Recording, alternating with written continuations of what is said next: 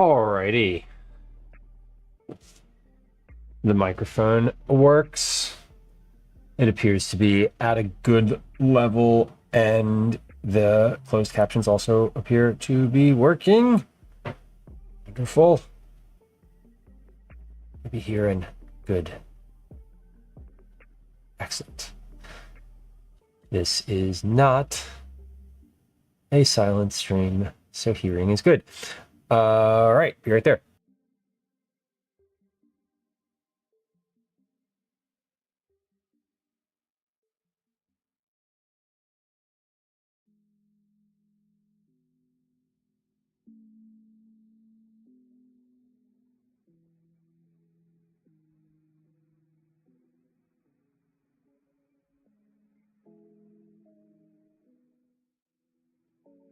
Hello.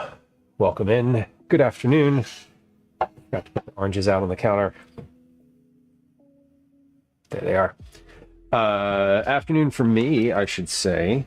Good day, or happy Friday Junior to everyone, regardless of where you are. Scroll back up and say hello. Hello, Shayna. Welcome in. Baker. Hello. Robbie, good to see you. I hope you all are having a good week. Tridrella, welcome. Welcome. Lychee Lime, welcome. Good day. Sofluff, hello. Hello, Sofluff, thank you for your resub. Appreciate you. Oh, we forgot to turn on the hellos. Hold on.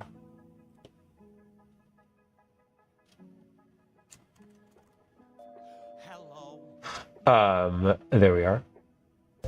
Hello. Yes. There they are. Surf, good work on the marketplace sale. Selling all those old kitty things. Sentimental reasons. Yeah, I know what those look like. Got a few sentimental kid things downstairs. I feel like I'd get rid of them now. There was a while ago where Gwen was doing a bunch of Facebook Marketplace giving away or selling and all that. And so we definitely cleared out a lot. That's a familiar feeling. Kathy, welcome in. Hello. Kathy, I always appreciate the little fry. You often include the waving fry in your hello, and not only do I think it's cute, but it's also from Kyle's channel, and Kyle, we've been acquainted. Good person. That cargo wagon, super. I just have my little market cart. It's all janky and like it falls apart regularly, but it's I just make Calvin walk everywhere. I should have a better cargo like wagon situation. Dan, welcome. Afternoon or morning, day. Texas Scripted, welcome in. No audio currently at work. Enjoy. I hope it is an easy day for you.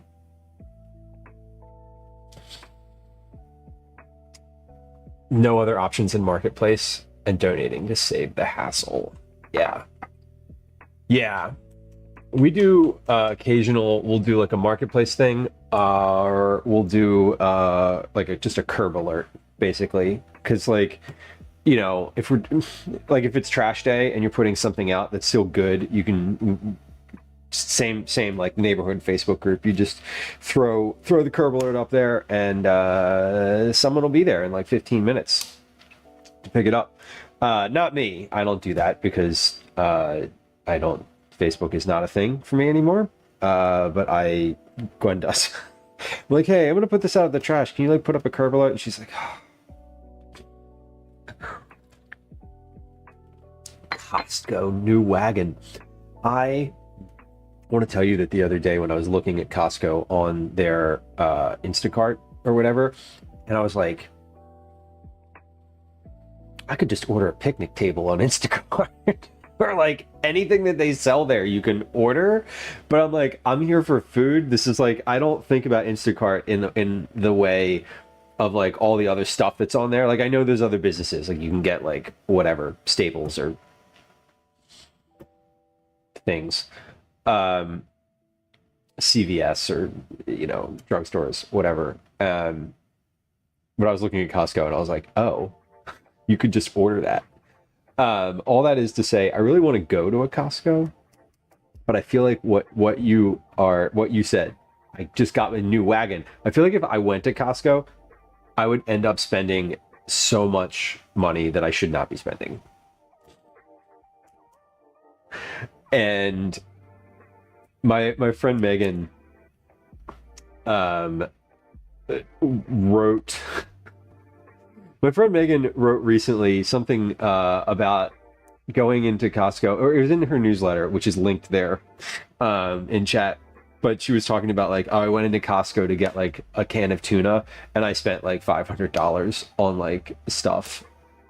But like, I don't know. I don't have a value judgment against like that, because maybe she had like a whole other grocery list of all of sorts of other stuff. But whatever, it was relatable, very relatable. And immediately, so I read your chat where you mentioned that exact amount of money that I said before I read your chat. So yeah. Again, there's lots of good things about living in the city. One of them is the fact that just the access to all sorts of stuff. One of the negative things is that it's constantly noisy, and if I want to literally touch grass, I have to walk like a kilometer and go to a city park where the grass may or may not be in the process of like being returfed.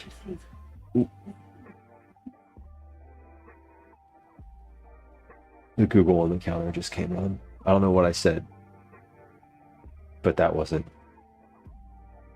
intentional. Did that come through on this? I'm not speaking. We're not speaking. You were not even involved in the conversation. Thank you. Didn't hear it. Interesting. Okay. So maybe that, yeah, I haven't gone back and like really looked at the audio or really listened to as much of the audio from the past couple streams since switching up all of the sound. So I'm not sure where all the levels are actually at right now. I know there are more kitchen sounds though, so that's good. We do want that. We're gonna start kind of with some admin tasks today. I'm gonna make a bunch of popcorn just kind of while I'm talking / getting ready. We're gonna make all the popcorn for packaging, and then we're also going to do the plastic packets. I should mention that I have a lot of cookies to make today. Calvin, yesterday, I took him to karate, and as we were walking into karate, he was like, hey, it's Teacher Appreciation Week. Can you make cookies for all my teachers? Or no, what he said was, can you make a snack for all my teachers? Which the answer is always going to be yes. Like, yes, I'll do that. But I was like, you know what? Yes, I can. Would your teachers like orange creamsicle cookies on Friday? And he was like, yeah, that sounds great. And I was like, sold. So we're making orange creamsicle cookies for Cookie Club. And bonus, we're making a bunch of orange creamsicle cookies for my kids' elementary school teachers for Teacher Appreciation Week. I think he told them I was going to make something before he asked me, because his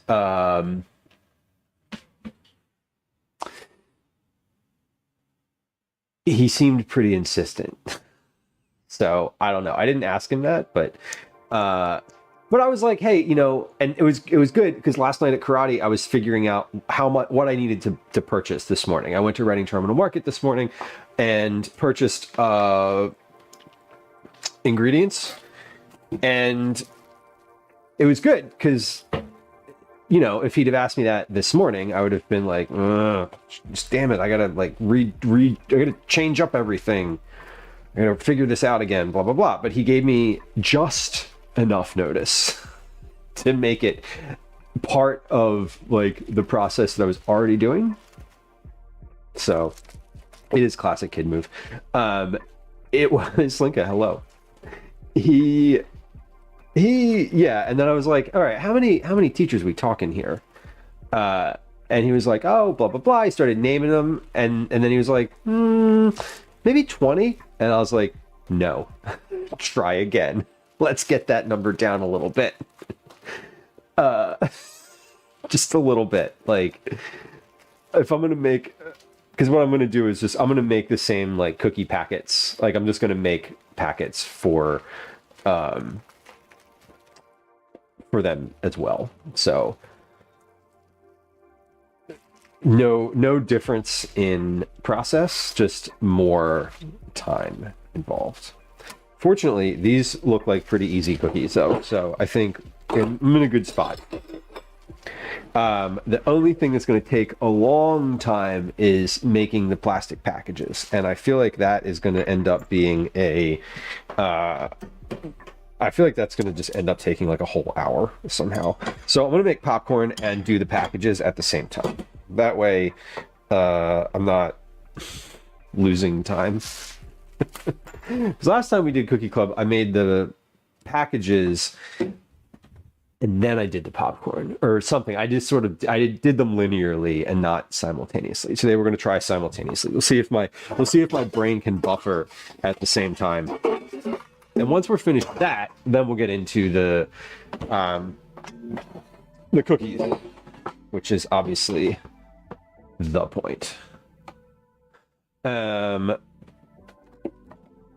Okay. So you have popcorn in the pot. It's now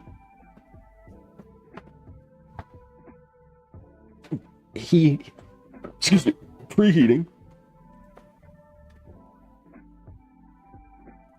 Yeah. Preheating. Let's actually move that camera up a little higher. And then we're going to use the zoom functionality. And we're going to zoom in just a little bit. There we go. Okay. So, yeah, we got a lot of plastic packages to make. How many plastic packages do I need to make? I actually don't know. Let's take a look.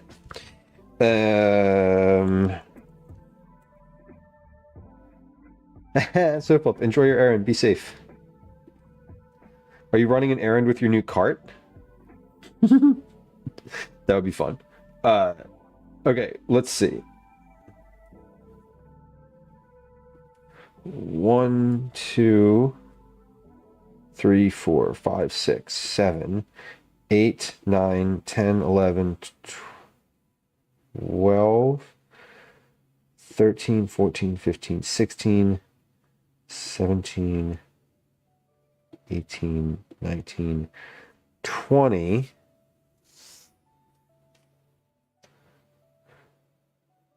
23, 33.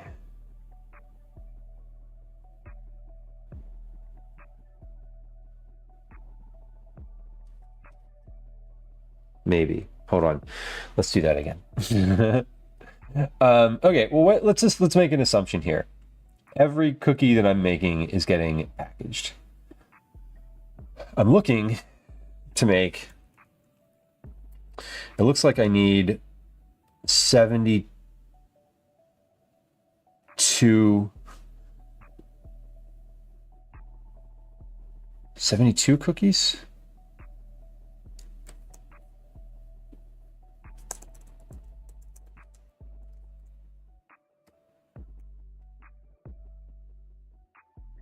I think. 36 packets. Good God. Some of these might end up being wrapped in tinfoil. Yeah. 36 packets. That's a lot. All right.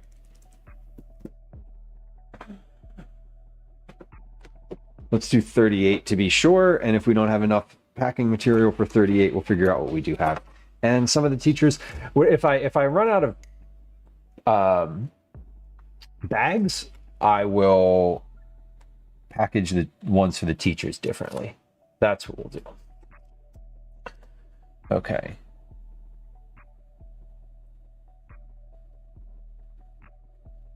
So we need 72 cookies. Holy shit. I bought enough to make 96. Ziplocs are good for the teachers. Kathy, I don't even know if I have Ziploc bags in here. I bet, actually, you know what? I bet I do. Yeah, I do. 280 of them. Okay. We're good. Yeah, we're good. We're good, because if they do Ziplocs, that's totally, yeah, if we do Ziplocs for the teachers, that's totally fine. Because they're going to eat them, I assume, relatively soon. And they do not need to go through the United States Postal Service. So that's a good point. Okay. I feel slightly better. I feel better now. I was worried because I only have this one. You gotta plug it in. Great. It's gonna be that kind of day. There we go. Okay. I only have one extra roll of cookie or packaging. Not extra. This is plenty. This is like 2 months worth of Cookie Club packaging. So it should be enough. Usually one of these rolls gets me through like 2 or 3 months. So, Darlene on YouTube, welcome in. Good to have you. Hope you're doing well. I'm doing pretty good. Having a slower day today. Weirdly, not like a slower, I sat at the computer and like used the computer a little bit today, which is not something I usually get to do during the day. I find that often I'm really quite occupied with lots of other stuff. So it was nice. I like went to Reading Terminal first thing this morning. I got to Reading Terminal at 8 a.m. this morning. And that is like when they open. I got to tell you that as a regular shopper, there is no better time to be in the market than 8 a.m. Because it's like there was a few tourists there. There was definitely a few folks who I would say, you know, were not just shopping, but most of the people there were doing. Most of the people there were regular shoppers like myself or employees just walking around. It was really kind of nice. That should be good. I don't really know how big these cookies are, but that should be a good size bag. I think we're going to use this bag as our standard. Okay, now we need to get the rest of these in here. Can I just thread? I hate doing this thing where I have to like take the whole bag and like get it. Can I just thread this through? Oh, perfect. Look at me go. I just did. I just like got this so I don't have to. Yeah. Wait. Dry. Yes, seal. There we go. I just like put the roll on the back. This is too big to fit in here, and I just put it in the back and sort of threaded it through the open space. I know. It worked. Innovation indeed. You know what's funny and sad is that I've been. Thank you. I've only had this thing since October of 2023. We've only been doing this for like a year and a half. No. Yeah, a year and a half. Didn't take that long, I guess. Except it is a little bit more difficult to like pull the thing through. Oh, I know why that is. Hold on. Because I bet this would be better if it... Nope. Hold on. No. No, we're gonna do it that way. It was fine. It was fine. I'm just trying to like improve the thing that I just figured out what was happening. Let's just do it that way a couple times. Good. I hear popcorn starting over there.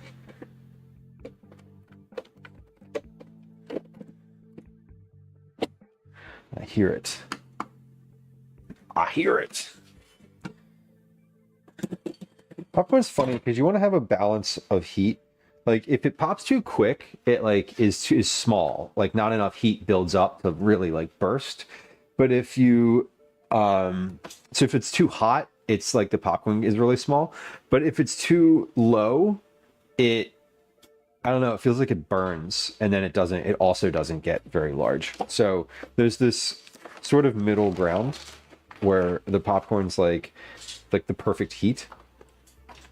And if I were to like use a popcorn popper, right? Like a, you know, a real one, a commercial one, that wouldn't be an issue, but I like to do it in the little pot there. That little pot makes like the perfect amount of popcorn for a snack. Like it, you know, if you want a satisfying like bowl of popcorn while you're watching a show or whatever, a quarter cup in that pot makes a good amount. And I kind of like the actual like popcorn because it also gives you time to like get out the salt, get out some butter, like melt a little bit of butter. Like it makes it, you know, there's a whole routine. Shocking. I know you're going to be shocked, but there's a whole routine around it that I find very, very pleasant. Carly, did I say hi to you? Hello. I think maybe I did, but I'm seeing that you checked in, and I also think that maybe I didn't. So, regardless, liking routine, never.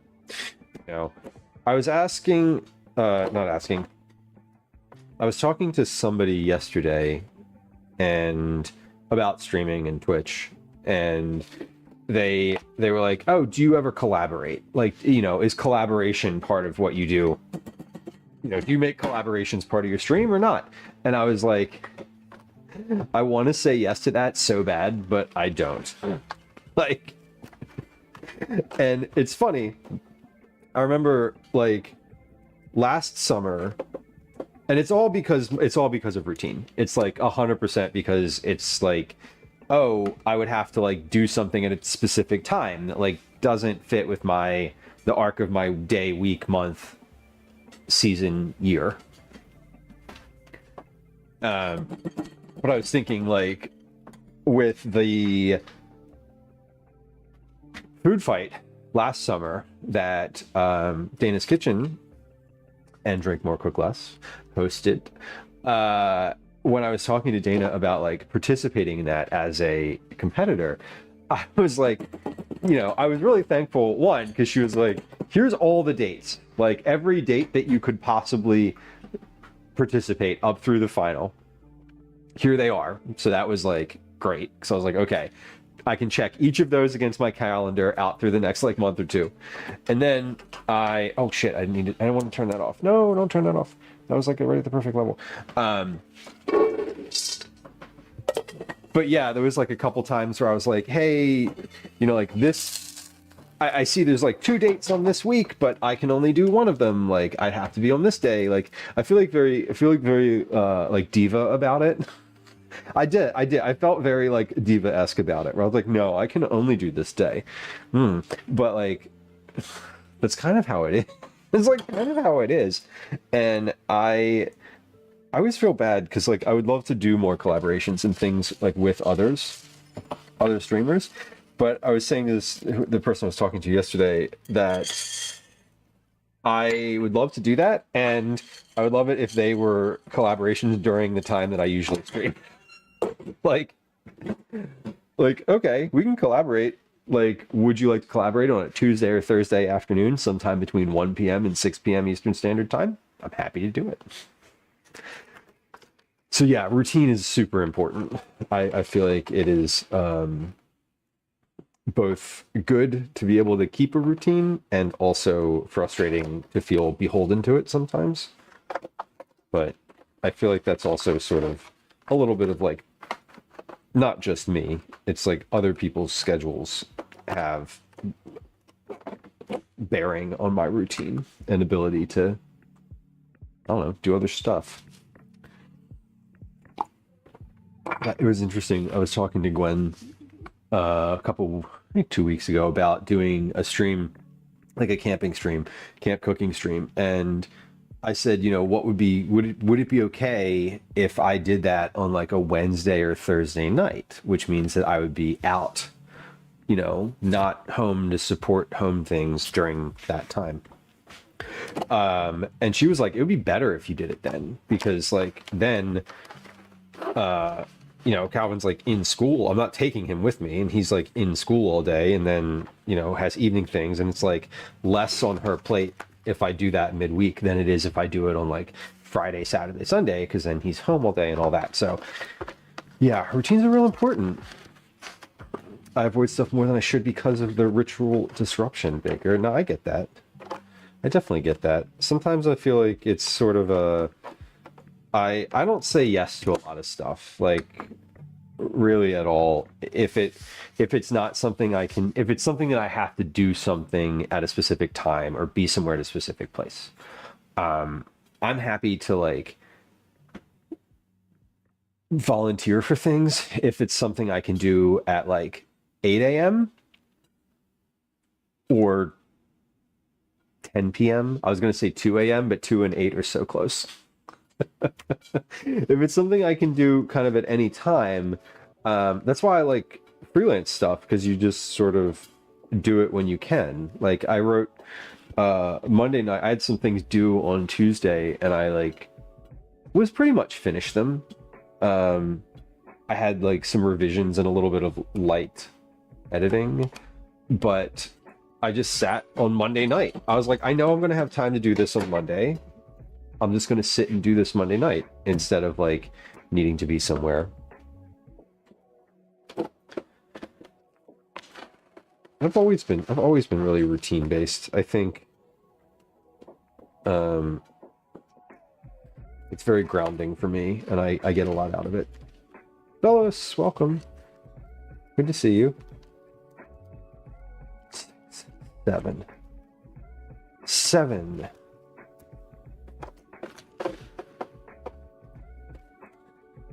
Seven down, 31 to go. Maybe not. I'm leaning more towards putting the cookies in Ziploc bags, because the sealing takes a long time. It actually doesn't take that long on the other end of things. It's the creation of the bags that I feel like takes the longest, because you're cutting them and sizing them and counting them and all the things. All the things.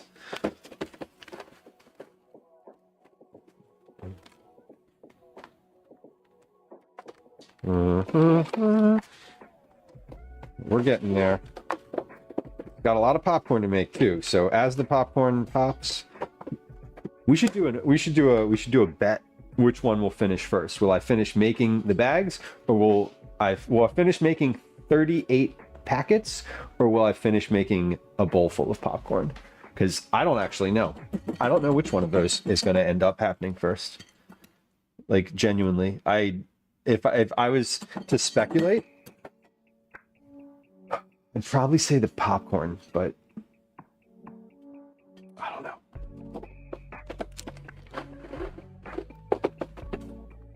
Unclear. I think that's 10. 1, 2, 3, 4, 5, 6, 7, 8, 9. Nope. Master of Splits, welcome in. Philly cheesesteak creamsicles. Oh my god. I feel like Philly's like water ice and Mr. Softy. Like cheesesteakify that somehow. That would be fun. Kathy, no, I am not sending out 38 boxes of cookies.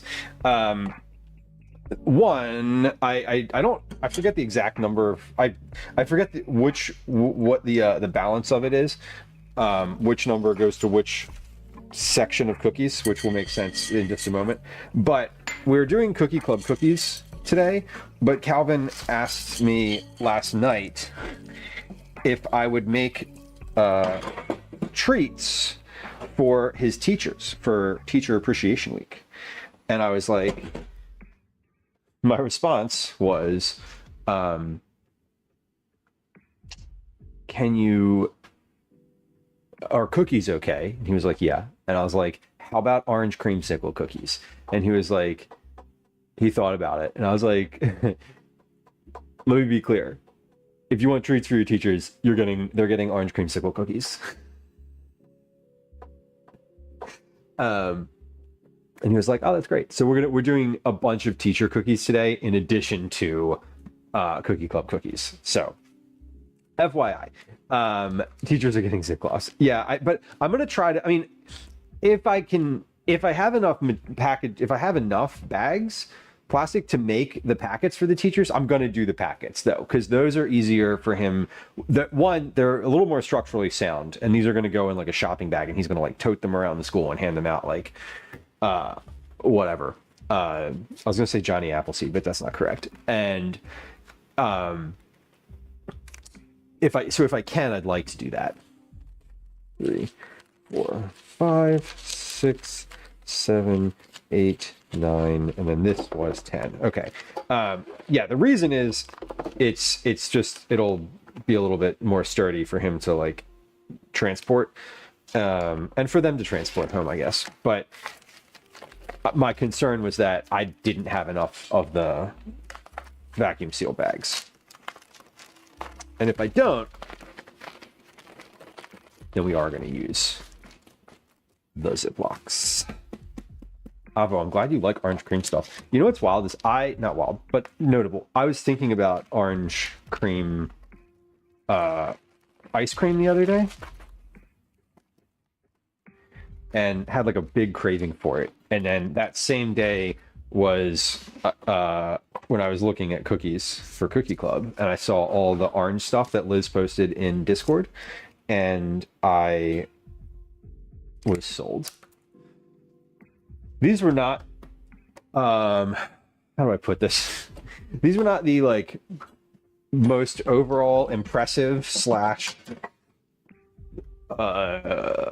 complicated cookies of kind of the most recent ones that were in there, but they go quick. They're pretty easy to make, and I think like from a citrus perspective, I love a citrus cookie, so I was pretty happy. The other one I was looking at that was also in Discord was the one with like the candied orange on top of it. So I was considering that one. But that one was more like that one was more of a shortbread cookie. It looked really good.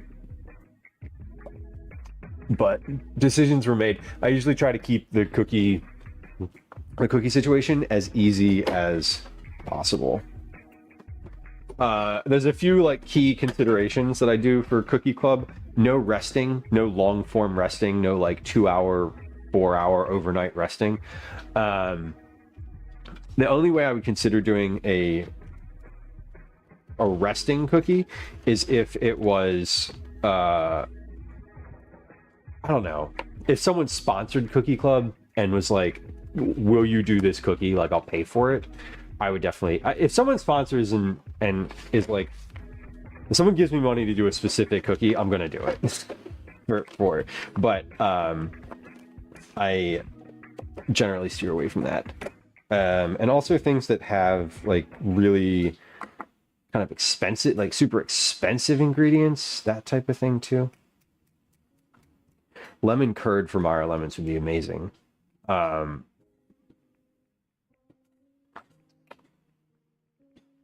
Lemon curd, lemon meringue might be fun.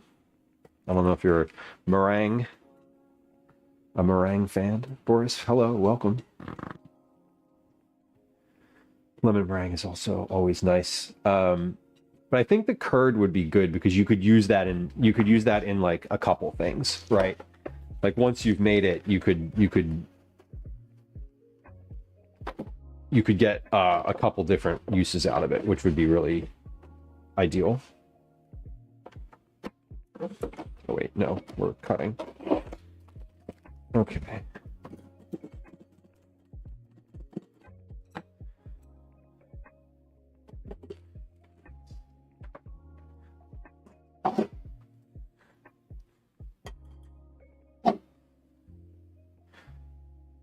All right. So popcorn is just going. And I've got my big bowl out. We're just gonna fill up the big bowl. That's how much popcorn do I need? Just to fill that bowl up.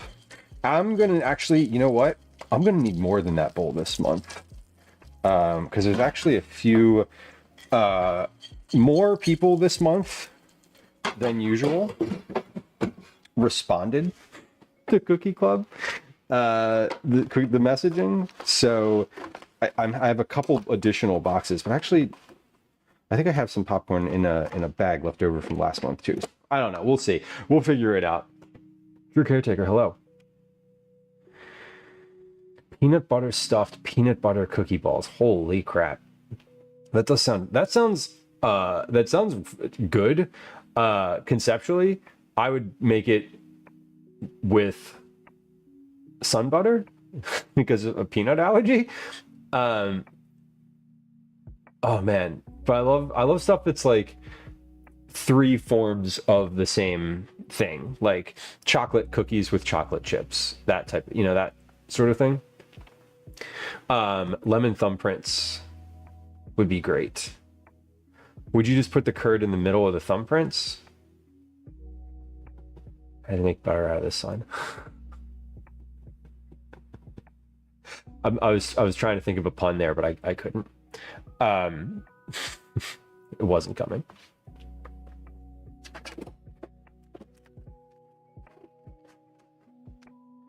I'd probably finish the bags if I kept up a good pace of actually doing them.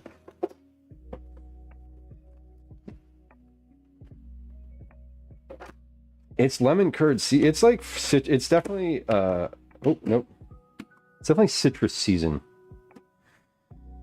I feel like a lot of the recipes I've seen recently are citrusy. Although we're getting into, it's like lemon. A lot of the I've seen a lot of like a lemon and produce recipes, like lemon and broccoli, lemon and asparagus specifically has been.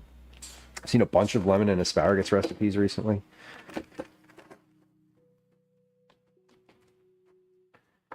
So it's not really citrus season, is it? Isn't citrus season a little earlier in the year? Sita, welcome in. Good day. Good day. We're making cookies. We're making plastic bags right now, but we're making popcorn and plastic bags. We're multitasking. Multitasking. Is the sound of that popcorn coming through?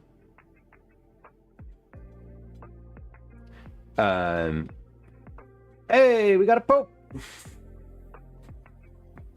Excellent. Pope from Chicago. That's cool. I think. Maybe. Let me walk that statement all the way back because I know nothing about the person.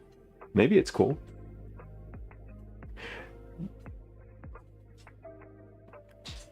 Are they good? Relaying the information. Fair. Well, that's cool. Yeah, I feel like if I'm a cardinal, I'm like, y'all, can't we just vote? Like, can we just like hit the Black Smoke a couple more times and get like the catering for like another night? Like, y'all, why do we gotta do this on day 2? Can we do it on like can we just like figure it out on day 2 and then chill for a little while? New Pope, who dis? I don't know. I remember it was like a huge deal when the one guy like stepped down, and it was like, I didn't know you could do that, and he was like, see ya. Da Vinci's hookah. That's great. My favorite is all the thought piece podcasts that have been like permeating my feed, all about the movie or show Cardinal or Conclave. The folks that made that movie sure got their timing right. All right, and I got one more on here. I'll let that one go for just a second. Pope Leo the 14th. Hey, Leo. Interesting. Leo was in the running for naming Calvin, but as his date of birth would be in Leo season, I felt that a little bit odd. Kind of looks like Ralph Fiennes. Yeah, you know what the weird thing is? Here's a weird thing about aging, is that like the people who are older like start looking less old. The Overton window on what old is like shifts significantly. So I know what's going to happen is I'm going to look at a picture of this person and be like, wow, they're really young, and it's like, no, they're not actually that young. They're probably like 60.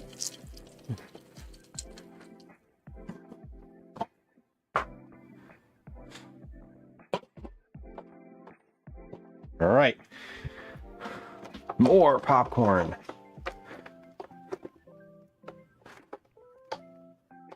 Oof, fellas. Yeah.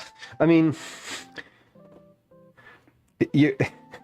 we're almost are we out of that sort of generation having, well, that's not the answer to this is no, but like, I feel like the folks that are kind of coming into power now are well enough removed, which also means potentially uninformed. Aging better than our parents. Yeah. Less lead, more lotion. True. Yeah, the skincare routine back in whatever day was probably not as good. You're back, so Flip. Congrats on another successful errand. Watch it as a historic moment in world history. Master Splits. Now, I tend to agree with you. I mean, like, you know, the yes, yeah. If you can kind of take opinion out of it, it's sort of like when the British monarchy turns over, and you're like, to me anyway, and you're like, that's nice. Except this guy has like power. I rub dirt on my head. Totally. Don't forget the mustache. Almost lost my hat. Oh, that's the as a hat wearer, I'm very familiar with the feeling of your hat like starting to lift, and you're like, no.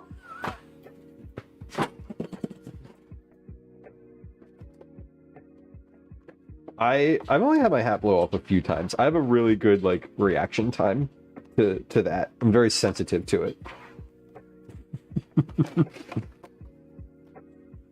Brendan Rollis like, well, the new Pope already previously tweeted that JD Vance is wrong, so I like him already. Great.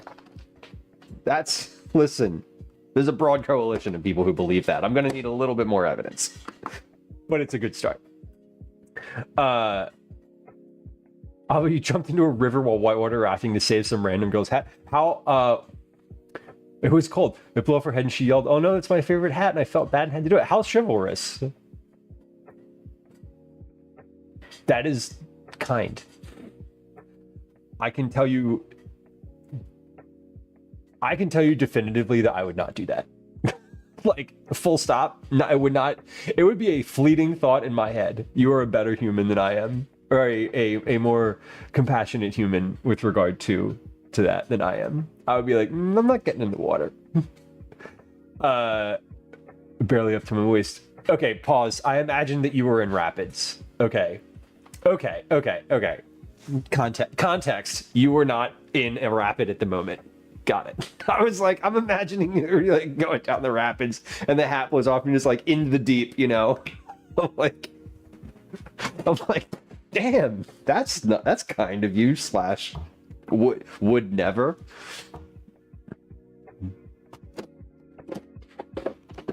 Anyway, that's the type of person I am. Is probably not someone who's gonna. I'm not gonna jump into the rapids, but I would probably get out of the boat. Actually, my first reaction would be to look over the side and be like, "It's not that deep," and then see what happens. Araya, welcome in. Yeah, falling in the rapids seems full. That's why I was like, "Damn, that's wild to me." But then I think I realized that my imagination, my mental picture of this situation was far more fraught than the actual facts on the ground or in the water, whatever. The facts of the moment.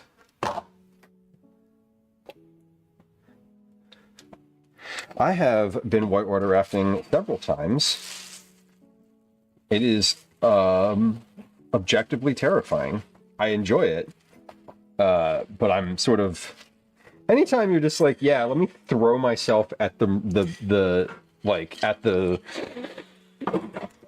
at this like dangerous natural thing and just see what happens, like that feels like a bit of insanity to me. I've done it a couple times, but every time I'm whitewater rafting and we're like about to hit that first rapid, I'm like, this was stupid. I'm like, why the hell am I doing this? Like, I don't want to be doing this.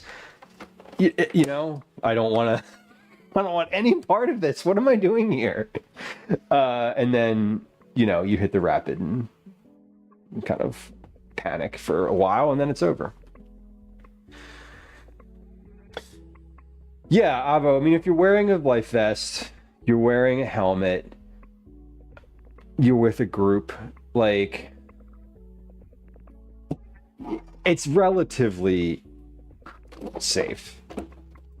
If you have a guide, you know, all the things, like check the boxes, make it as safe as possible. I'm also a generally risk-averse person, so I feel that, you know, whitewater rafting to me is just like risk for the sake of thrill, as opposed to like risk for the sake of of gain. I don't know if that makes sense. Like if you get something tangible out of your risk, I feel like that is different. But I can't quantify what that actually means. I'm just sort of like, whatever. Just speaking. Golden, British Columbia has some of the best whitewater rafting. I believe it. It's probably like very undisturbed. Every time I've been whitewater rafting, it's been in Maine. I went in, Maine, and then I think we went in Utah at one point. I was out west somewhere. I don't remember where. River tubing kind of person. Same. So far. Big same. And it's the same thing on like at the ski resort, right? Where you're like, what do you want to do today? I would like to snow tube for 2 hours to 2 hours and 15 minutes. And then I would like to go back into the lodge for the rest of the day. We're good. Now, if you were like, you know, would you like to go snowshoeing? Yes, all day. All day. But like, yeah. I'm definitely a tuber. If tubing is an option, I'll do it. Also, snowshoeing is super fun. 5-day trip through the Rocky Mountains in Colorado. I bet it was beautiful, Ava. That sounds great.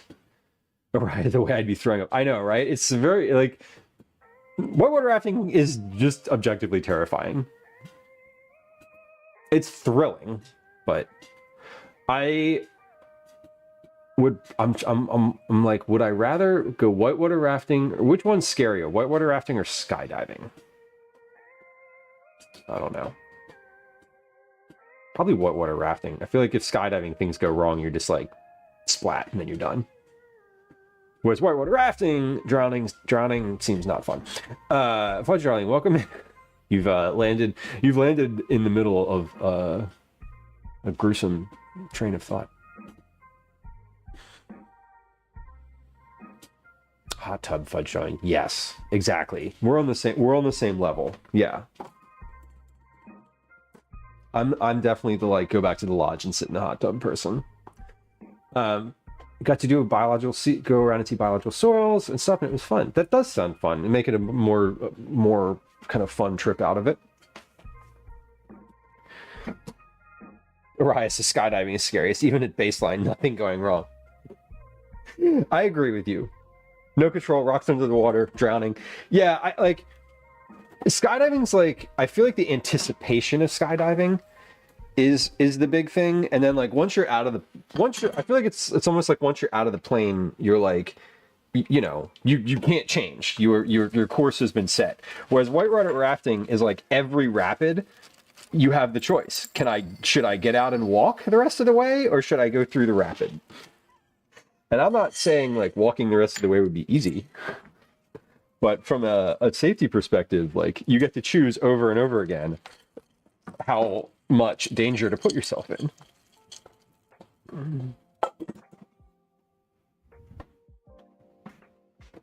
We have a Twitch mandated ad coming up here in a few moments. I'm just going to keep on trucking with these plastic bags and popcorn because I'm in like a good rhythm. So we're going to run a Game Awards on stream during that time. And I'm literally just going to continue doing the same thing that I was doing because that is what happens. I'm not going to stop making... I don't think I need to stop making plastic bags. There's nothing visually interesting about what I'm doing at the moment. Maybe it is. I don't know. Maybe you're enjoying counting the bags. Avo says, I want to stay in the plane. Totally. Yes, same. Very much. Darlene on YouTube says, me and my dad almost drowned in the water at a beach because it was high tide here in Prince Edward Isle. Scary. Scary. Yeah, totally. Like, and then you don't know it. It's coming in. And you're just like, where does it end?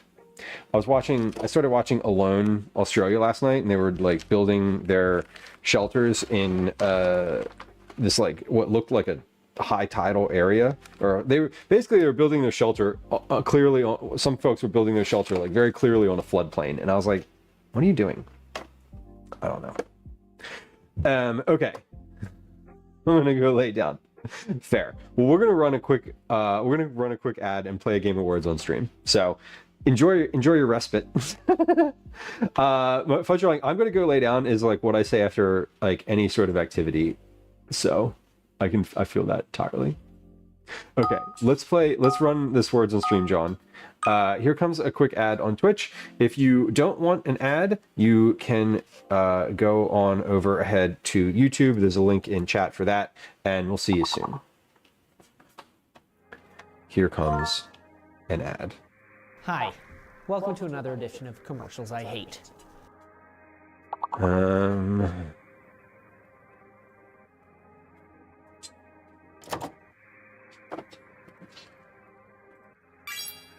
Okay, maybe I'll play a few here. Savior, goddamn. I'm like, so? Oh, I think I got one. Let's see, I can't pick again, can I? No. Yeah. Oh wait, I didn't actually press to seal that.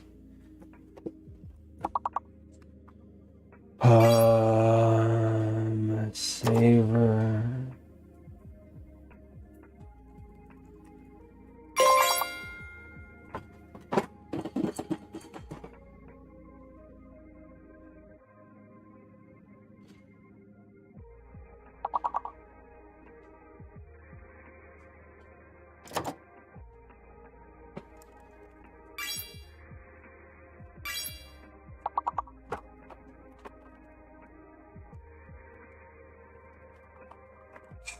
think I have 10 more bags here. I'm going to count these in a second here. Last guess for this round coming up. 3, 2, 1. Last guesses.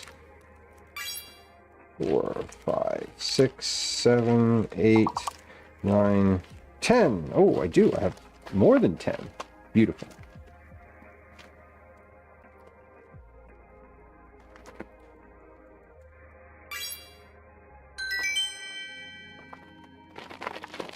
All right, one more.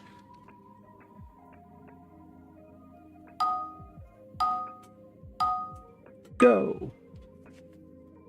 Hippie, welcome in. I don't know if you can hear me because we're in an ad, but if you can, hello. And if not, don't worry. I'm going to say hi to you again afterward. And we're going to make sure you get a shout out after the ads end and it doesn't get lost in the mix.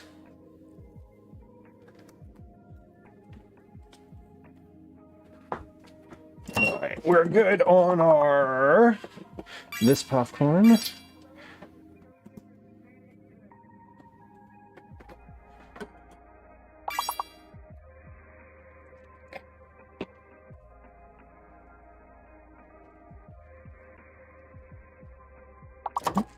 I didn't untie the second bag yet. No, no, no, no, no, no, no, no. Oh my god. All right, if you were on Twitch experiencing an ad break, 1, I'm sorry. 2, you're back. 3, you could subscribe and you won't get ads anymore. You could use your Prime sub. You could subscribe to Twitch Turbo, or you could just, you know, watch the ads. And that's fine too. Or you could leave. And if you leave, I get it. All right, we're finishing this round of words on stream. We have one last guess available to everyone. Last guesses, get your last guesses in 3, 2, 1. Last guesses, here they come.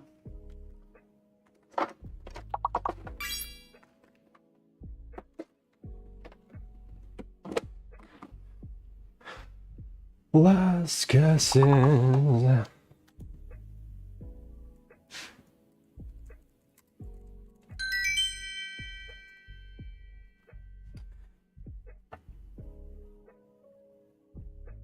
All right. Good work in words on stream. We'll be back to that a little later in the stream. Beautiful. Perfect. So thank you for the shout out to Hippie Wayfarer. Hippie, welcome in. Nice to see you. I don't know if you could hear me while I was while we were in the ad break, but it is good to see you. I hope y'all are doing well. Please go follow Hippie Wayfarer, fellow food and drink streamer, purveyor of good energy into the Twitch world. Definitely worth following. Go do that. Okay. During the break, I just did more of what I was doing before the break, and I'm going to continue doing that now. So, here we go. We're going to keep doing it. Thank you for your thank you for using your Prime over here. I appreciate you. I appreciate that.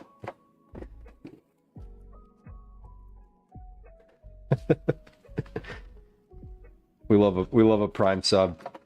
I think I don't know if my Prime is back again. I always, anytime I go into like a channel, I'm like, do I have a Prime sub? Can I just like do this thing? Lemon, welcome in. Good to see you. Yeah. Yes, I'm glad I'm glad. I'm glad that went well for you. Yes, I very much did. And we'll see what happens. That's cool. I'm glad that they talked to you too. It's I feel like things are starting to move a little bit more. I don't know. You've been at this for a lot longer, so your perspective, one of the things I said was I think that your perspective would be very valuable because of a lot of reasons. They had a timeline. Yeah, I did not ask that. I did not ask that, but I did. I was pushing. I was pushing quite a bit. We are there. There's a movement. There's a folks on Twitch in the food and drink community who are pushing to get a creator club for food and drink streamers. So you may be familiar with like the IRL creator club is kind of the one that I think people here might have heard of. But it's basically like an official formal channel from Twitch to gather together people who are streaming in a similar category and provide a place for like mentorship and development and growth and all sorts of other intersections with Twitch, brand stuff. So I think it would be fun to have that for food and drink, and I think we should. At some point today in chat, you're going to see a message. There will be a message in chat. One of the auto messages is like, "Hey, go subscribe to this user voice post on Twitch." I wish I had it top of mind and I would post it, but I don't. I forget what the URL is. Mix, welcome. But yeah, it was interesting. I'd never actually talked to anyone from Twitch before. So the things I outlined, what I think food and drink needs, align with what they have in mind. That's great. Yeah, like one of the things that I told them was, I was like, you know how when you go to the music category and you see like upcoming streams in this category, I'm like, why don't we have that? I'm like, it would make people use the scheduler on Twitch more if they want exposure, and it's code you already have for other categories. Like, implement code from here over here. That's how it works. I know this. Like, I'm not like speaking from an uninformed place. I don't know the Twitch platform, but I do know technology. I do know how platforms work, and I know that if you have the code to do it here in this category, you can probably do it in this category too. So some stuff was like easy wins, like this is an easy win. Y'all could just do this today. Kind of cynical and have low expectations. Valid.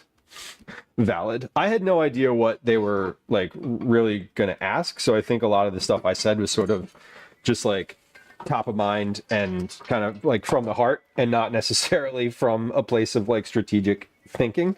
So we'll see what happens. I'm hopeful. I would be very happy to participate in any creator club that includes food and drink streamers, or that is food and drink specific.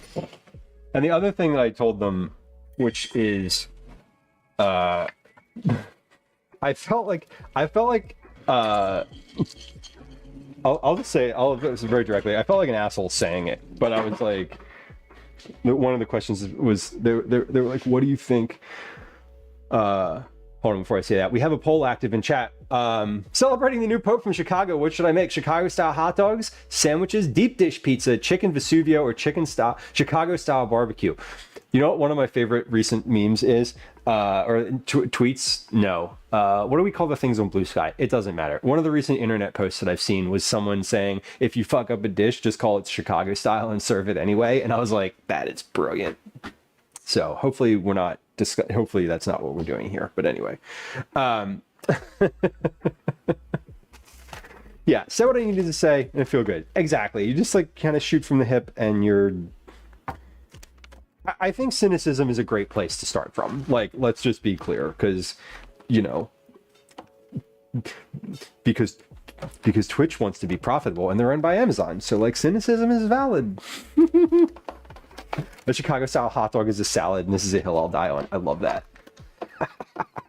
It is a salad though. It's like a Chicago style hot dog is very tasty. It's like satisfying at like on multiple levels. Philly fish and loaves. Oh man, I don't know what a Chicago style sandwich is, so I voted for that. I feel like that's a beef roast beef sandwich. If you've watched the show like The Bear, which I've seen some of, but I think that's what that would be. Philly cheesesteak deep dish pizza. Master Splits. I did say we could do a cheesesteak pizza on stream. I did say that out loud. I want to reiterate that we will do that at some point. Put us in a chicken coop and throw us some feed, and we should be okay. Yeah, like the one thing that I said to them, and so just some context for everybody. You know, Twitch had reached out to some folks from the food and drink category to talk about what better support from Twitch would look like vis-a-vis creating an official creator club. That's not a thing that's happening currently. It's not like formalized, and it's not it's on the radar, but there's no commitment. Twitch has made zero commitment about doing that. So they reached out to some folks in the category just to have like some conversations about it. So Lemon and I both had a conversation with a Twitch team member recently. So that's sort of just context for what that is like. And I know folks are always very interested when it's like a staff member. What do you mean? There's so little of the calendar where Catholics can eat beef. It seems weird. I thought that was just like Fridays during Lent. A cohesive space that's safe and has direct connection to Twitch. Totally. Yeah. And I think that's, you know, to me, that would be great. Just like support the category through exposure. I was like, she was like, what could we do, you know, to give, you know, to help the category? And I was like, I give the streamers in it more exposure in the algorithm. Like, that's it. And maybe a shelf. Fired up the chainsaw. Beautiful. Beautiful. Oh my God. If I said that, it would be a terrifying thing because there's nothing to need a chainsaw for around here. The thought that I'm trying to hold on to that I said made me sound like an asshole. That was the thing that I kept wanting to say. Food and Drink Month. See, Food and Drink Month was like a year after I started. It was like it ended when I started streaming. Or no, I think it happened the first month. It was like within the first couple months of me going live for the first time. I never participated in it. One of the things that they asked was, what do you see, like, what do you think Twitch should know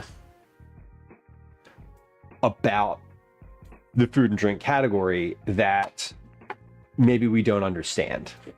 And I was just like, let's do it. Hippie, enjoy your meeting thingy. I hope you come out of it with all of your questions answered and no additional responsibilities or obligations. Those are the best meetings. But what I said about the difference, like what should Twitch know? Gwen, Gritty. We're trying to figure out the name for the gray cat that starts with G, or has G functionally in it. I kind of like, that would be fun too. I think Calvin's going to want Grover. If Grover's on offer, he's going to want that. But Gritty's a good one. He might like that, and it is very Philly. But the thing that I said was that I wanted, they were like, what should Twitch know? And I said that HelloFresh is not a food and drink stream. And she was like, what do you mean by that? And I was like, there's folks that will take their laptop and a janky camera to the kitchen and stream themselves making a HelloFresh box, and their community of folks who enjoy watching the game will love it. Like, they'll love it because for them it's unique. It's special to see the person who they're usually watching game fumble around in the kitchen and like do real life things, and isn't that creative and great? And then they're going to go back to their other thing. I said, you know, I've gotten, how many HelloFresh offers has anyone who's streamed in the food and drink category and like used stream elements gotten, right? Like, you get one a month. But I don't take those because it's not what I'm doing. The stream together thing is on. It just turns itself on. I turn it off every stream. I turn it off every single stream. I don't think it actually takes any resources from my computer, so I don't actually care. But like generally, I don't want anyone to be like knock knock, and then me be like no, sorry, and stream together. Oh, I know why it's on.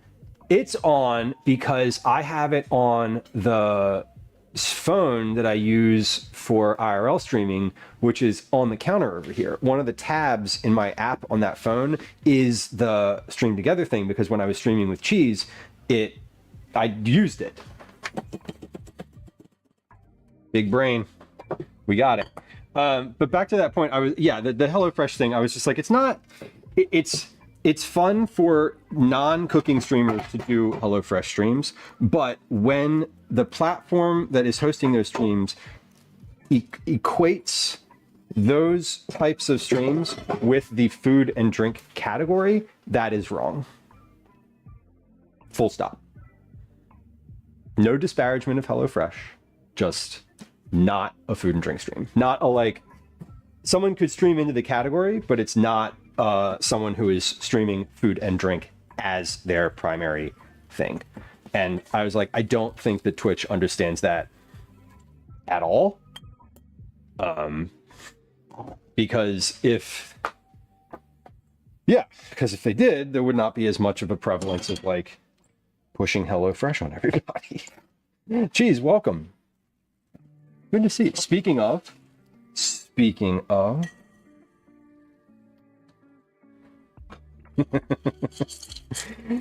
it's definitely because I have it open on my phone. I started putting the phone that I use for IRL stuff on the counter over here instead of using my phone, the one that like, you know, the one that my mom calls or like the school will call. I keep that one over here and like facing me now. So it's just lurking. Hey, well you walked in, you came in at a good time. It was a good conversation with them. I thought it was fine. All right, celebration. New Pope. Who dis? Chicago style hot dog. Of course. And you know what? That's actually something I would make. Is it something that I think? Well, I'll tell you that I know that Gwen would not want it. She would enjoy the hot dog aspect, but the like pickle and onion and tomato in there, not as a no-go. But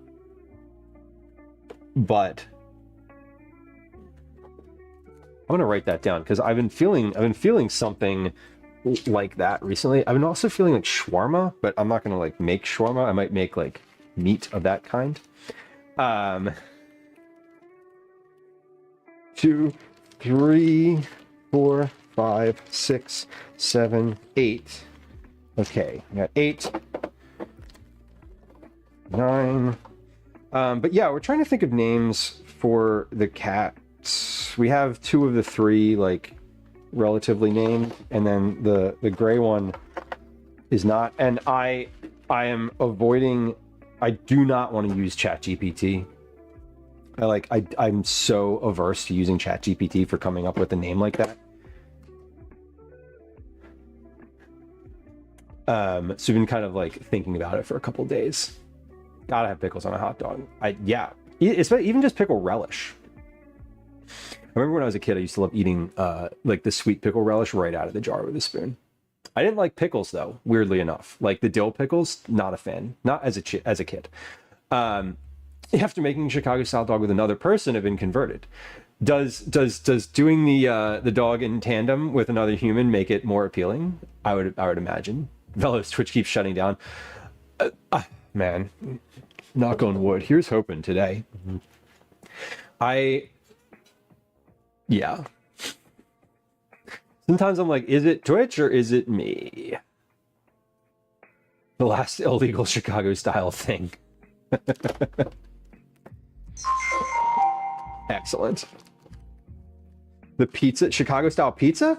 What is Chicago style pizza? Isn't that just like deep dish pizza? I love deep dish. Not a fan of relish, but love pickles. I love relish and pickles, and like yeah. I feel like I didn't really get into pickles until I was in my 20s. As a kid, I just kind of hated them. Mama, thank you for your resub. I appreciate you. Hey, look at that. How many months? 12 months. Thank you. Welcome in. Welcome back. Good to have you. You made your own relish, Sofluff? How did it turn out? Was it satisfying? Did you feel like there was something missing from it afterward? I always feel like things like that, if you're used to getting like a store-bought product, have some level of like, I don't know, spice or something that they put in it that you'd never really guess unless you looked at the ingredient, and then you're like, there's something weird and off about this. Sauce over the cheese. Oh, okay. Cheese is under the sauce. Cheese is under the sauce. Does anybody know the meme? 3, 4, 5, 6, 7, 8, 9, 10. Beautiful. That's 30 bags. 30 bags. Reminder, we were making 38 bags. Not all of those are going to Cookie Club this month. We're doing a dual purpose cookie making today. We're doing Cookie Club, obviously. But also yesterday, Calvin asked me to make cookies for a bunch of his teachers in school for Teacher Appreciation Week, which it is apparently this week until Friday. And I was like, hey, how about some orange creamsicle cookies to give to all your teachers? And he was like, sounds good. And I was like, I got you. So we're making a bunch of cookies for teachers too. We're going to package them the same way. And he can just take them in a big tote bag to school tomorrow. Okay, but deep dish is more Detroit style. Okay. Leo the 14th. Leo's a good name. Is he a Leo, or is he just a fan? Homemade pickle, hot pepper, and celery salt. I love celery salt. Celery salt is a staple on Rhode Island, the Rhode Island, New York hot wiener, as well. It's so good. Does that work? Nope, that doesn't work. There's some sort of clip that's linked.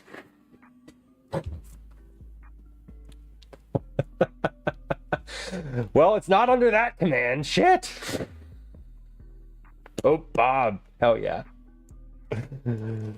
At the risk of doing even more damage.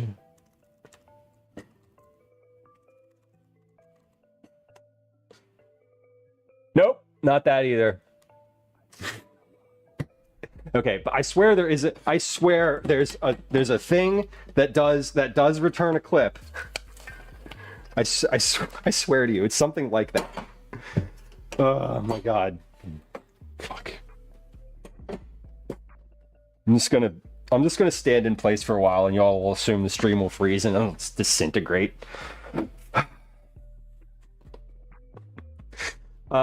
Okay, but seriously, I'm gonna find that command now, because I know it's there, because I know it exists.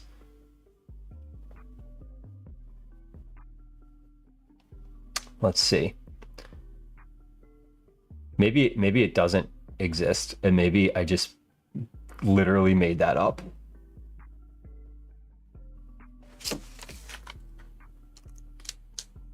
Nope.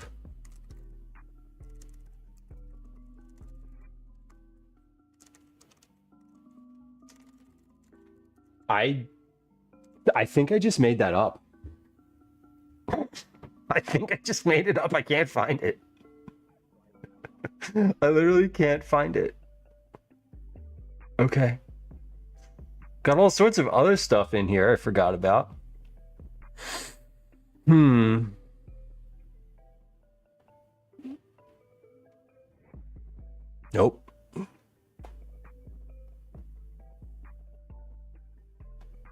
Oh, I forgot about this command. How do I just...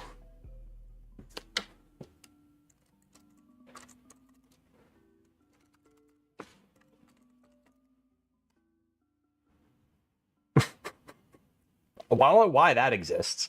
Actually, no, I do know why that exists. Strut, YouTube, nope. No, it doesn't exist. Fuck. Why am I like this? Sita, I did say orange sickle cookies. Creamsicle, specifically.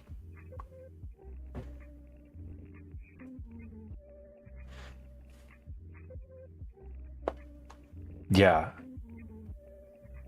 It doesn't exist. I thought it did.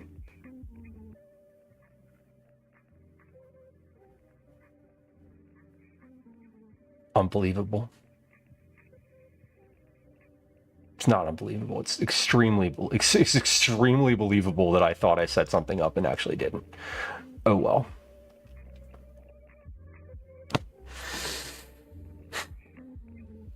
There is a clip of it though. There is a clip. I do know it exists. I'm not. Stop! Stop with the noise. Shh. Where is it? I have to find it, because if I don't find it, I'm gonna be like, did I even clip this? Like, did I do this? Clips.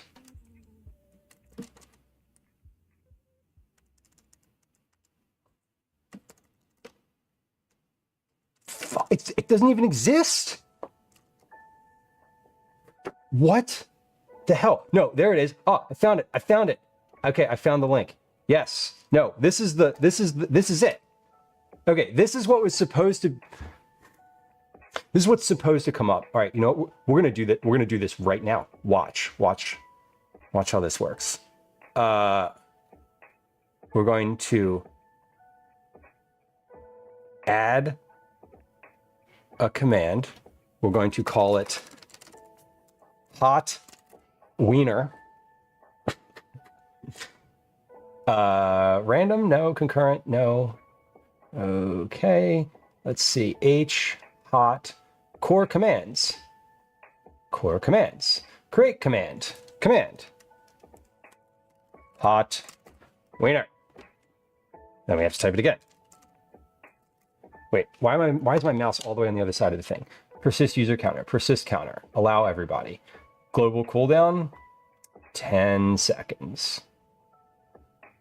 No, 5. Okay. Command created. Twitch message.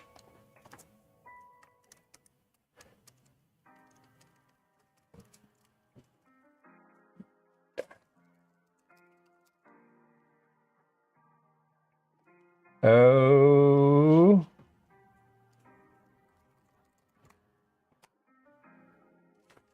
There it is. Okay, we did it.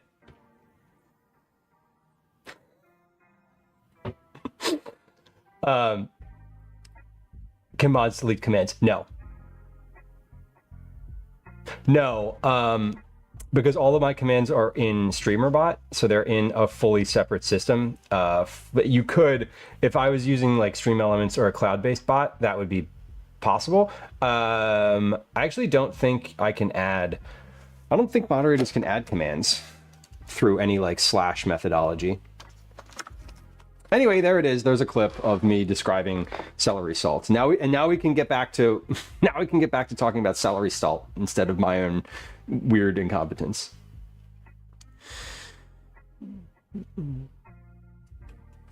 How about that Pope Bob, huh? Oh my God.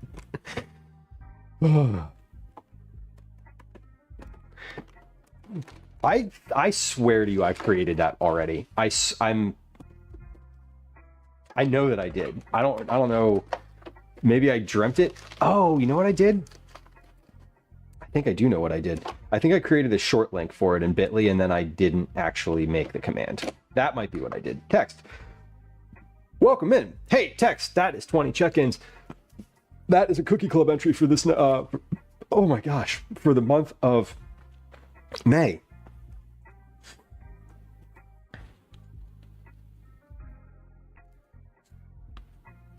Also, for anyone who was keeping track and wanted to know whether or not I would finish the bags or the popcorn first, the answer was the popcorn. It's completed. Although I may end up needing to make more, and if I need to make more, it's okay. We'll make more later. If I need to make more, we're not doing it on stream. We're going to do it while I'm packaging later this evening. Package everything this evening, and then I will be sending them out tomorrow morning. I'm going to go to the post office and say hi to our friends Lisa and Lisa.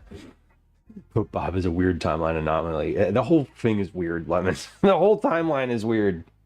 At least Pope Bob sounds somewhat jovial, if not actually that. Ashik, welcome in. Thank you for the shout out. So I appreciate it. Ashik, good to see you. Good to see you. How's the shop going? I hope you're doing well. PB. Call him PB for short. He stands on business. I don't know anything about the, you know. I'm speculating here. We all just speculating. I can't wait to consume all of the news about it later. As I most certainly will. There's going to be an infinite number of podcasts and think pieces about who this person is and how they're going to lead and blah, blah, blah, blah, blah. And I guess we'll all figure it out together. What did I say? 38 packets? 1, 2, 3, 4, 5. So 3 more after this. Pope Bob and Jelly. Pope SpongeBob.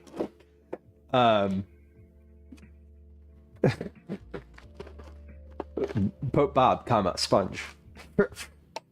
First name Bob, last name. Or no, first name Sponge. That's not going to work. I'm going to climb down off of that one now and just hide. I feel, what am I, why did my head go there? Good effort. I will try in here. It's, sometimes rewarded, and sometimes as I'm saying words, I'm like, that's not good. And then it's like, no, it's out in the world. Pope Patrick. Have we had a Pope Patrick before?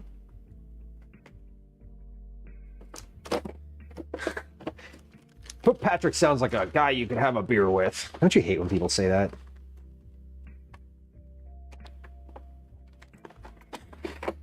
I do.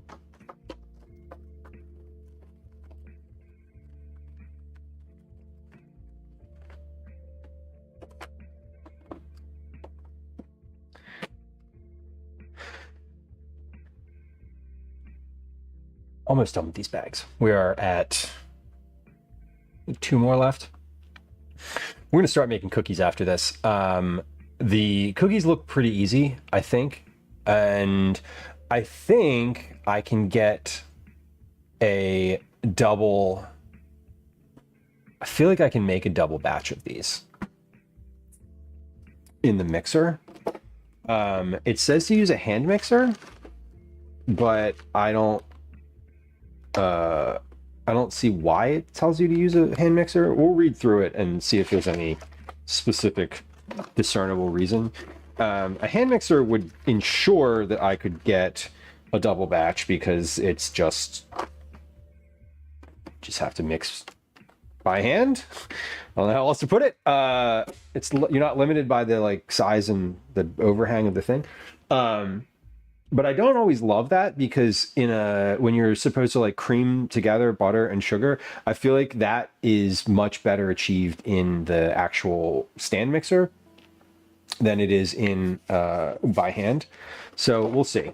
We're going to cover that. We're going to go over that recipe in just a moment here. I'm just about finished all this prep. This is, you know what? I should have been in just chatting this whole time. I have not done any cooking at all. This is not a food and drink stream. This is a like, what is this? Makers and crafting? I don't know. Trivial bullshit. The trivial bullshit category. Is that a real category? It should be. 5, 6, 7, 8. 38. We did it. Good. That also means that I need to order more plastic wrap for next month, because that's maybe one cookie club. And now it fits inside of the thing. Great. The trivial bullshit category, a popcorn stream. It's ASMR. I don't know. I would watch and have watched plenty of streams that are just like a thing happening for a long time. You know, the like. I like the bird feeder streams. Those are great. One of the folks that comes through chat here pretty regularly and is also a streamer, Susan Pants 13, does manages one of those as well, like just a nature sort of bird feeder situation, and I love it. Beep boop Beth, welcome in. Good to have you. Happy Friday, Junior. Do I watch I Paint Birds? I do. And I remember it was a couple, maybe it was last month or 2 months ago, you had asked for a subscription there in lieu of cookies, Woma, and I was like, oh, I love them. Such a good channel. Such a like, oh my God, there's so much to look at on there, and it's all pleasant. And like the feeder outside, the painting, like her voice is very calming. Like the sound on that channel is good. All of it is just like, so good. And also like the people who hang out there are very nice. Like it's also like from a community perspective, it's also really good. Hoot House, I do not watch. I do not. I am unfamiliar with Hoot House. But I am gonna look them up. Okay. We're finished with the prep business. I can't say the word prep without thinking, and not even like I watched the show, but thinking of AC Slater on Saved by the Bell, swinging his chair around backwards and going, hey, preppy. I don't know why. It's a live stream of Alice, Texas. I did just type it in, and I was like, Hoot House only has 1 follower. That's not the right account. But I would love that, though, a live stream of Alice. And I do love Alice. Owls are special to me. My gamer tag is Great Horned Owls.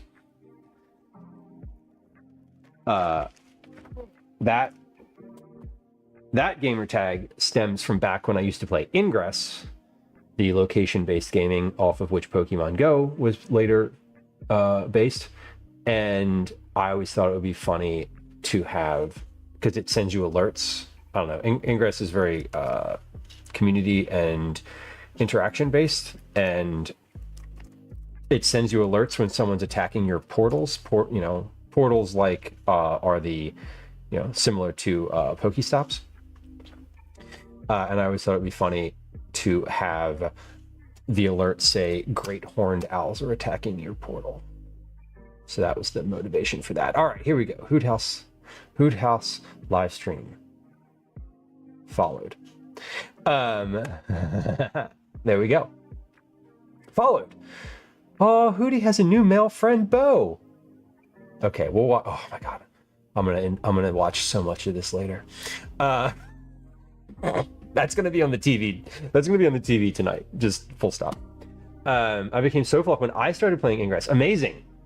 Yeah, I when I first started playing Ingress, I used my real name, like, because I'm of the age where using your real name on the internet was like normal, and you just be like, hey, I'm just gonna put like Lou blah blah blah, like, as everything. And I started playing Ingress, and someone was like, hey, you might not want to do that. And I was like, oh yeah, okay. So I changed it. Let's read through this recipe. We got a cookie recipe. Going here. Go ahead and text me. Okay. Do not need to respond. Informational only. The recipe for today is orange creamsicle cookies. Orange Creamsicle cookies are butter cookies made with orange zest.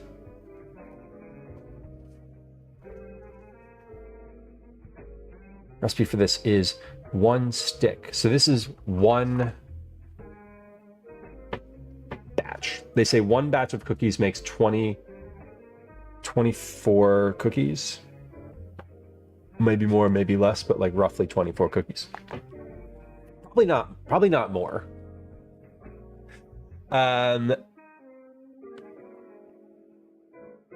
Salted butter, softened.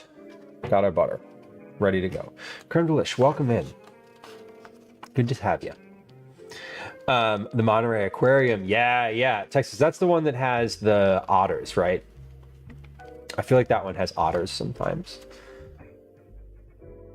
So 1 stick of butter, 1 package or 8 ounces of cream cheese, softened, it says. So I think I just need to get the cream cheese out of the fridge. The cream cheese is in the fridge, but like cream cheese is soft. How much softer do you need to make it? 1 teaspoon of orange zest. So we have some oranges here on the counter. We're gonna do all the zest at once. Vanilla. 1 large egg at room temperature. Eggs are also out already. Eggs are ready to go. Vanilla extract, orange extract, which we managed to pick up today.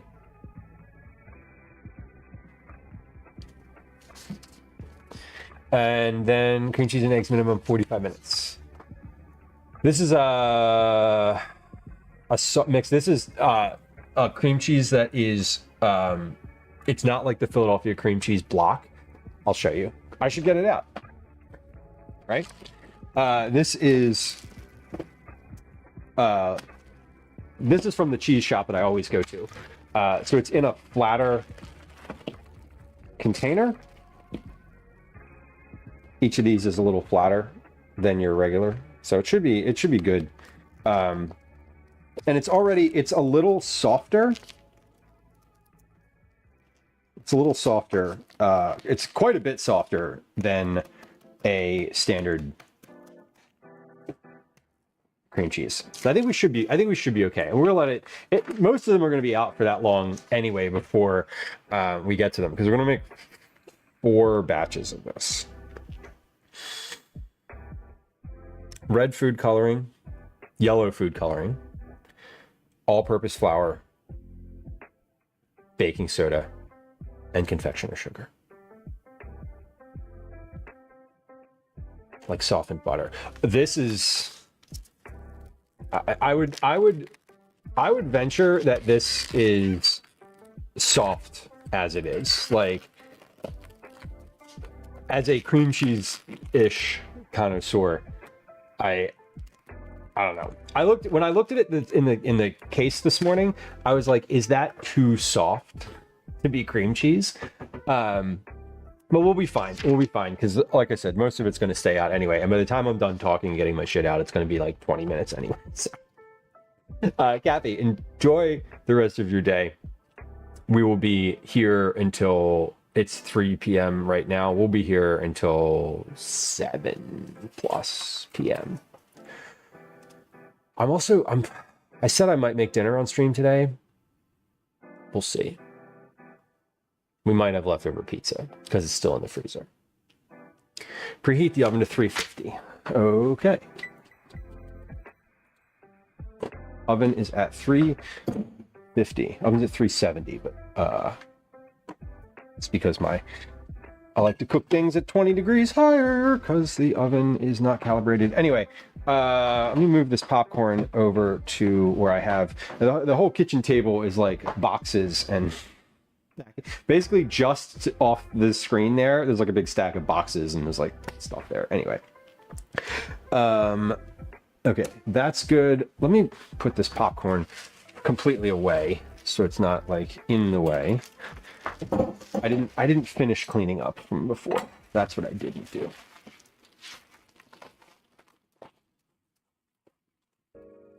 Yeah. The temperature for the other stuff. That does make sense. Again, though, we'll be good. I just got it out, and it'll. Let me see what it actually. I haven't even read through the directions yet. I have read through the directions. But yeah, it gets mixed together with the butter, cream cheese, zest, and sugar in step 1. That's where the cream cheese goes. Then you add the egg, vanilla, extract, food coloring. Step 2, step 3, add your dries: flour, baking powder, confectioner sugar.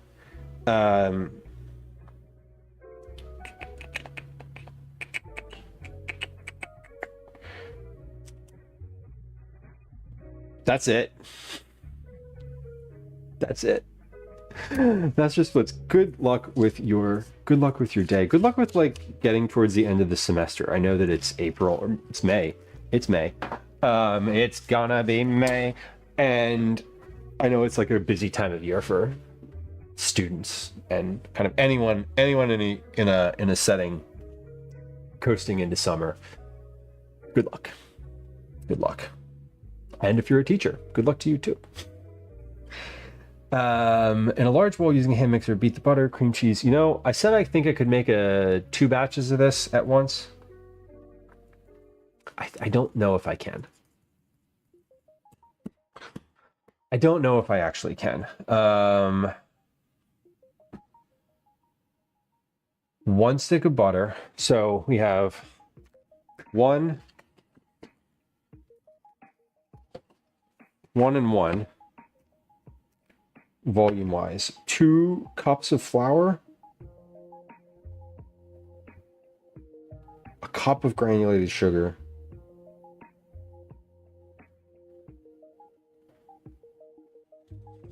4 cups of flour. I think I could do a double batch in that.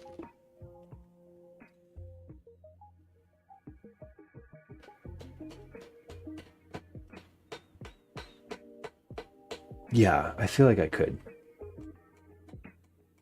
Let's get the mixer out. Mainly the creaming together of everything is the thing that I want to use the mixer for. Otherwise, I would use a hand mixer. I'm pretty sure that the reason that they're calling for you to use a hand mixer is because it's more accessible than a stand mixer. As in, you're more likely to own a hand mixer than you are a stand mixer. Which I think is probably true. Maybe. Could be true. Well, let's try it. So we'll do that, and then what happens is I should be able to cream together the. I'll say this: I should be able to cream together the butter and the sugar in this bowl. A double batch easily. If it looks like it's too much, I will just scrape it out into a larger bowl, and then we'll proceed with the rest, because the rest is just mixing in. So we cream together the butter, cream cheese, zest, and sugar. Then mix in the egg, mix in the wets, mix in the dries. And then at the end, the last direction says, with the mixer on low, gradually beat into a creamed texture. Which is an interesting note for cookies, especially ones that are going to be solid. DJ Harley, welcome in. Hope you're doing well. Happy Thursday. Good to see you. Let's get started though, and we can just this recipe is nice because it has gram measurements, which we love. Let me wash my hands here and get started. And we'll be making cookies for the next few hours. The oven is on and preheating. My sheet pans are out. Those are on the table. So we're going to get started here momentarily on the cookie part. We already made a whole big bowl of popcorn and a bunch and 38 bags. So we're doing good. The bags, again, we're making a lot of cookies today, not because there's that many folks who I'm sending boxes to, but because I'm also doing cookies for Teacher Appreciation Week in school, which apparently it is, and I was informed of that yesterday. And could I make a snack for the teachers at school? Certainly. Okay, butter, cream cheese. Okay, here's what I'm gonna do. I'm gonna zest all of the oranges for 2 batches. I'm gonna measure out the sugar for 2 batches.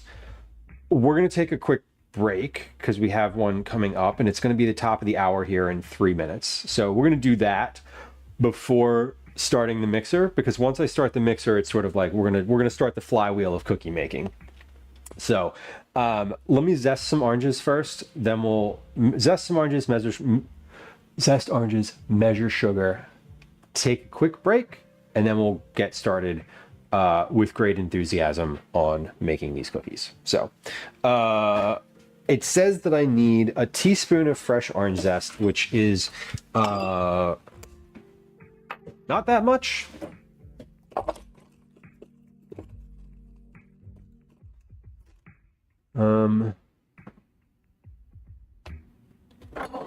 There it is.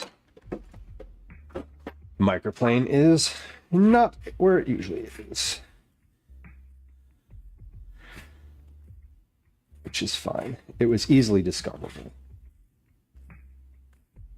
Ooh. These are mandarin oranges. I picked the ones this morning that had the nicest looking peels, and I have scrubbed them to get any wax or other stuff off of them. So a little kind of reference point.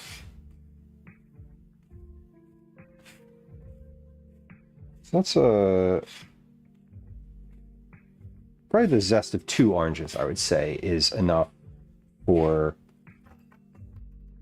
4 teaspoons. Broccoli, welcome in. Good to have you.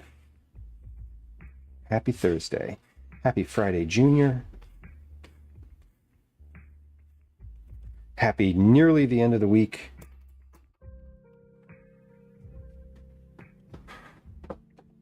The end of the week for some people. It's towards the beginning of the week, or the midweek for some other people. Based on what you do and how you perceive the week. If you're retired, maybe you're like, I don't even know what day it is. Who gives a crap? Which is great.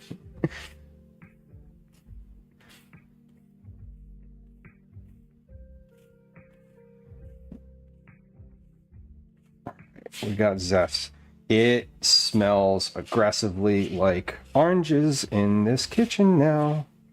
It is very bright. The smell, not the light. The light is exactly as it's supposed to be. The light is stable. Next week, speaking of light, I was just thinking about this the other day. I haven't streamed like at night, like later in the evening for a while. Next Tuesday is going to be a later stream. We're going to start stream at like 6 p.m. or 7 p.m. I'm going to go until like midnight or later. That's going to be prep for a camping trip, which we're going to go on together on Thursday. Weather pending. I should say I am watching the weather, and I'm going to make a call on Sunday as to whether the weather is going to cooperate. If it does cooperate, we'll do that on Thursday. We'll prep on Tuesday and we'll trip on Thursday. And we'll get that'll be next week's stream. Regardless, I am going to stream on, regardless of whether or not we go camping, the schedule is going to be the same next week. So the schedule is what it is. If we don't get to go camping, because of the weather. I may make an attempt to do like a longer stream on Thursday because that's where my energy is. Honestly, I'm like, if I'm gonna gear up and figure out like, oh, I'm gonna, how to stream for like that amount of time, like I'm gonna want to do it.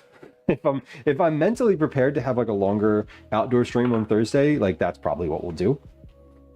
But regardless, Phoenix, welcome. Time is a construct. This is true. I argue time is irrelevant. I mean, yeah. It was funny. I was talking to Calvin the other day. He was like, I can't believe it's already May. Like the school year went so fast. And I'm like, yeah, I know. Contrast that with, last weekend when we were camping and you were like, I'm so bored.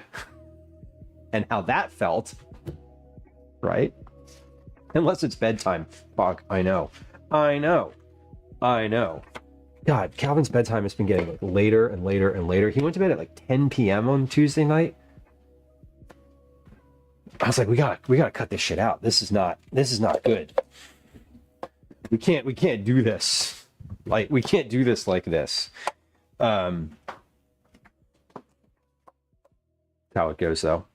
It is how it goes. All right, I need for this, again, double batch. We're doing 300 grams of granulated sugar per batch. That's 600 grams of sugar. I have, this container already has sugar in it. This is leftover, so we're gonna just start with that. It's past my bedtime. It is certainly a late one. I felt that was a very late soap book. That is not normal kind of late. But it's certainly, he's been up every night this week. He's been up at 9 p.m. He's still been awake at 9 p.m., which is well past the like historical bedtimes. So I also just feel like we've had a lot going on, and there's sort of, that's just how it's been. It's kind of just happened that way. Not necessarily like a bad thing. It's just, I don't really mind what his bedtime is, as long as he's getting like 8 or 9 hours of sleep a night, that's great. And he gets up, if he gets up at 7 a.m., 8 hours of sleep is 11 p.m. I would like to do that. That'd be great. So I kind of look at it as like, oh, if he's going to bed at 9, it's 10 hours of sleep. That's like what he's supposed to be getting. So good. My qualm is that I also want to be awake at 10 p.m., except I don't want a child near me, mine or anyone's. I don't want to be managing anybody at 10 p.m. I would like to be doing my own thing at that time. So, all right.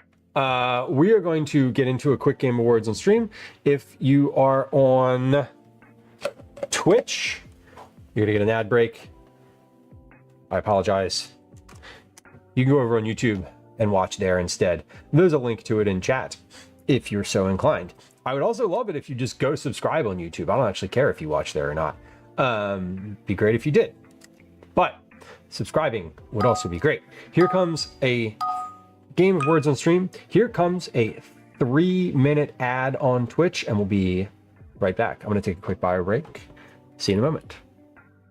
Hi. Welcome to another edition of Commercials I Hate.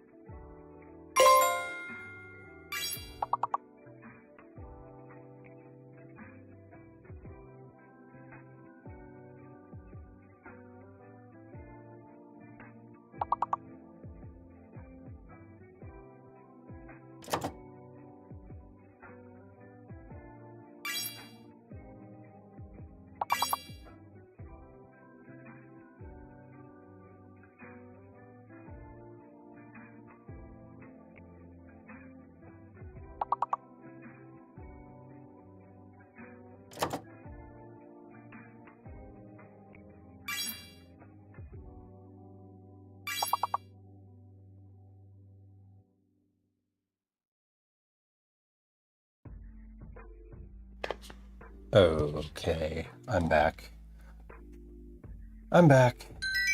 Hands washed. Thriving.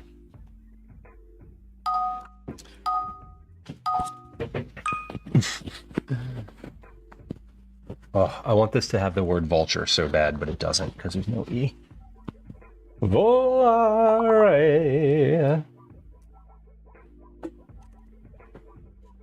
Let's see. What words do we have? Veil. Of.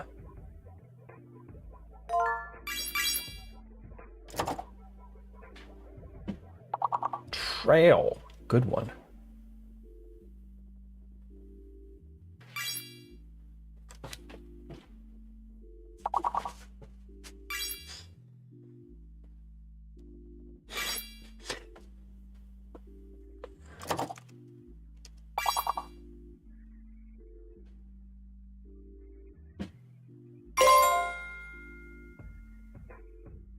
Virtual is a good word. All right, for folks who are on Twitch, welcome back. Thank you for your patience. I appreciate you. Nobody likes the ads. But they're mandatory. So we try to manage them as opposed to just like letting them run and ignoring them.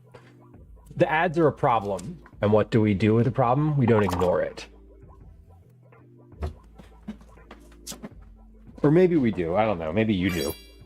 Certainly it works sometimes. Crazy Cat Lady, welcome in. Good to have you. Oh, we're so close on this one. I feel it.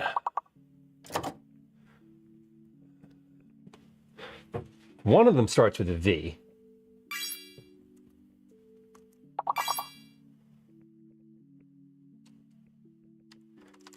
Oh, Auril was a good word. That's a pomegranate word. Beautiful. I feel like that board was hard. And not like 3U's kind of hard, but difficult nonetheless. When the ads run wild at 10 p.m. and Calvin runs wild at 10 p.m., nobody gets what they want. No.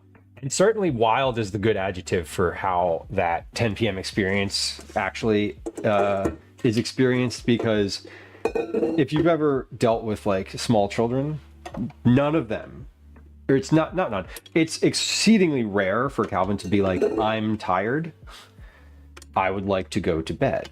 He does do that. It's not frequent. Usually it's like, you know, you just kind of get a little delirious. He's like very delirious and sort of like everything's funny and he's laughing and everything's kind of a joke. And I'm like, you know, I love him.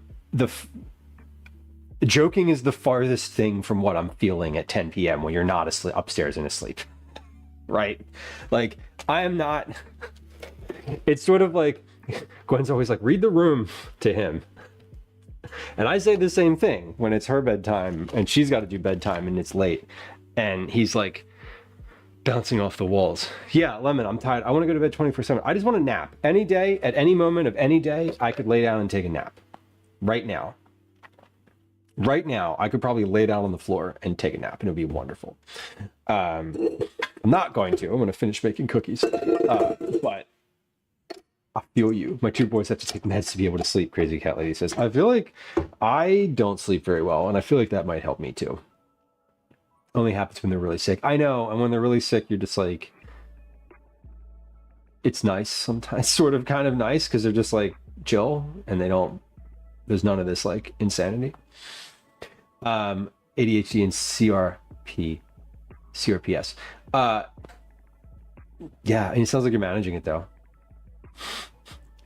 Rest will come for us all eventually. Oof. Grim. True. I imagine getting a good night's sleep at some point will be delightful. I think next week, if we do go on a camping trip, I will probably get a full night's sleep on Wednesday night. Mix, you can't nap? Incredible.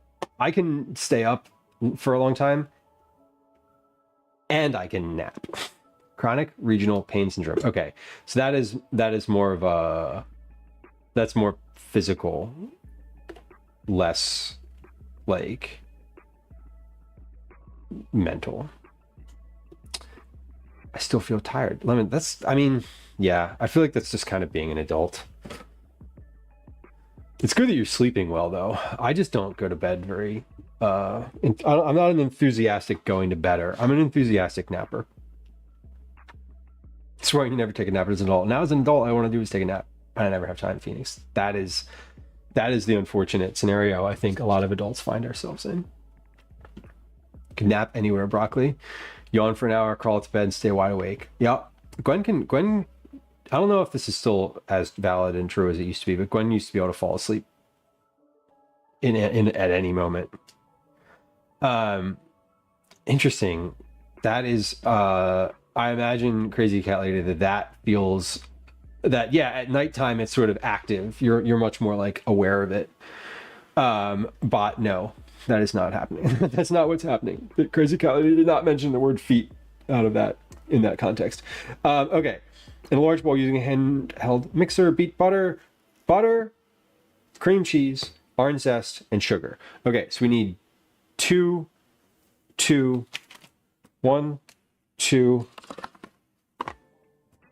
1, 2, butter, cream cheese, sugar, and orange zest.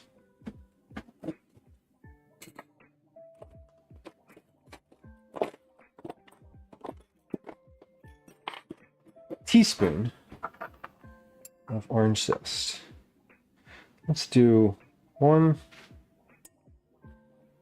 So I'm gonna measure this out first. 2. Maybe a little bit extra because of space. It didn't give a weight. Didn't give a weight for the orange zest. Shockingly enough. Accidental sleeps, Mix says. Yeah. I used to think that I couldn't nap. I'm not saying that this is true for you, but I used to not be an enthusiastic napper, and sometime within the past like 5 or 6 years that switched for me. I now think about it every day. I'm like, could I nap today?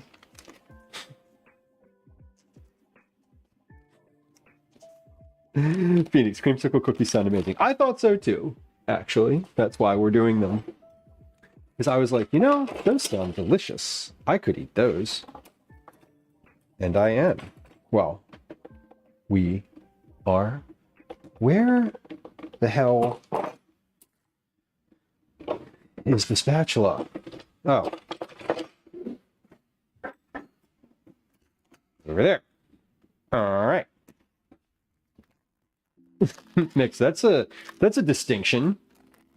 That's definitely a distinction. Interesting. I am as always curious. I feel like you have Mix, I feel like you have all of the fascinating tales sometimes. That's show business, baby. All right. 1 8-ounce package of cream cheese. Yeah, this is quite soft. And it has been out on the counter now for almost 20 minutes. See, this is what happens. I just, I talk and talk and talk, and then it's like, hey, it's been out for long enough now. I worry as if I needed to worry. Okay, two packages of this. So we have 2 sticks of butter, a pound of cream cheese, and a bunch of sugar. We'll put the sugar in just a moment. The zest is already in here. I'm going to cream this together until it is combined. And while that's going, maybe we can measure out the rest of our ingredients. All right. I love this little spatula. A couple streams ago when I did like the clean out of this drawer and found this little spatula, I'm so pleased because I love this one. And it was lost to me for a while, and now it's back, and I feel happy upon its return. Okay, we've got the butter, cream cheese, zest, and granulated sugar in a large bowl. Beat butter, cream cheese, orange zest, and granulated sugar until blended. All right, let's beat until blended. Is the sound of this mixer coming through kind of aggressively on stream or at all?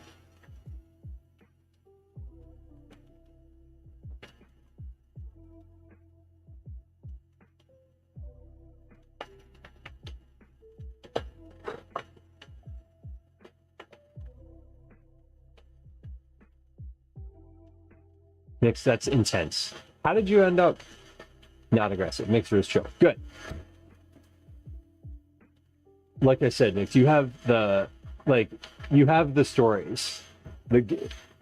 Some folks have like the gift of storytelling. Some folks also have the gift of having stories available to them. Why not both? Hey, you know what we didn't add to this? The sugar, because it's right here. I'm just making the butter more creamy. Okay, there. I failed in lore dispensing. Yes, like, well, which volume would you like to start with? Okay, let's actually cream this together. And then we're adding egg, vanilla, orange extract, and food coloring. We're gonna mix that together in this bowl too. This is creamed together. I'm not creaming together there's cream cheese in here. I think if I'd have given this a second thought, I would have creamed together the butter and then the sugar and then added the cream cheese. Usually I like to do that when a recipe calls for that, but I didn't, and now we're not going to do that. Okay, large eggs, 2 large eggs, 2 teaspoons of vanilla extract. So let's add 1 large egg.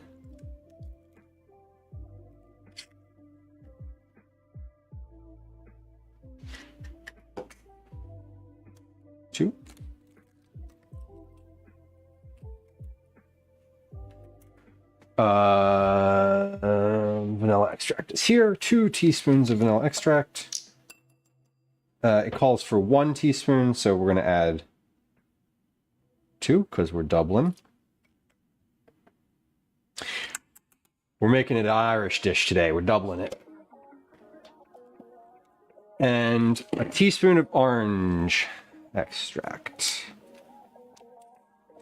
Creaming the 2 ingredients that are already creamed. Classic. Classic. Let's amalgamate the fats and proteins and then put the sugar into plain needle dervish. I am not super familiar. I'll take your word for it, Mix. I feel like that's...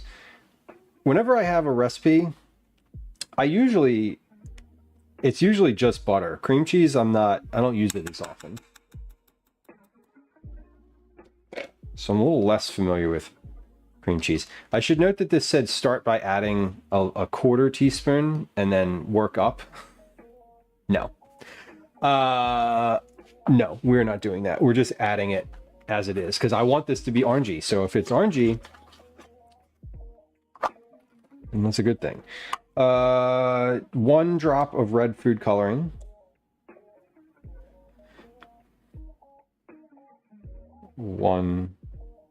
2 drops of red food coloring.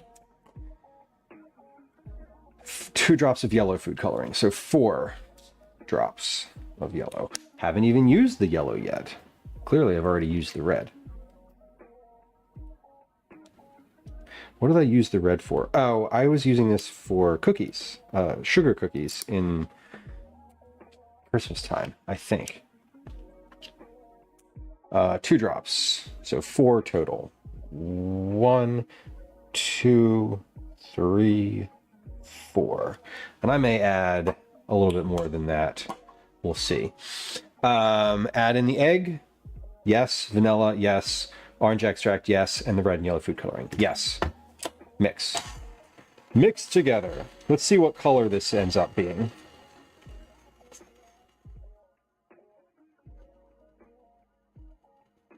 Treat cream cheese the same as butter. Okay. That's just like a reasonable, clear statement. They're both fats. That makes sense to me.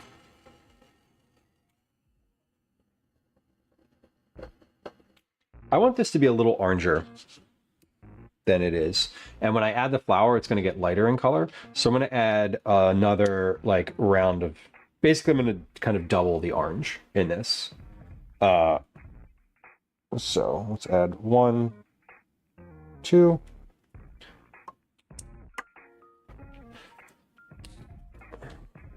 1, 2, 3, 4. Let's mix that in.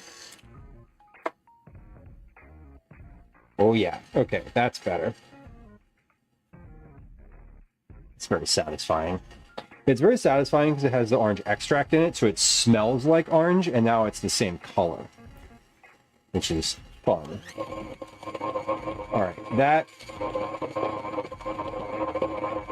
is almost all completely incorporated. I'm gonna get a spatula. I'm gonna scrape around the outside. Phoenix says, my parents have stories of me as a child taking single-serving tubes of Philadelphia cream cheese and eating them straight. Wow, you are truly a passionate fan. Clearly, your enthusiasm is calculable. I don't often use cream cheese. I love cream cheese on like a bagel and sort of like the normal application of cream cheese, but I don't use it in cooking. I use it in cooking very rarely. The last time I used it was also for cookies, if I remember correctly. I don't remember which ones, but I feel like I've used it in cookies before. I'm always a little concerned about adding it to cookies, but then I'm like, oh yeah, I'm baking them. Obviously, no actual concern there. Paddle creaming the butter and cream cheese for 5 minutes. Same, yeah, I always just, even if it doesn't say cream together the butter and sugar, if it's like a stick of butter softened and, you know, a cup of sugar, and then like add other stuff, I will cream together the butter. I'll cream them first until they're super smooth, just by default, even if it doesn't say so in the recipe. Okay, now it says we add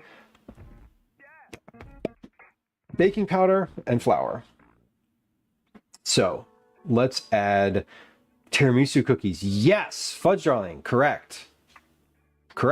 Also possibly the tiramisu period that I made. Yeah, but that was definitely it, was the tiramisu cookies. Good call. I forget what cookies I've made sometimes, so it's not, I don't always have that data available top of mind. You go through a lot of cream cheese mix? Make yourself. Okay. That's cool. Maybe this is a month ago all on Cookie Club entries. Maybe.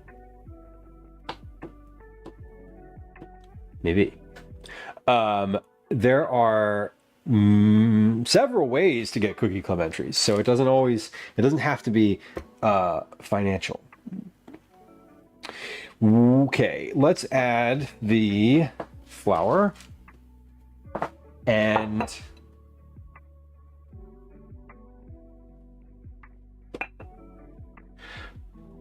I'm gonna take the flour and weigh it and to see how much it ends up being visually. 282 grams it says. I think I can make that in this mixer. I think I can make the whole thing in here. What's 282 times 2? 564. 564. Nailed it. Okay. I may not have enough room for this. We'll see. Oh, 564 exactly. That was me raising the roof. Can you tell? What? What? I'll see myself out. Okay, I do think I can add this in here. And then it's flour, baking powder, and a cup of confectioner sugar. Oh, damn. Okay.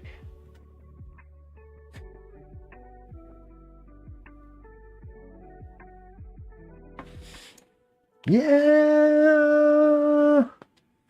How much baking powder? Let's mix all this together first before we do anything. 2 teaspoons of baking powder. So 4 teaspoons. 4 teaspoons of baking powder. We can do that. Easy enough. 1, 2, 3. Wait, 3. There we go. And 4. 4 teaspoons of baking powder. Confectioner sugar. 2 cups of confectioner. No, I can't do this in this bowl. This is going to be too much. I'm just like, I'm looking at it now and I'm like, that is too much.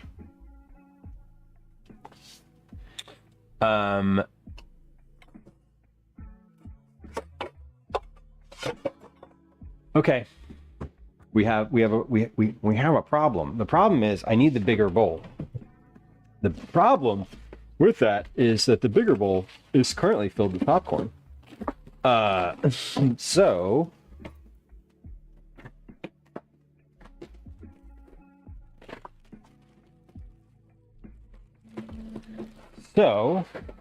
we're going to do this. The popcorn is packing material. It is a non-edible part of this meal. So I'm going to put it in a paper bag so that I have my big bowl available, bigger bowl available. That is not ideal, but I quite literally need this bigger bowl to finish these cookies. So this is going to be a disaster. Watch it go. Well, maybe not.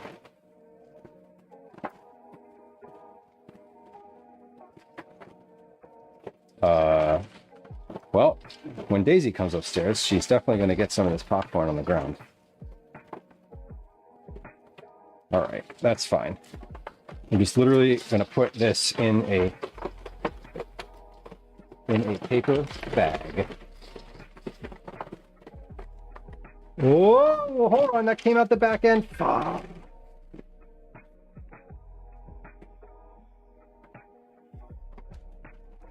It's fine. It's fine. There we go. Okay. Hey, the whole bowl fits in the bag. That's kind of fun. All right. Good. And good. Now, we're going to wash the bowl. You know what? Y'all, this is how we're storing the popcorn permanently the next time. Because that holds a lot more and doesn't use one of my bowls. And it's also kind of fun to be like, look at this grocery bag of popcorn. Anyway, we figured out something new today. We learned the necessity breeds innovation. Before I wash my hands and that bowl, let me take this popcorn and just scrape it into a little pile. There's probably like a cup worth of popcorn here on the floor. So all in all, not that bad. Okay. That's good. Apologies, Daisy. Let me wash this bowl real quick, and then we'll be back. We'll be back at it. And the next time, I won't need to use this bowl. The next time, we will start in this bowl, and I will just use the hand mixer, and that will be fine. Because that'll be easier. Actually, no, I'll probably do the same thing the next time. Because I do like using the stand mixer to make, to cream together the butter and sugar, because I do think it incorporates better. It more fully incorporates everything. Your family's always done that with popcorn? I've never done that with popcorn, and now that's going to be the normal. That is the new normal now, is filling popcorn in a paper bag. I got a ton of paper bags. I get them from the grocery store. I do the double bag, and then they're used for recycling after that point. Okay, this is just a water-dried towel. Let's put that there. Okay, we've still got popcorn. I'm going to be finding little popcorn pieces kind of everywhere at this point. Broccoli says, now I want popcorn buttered and tossed with powdered white cheddar and freshly ground pepper. Not from the floor, you're saying? Yeah, no, I get that. And the popcorn that I use for packaging is... I always say to folks, like, yeah, you can eat it. Like, go ahead and eat it. It's edible and, you know, relatively safe to eat. You know, maybe this month you might not want to eat it if you're like, hey, that got transferred, you know. I was uncomfortable with the transfer of that popcorn into the bowl, which is fine. That's valid. But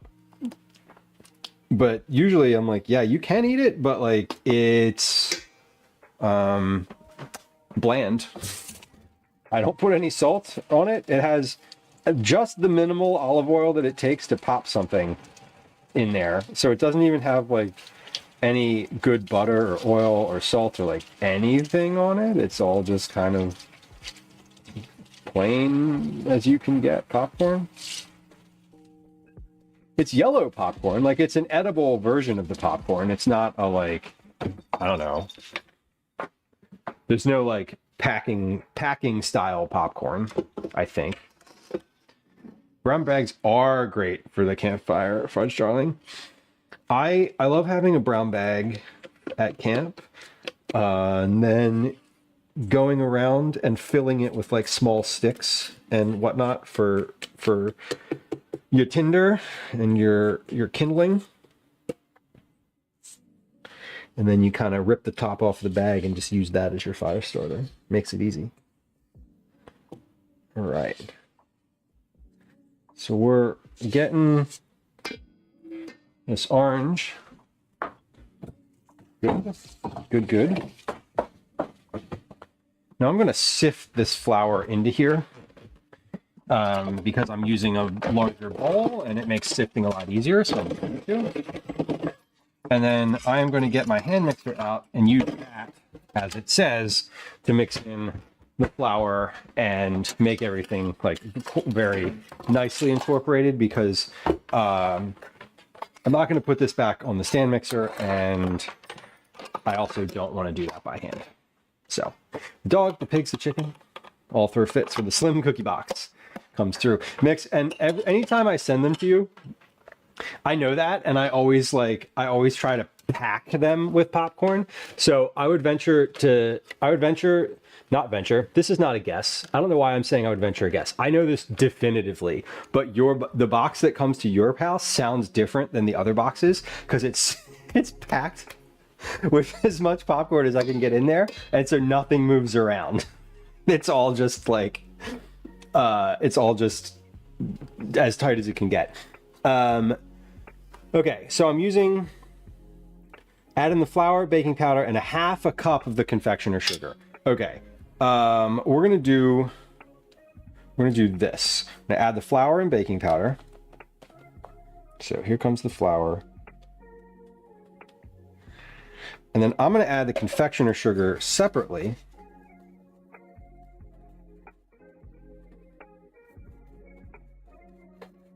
I'm going to weigh it because it actually gives a weight for the thing. Fellas, make a poll. I like that poll. Is fast food now a luxury item? Yes or no? Interesting. I was listening to something the other day that was talking about like that kind of idea and how sort of that's where like the fast casual restaurant comes in. You're like Chili's, etc. Because it's like a whole dining experience for roughly a similar cost as fast food, which I thought was a fascinating association. Because like, would you rather drive through at KFC or would you rather sit down at a Chili's? It was interesting to like consider that difference.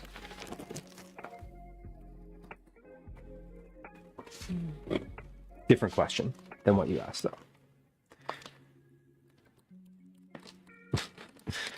We can definitely make a poll out of that. Brown bags for recycling junk mail. Yeah, the brown bags are just like recycling. I use them in the compost bin. So they are also where the, yeah, I use them in the compost bin too. Confectioner sugar, a half a cup of confectioner sugar. So 1 cup. 1 cup. It's 126 grams, it says. Okay. Is that quarter cup? 3, 6, 9, 12. Yeah, 126. 120 according to the packaging here. So we'll go with 125 because that's what came out.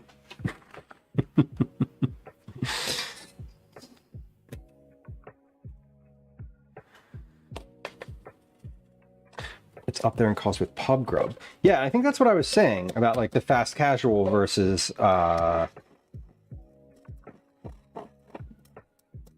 fast food. Mix, that's super cute. I love knowing that too. I remember when you told me that for the first time. I was like, all right, you're getting more popcorn. You're getting as much popcorn as I can. Yeah, all the clumps are broken up. Look at that. Beautiful. Beautiful. Okay, all of that is in the bowl. Add the flour, baking powder, confectioner sugar with the mixer on low, gradually beat into a creamed mixture. Okay, so once we're finished with this step, these are ready to be made. Ready to bake, I should say. And again, this is a double batch, and we're making another double batch after this.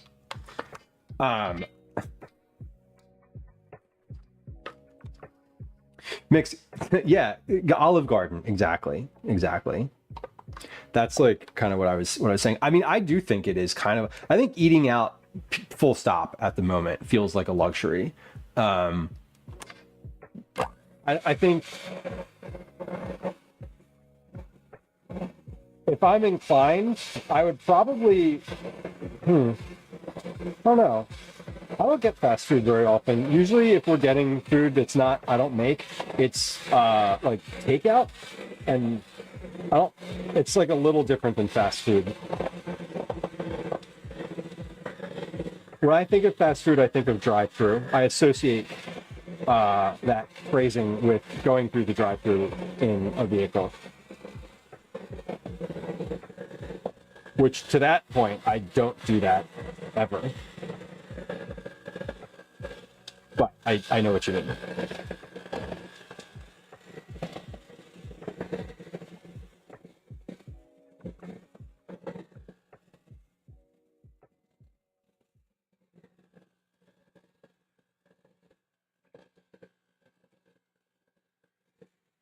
Yeah, this would have been far too, this was way more than what fits in the mixing bowl that I have. So I'm glad I didn't like move pressure myself into moving forward in that direction, because this is a of cookie dough. I don't know how large. I don't know how I'm going to do the cookies. I'm probably going to weigh them. I usually weigh them, so that's most likely. It says 2 tablespoons per cookie, so we'll probably just do whatever 2 tablespoons weighs, and then we'll do them by hand from that point.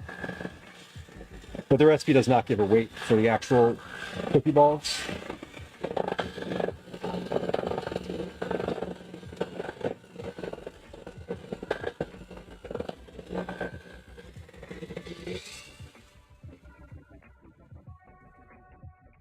There we go.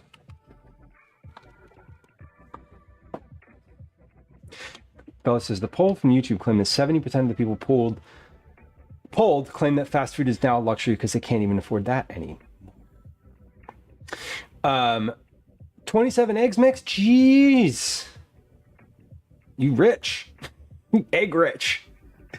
Luxury comes with luxury experience. Lemon, that's a... Oof. That's a bitter point, but it is true. Sofa, I agree with you, though. Sometimes it's necessary. Mental health, timing. Just like, we got to eat. We're on our way home from something. I know there's nothing at home, you know, that I could... basically, like, everything at home that I could possibly make is going to take me more... You know, it's going to take 45 minutes. We need to eat now. Like, yeah, I totally agree with you. That's like... That's a fast food situation. Again, I posit that I would probably rather go to a Chili's and sit down for the same price as going to a KFC.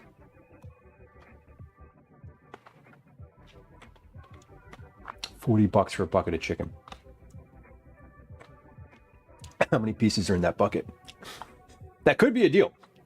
I know it's not, though. Yeah, franchises mix. I mean, again, this is sort of the privilege of living in a city, is that I don't, you know, franchise restaurants are sort of like not a thing for me. Like, I do, you know, they are a thing. They're certainly available, but I don't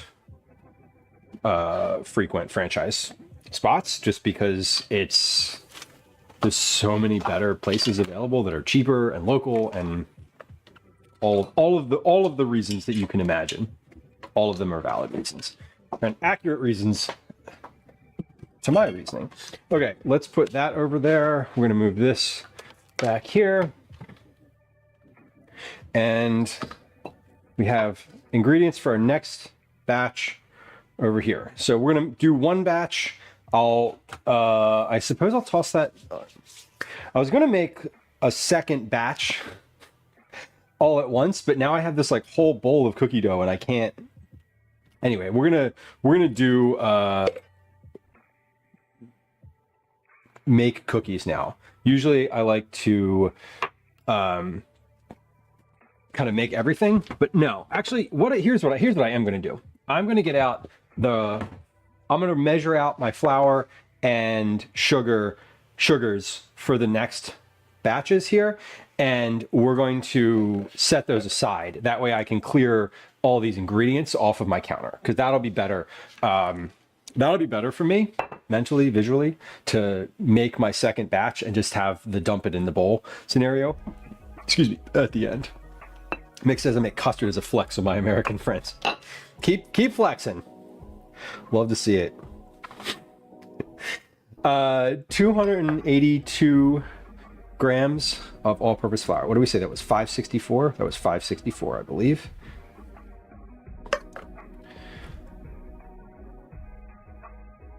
Yeah, 564. Also, I just want to, I want to get all this stuff off the counter. That's my main reason, is I want to get everything off the counter. Because when cookies start coming out of the oven, I need a place to put them. And with all this stuff on the counter, I can't put them there. So that's also, it's also just like a necessity. So bear with me, we're going to do that first. So we're going to put these things away. I'm positive that I'm going to have enough dough with 2 batches here to make all the cookies that I need, because I calculated it out and I'm making basically a whole extra version. So I'm making a whole, I think I need like 3 batches of this, so I'm making a 4th, just kind of because. Okay, flour. Powdered sugar is 126 grams. That goes in with the flour, right? Yeah, that all went in together. Flour, baking powder, confectioner sugar. 126 grams of confectioner sugar. Perfect. I'm going to need more confectioner sugar. Actually, let's get that out now, because you have to roll these cookies in powdered sugar before you bake them. 126 times 2 is 240, 52. 252. So this calls for, because it calls for half the powdered sugar and then the other half for rolling it in. So let's just fill up this little bowl. And if we need more, I'll fill it up again. That seems like probably enough. I realize that I'm also behind on that, so let me catch up in just a moment here. This can stay on the counter. These don't go in yet. Wet ingredients. I have my flour, my powdered sugar. I need baking powder. How much baking powder do I need? I need 4 teaspoons of baking powder. 1, 2, 3, 4 teaspoons of baking powder. Okay, that can go away. Wet ingredients. I need, so that's all my dries. Sugar, baking powder, flour. Done. Food coloring. Okay, wet ingredients. So cream cheese and butter are already out. They're here. They're on the counter. I don't need to do anything with those. We'll just open those packages and we're done. 300 grams of granulated sugar. Okay, so I need 600 grams of granulated sugar. That's this.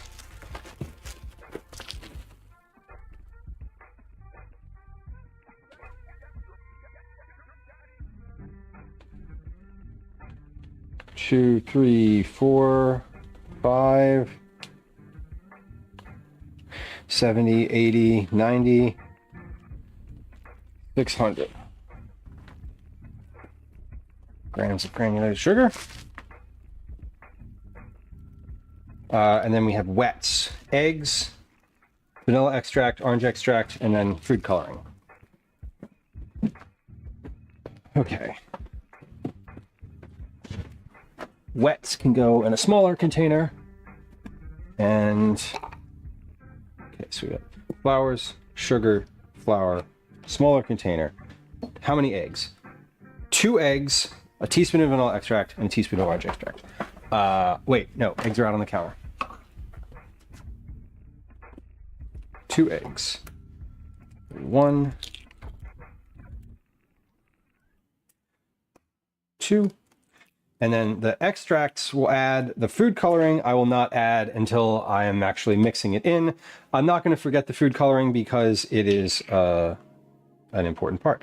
So 2 teaspoons of vanilla extract. We got 1, 2. 2 teaspoons of orange extract.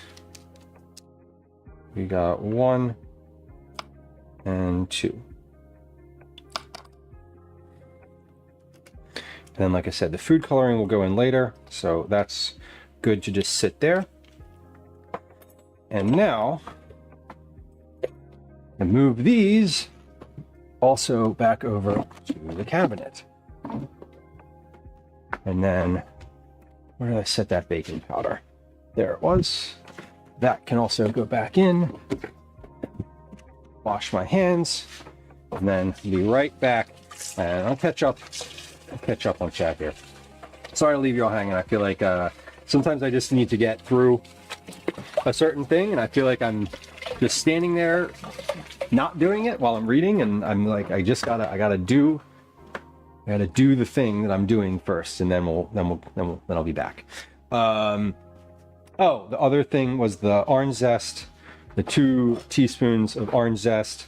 I just put my teaspoon measure in the sink, so that goes in with the sugar, right? So we're gonna do 1 and 2.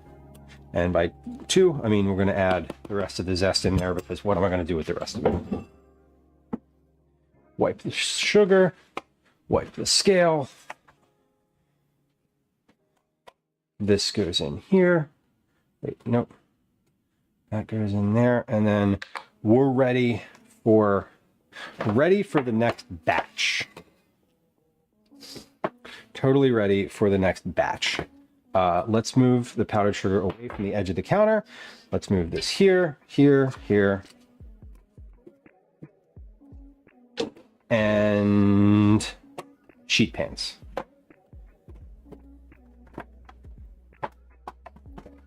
This is a big bowl. So we got to get a little more space over here. And we're going to weigh these, weigh them, dip them, tray them, bake them, cool them. We're cooling them over here on the counter. I'm going to move my popcorn. I'm going to move the bags on top of the sealer. We're going to move these wooden bowls that don't have anything in them anymore. And then we're going to get out the wire racks. Put those right here for our cookies. Okay. Okay. I feel like maybe I'm ready to do the baking now. So we segment off different parts of stream. We have the prep, the baking, and the packaging. Okay. Sorry, y'all. Let me go back up here. Poll completed. Do you think that fast food is now a luxury item? Overwhelmingly, yes. Folks do think that. And I agree. Fars Drawing says a trip through the drive-thru is $60. Yeah, I know. Yeah, we did the ice cream thing the other day, and like, you know, just like going to Franklin Fountain was like prohibitively expensive. Yeah, Velas, I mean, it's like, I think you're right. Like it's definitely like a logistical wall. Like if it's not in your budget, then you're going to go home and do whatever it is you can get out of the freezer or whatever. I agree. You know, I totally agree with you.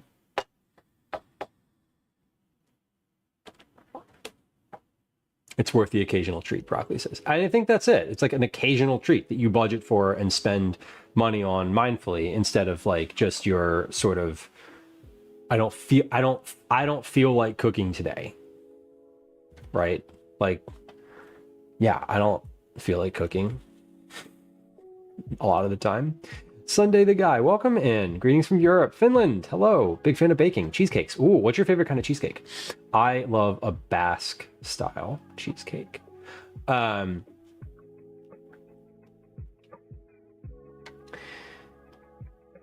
Yeah, mix. And it's seasonal too. It's like if you don't do the thing in the fall, the summer and the fall, it's going to be bad in the winter because you didn't do the thing. Mistakes were made. True. Not and Getty, welcome in. Do the same thing in the rubber band. Totally. It's keeps it nice and tight. That's the nice thing. Just like the YouTube video. Hey, I believe it. I do believe it. It's occasional treat. Pizza on the weekends, right?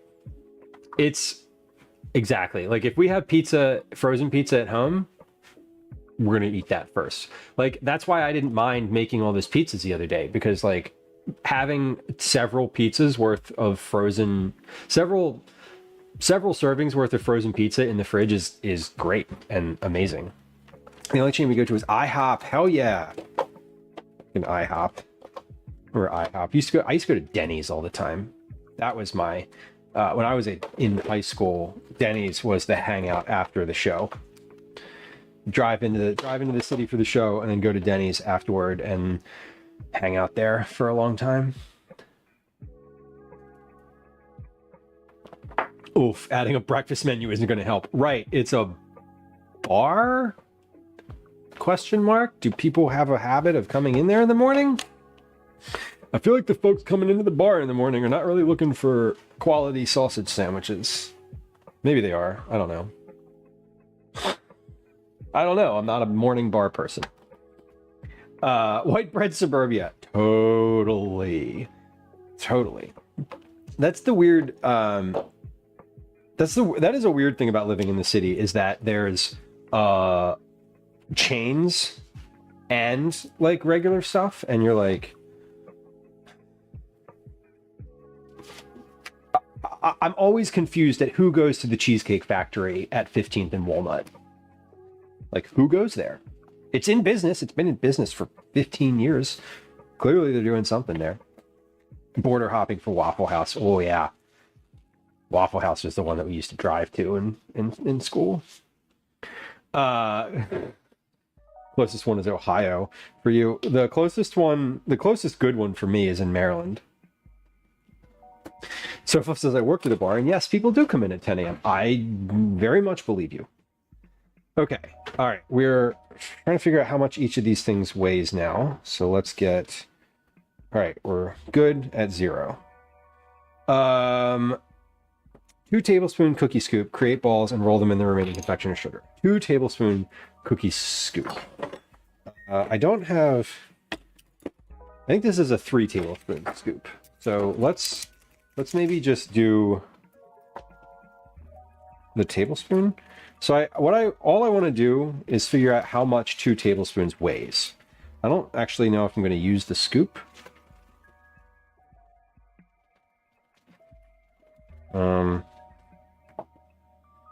Maybe I will. You know what? Maybe I will use the scoop. I'm going to weigh out 2 tablespoons here and see how much room they take up in that scoop. Because this is a sticky dough, so it's going to be hard to take off. It's going to be hard to do with my hands. It's like a very...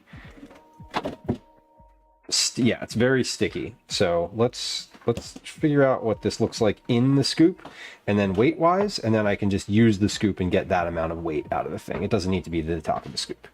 That'll be the easiest thing. Okay, so 36 grams, 36 grams per cookie. Perfect. That's easy. Let me actually write that down, because otherwise I'll be like, how many was that? Let's just say 35. That's an easier number to think about. Locals are dinner customers, and the lunch people are contractors looking for takeout. And the ones that are in there at 9 a.m. Okay. Create balls and roll them in the remaining confectioner sugar. Okay, well, I don't... this is not... Maybe this needs to cool for a while. It doesn't say anything about cooling these, but this is not going to roll into a ball. This is not going to roll into a ball. Full stop. So let me do this. I'm going to try it like this. So it says to dip it in the confectioner sugar. So we'll do that. And then I'm just going to like put this down on the tray, kind of like it is there. Let's do about 4 of these, just like that. I'm going to pop those in the oven, and we're going to let those bake. While those are baking, we're going to take a little quick break here because we got a top of the hour. And when we're done, we'll see what they look like, basically, because my thought is I could also just do this. So let's do this. We got one that was like that, one that I just scooped out and scraped, And let's do another one just like that. The scoop and scrape situation. Okay, so this is easy to like get the right amount of dough out of here with just the scoop. And we're gonna do 3 across. And then I'm just gonna take, instead of dipping and rolling these in confectioner sugar, I'm gonna take a spoon. Oh. No. Here's what we're gonna do. Wait, I already put sugar on all this. That's not gonna work. Let's see. I'm just trying like a couple different methods here, and we're gonna see what works the best.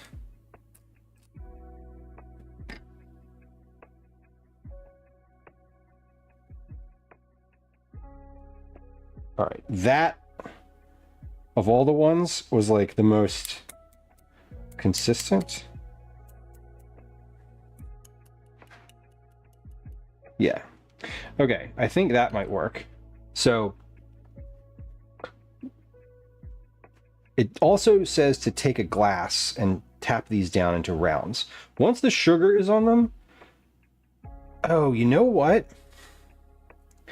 I think maybe I should plop these. I'm gonna try one more. I'm gonna try one more method because I feel like I just have a method that might work a little better. Because I can't just take, I usually take this stuff out of the bowl and then like roll it in my hands, right? What I'm gonna do today, let's try this. I'm gonna plop this directly in the powdered sugar. I'm gonna pick that up and just coat it with the spoon. Excuse me, Daddy? Sorry. Daddy? Sorry. Daddy? Coat that with the spoon. Daddy? Sorry. Daddy? Sorry. Daddy? Daddy? Ooh. Sorry. Okay, I'm sorry. that Daddy, actually, yeah, okay, that's the method. There we go. Take it out of the bowl, take it out of the bowl, plop it right in the powdered sugar, and then it kind of gets dry enough that you can handle it and plop it down on the tray. Okay, beautiful. That, I think, is the way to go. Let's pop these in the oven. We're at the right temp. Let's pop these in the oven. We're gonna set our timer. I'm gonna catch up on chat, and then we will have a quick break here. How long are these supposed to bake? 8 to 11 minutes. Setting a timer for 8 minutes.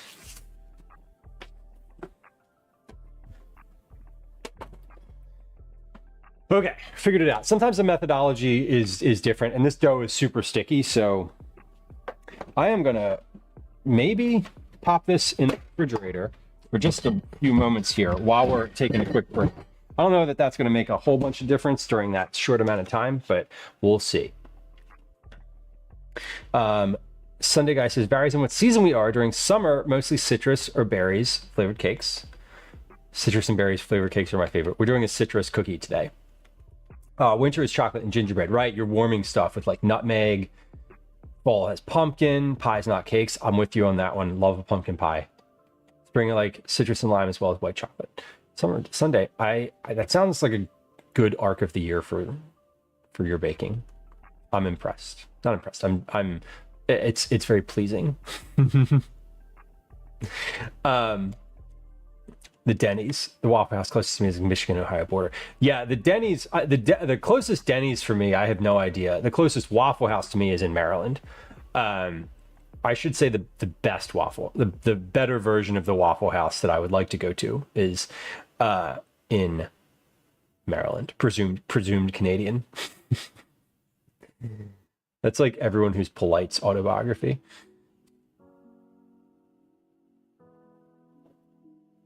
Oof. Breakfast for a midnight snack. Watching Jerry Springer in the parking lot mix. That's really funny. Mix. Why don't you put your icing sugar in a pie pan? We got there. I got there. Hi. Welcome to another did get edition there. of Commercials I Hate.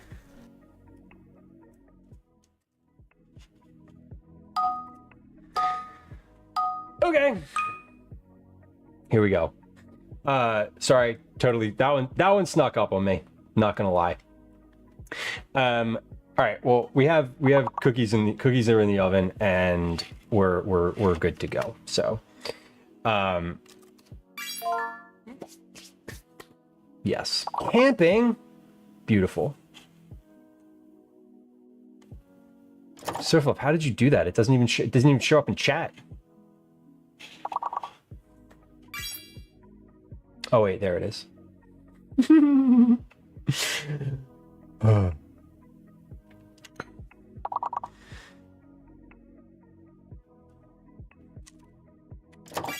Well, certainly camp is also a word.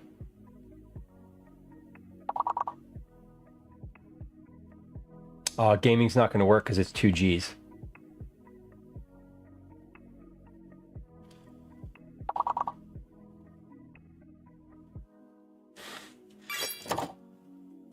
Macing. Oh no. Manic. Good word.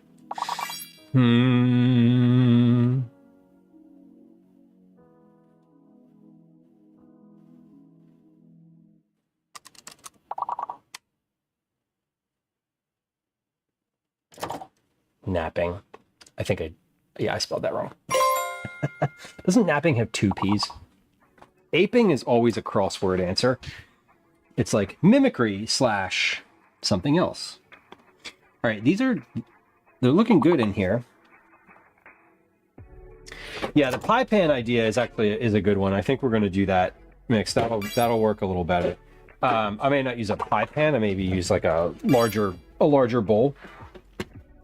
Because quite honestly, my pie pan is like looks awful, and I don't really want to use it on stream for that purpose.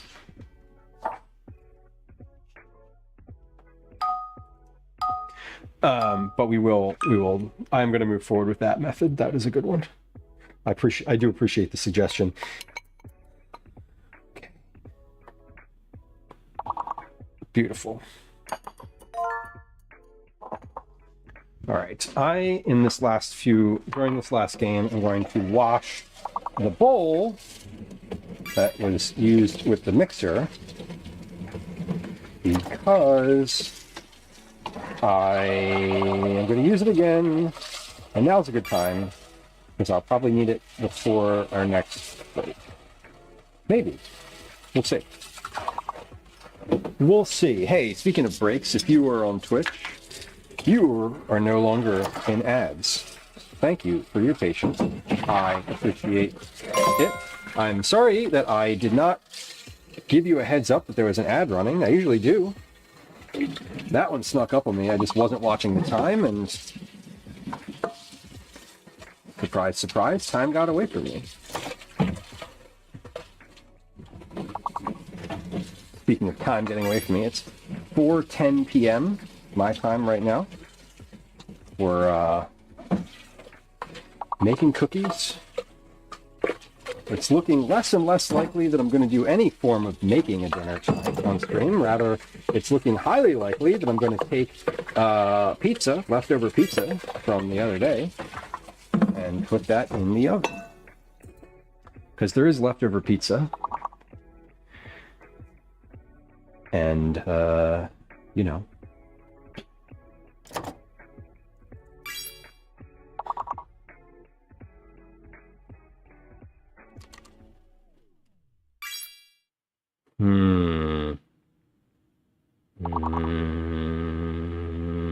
So close on that one. Unless it comes in the last moment. Nope. Deedly-dee. Okay, well, again, sorry for missing the announcement for that ad break. I usually try to announce the ad breaks before they happen, and I missed it this time, so apologies. We are looking good on these cookies in the oven. There is 1 minute left, it says. Was that really 8? Oh, it was only 8 minutes. Okay. These don't take that long, which is great. So this is good. I'm going to let this rack finish in the oven before I start rolling more, because I want to make sure that the size is good, that they have baked that they're finished baking, that the timing is okay. This is just like a test batch in here at the moment. So we're gonna give that, I'm gonna just give that another 45 seconds and take a look at how they're doing. Cinnamon muffin and cupcakes. Are there, wait, is that one thing, or are you making two? Cinnamon muffins and cupcakes? Or cinnamon muffin cupcakes? Cinnamon muffin cupcakes sound great. Okay, the method of putting the thing, I'm kind of looking at these as they're coming up, and there is a clear winner on which one is the best. At least visually. So we got about 5 seconds. We're going to check it again. Could go in for up to 3 minutes longer, so we're not quite there yet. All right, let's open this oven and check these. Yeah, okay. They look great. I mean, they all look good, so that's a good thing. The one, holy shit, that pan's really hot. Yeah, I think one more minute. I think one more minute, and then the other thing that I think would be good for these is to take that sifter, the small one that I had, and just go over the finished cookies with a dusting of powdered sugar while they're still hot. I'm gonna make an executive decision and say that that's going to make things better. Sweet muffins, no frosting cupcakes. Beautiful. Muffins and cupcakes are similar. They are true. That is true. One of them you're allowed to eat for breakfast. The other one you're not supposed to eat for breakfast, but you can. Okay, I'm going to get these out of the oven now. We're going to pop that tray right here so that we can look at them. I'm going to sprinkle some powdered sugar on them, and then we're going to let them rest on the tray while we figure out kind of exactly how to bulk make the other cookies that we're doing. Okay, so let's get a little powdered sugar in here. Not that much, just like a little bit.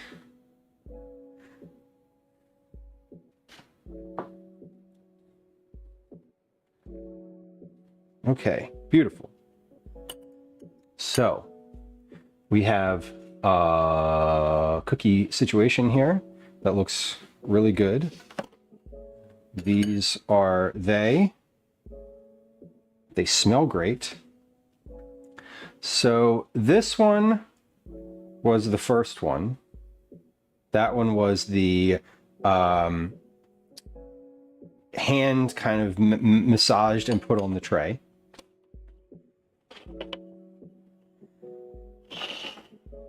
This one was the same.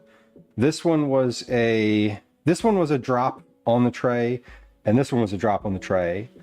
So was this one. This one was the one that we did a scoop into the sugar, rolled it, and then pressed it. This one is the one that is the best shaped looking. So we are definitely gonna go with that method. I think that's a good one. And so we'll figure, yeah, we'll do that. We'll do that. Hey, remember earlier, like way earlier in stream when I was talking about the Twitch user voice for getting a food and drink creator club? There's a link for that in chat right now. So if you were hanging out for that conversation, I know you were just waiting patiently for that to come through chat, and I'm happy to tell you that the bot has deemed us worthy of that information now. So the rolled in sugar one has the best overall shape. It does. It definitely does. Let's let these cool off. I think that we are going to move forward with that version. The other thing let me pull that back over here. All this leftover powdered sugar on the tray, totally fine. I'm literally going to leave it there between batches because they're getting rolled in powdered sugar anyway. It doesn't matter if it consumes the powdered sugar around it. Totes okay. So it does say that they need to cool for about 5 minutes and then place them on cooling racks to cool completely. So I'm going to get the next tray in the oven, and it looks like I can, it also looks like I can get these 4 across. 1, 2, 3, 4. So I can do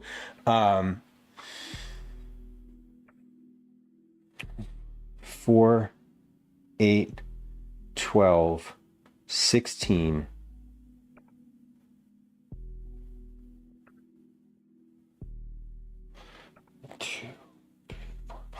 I could get up to 20 of these on a tray. I think 16 is probably the right number, but it looks like I could get about 20 if I space them perfectly. If I don't space them perfectly, they're going to start to sit on each other and overlap. So maybe we'll just stick with 16. Okay. Perfect. Yeah. Push the button indeed. If you're like in the food and drink community, there's a link in chat that says support the food and drink community. It is a link to a topic on Twitch's user voice forums, which is basically a like aggregate what should Twitch do better about the platform and serving creators. And so like it is a topic on there for the food and drink community to have better formal representation with Twitch directly. Okay. 35 grams. Roll it in the sugar. Put it on the tray. Easy.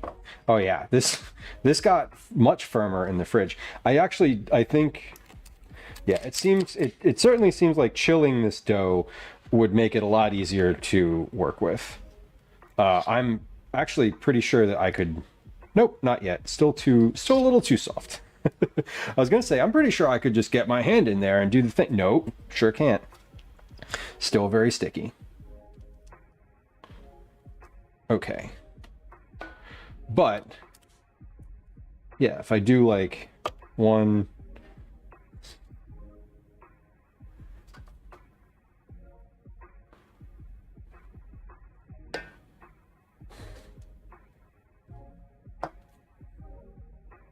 all right, I have to figure out, I'm trying to get like a good methodology for scooping these as well. So I will hit my stride at some point. We're just kind of working on it at this. We're workshopping how to do this the right way. Okay. Yeah, this is definitely they're certainly easier to handle like this. So at least this is a correct part of the process. 1, 2, and they didn't spread too much. They got like maybe half again as big as they actually are.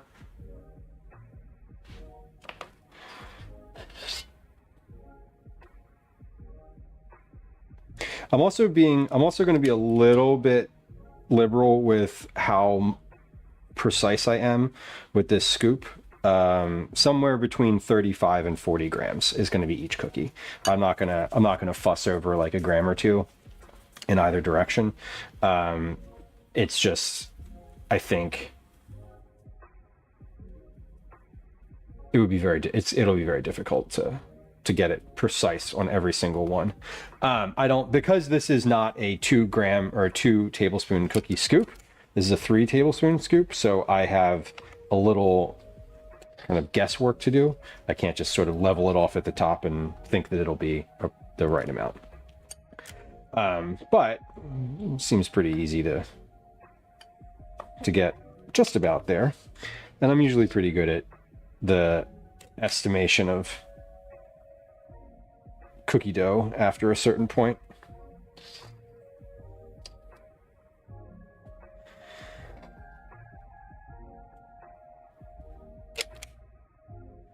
Okay, but the scale needs to be there, 0. We're zeroed, completely zeroed out. Okay, good.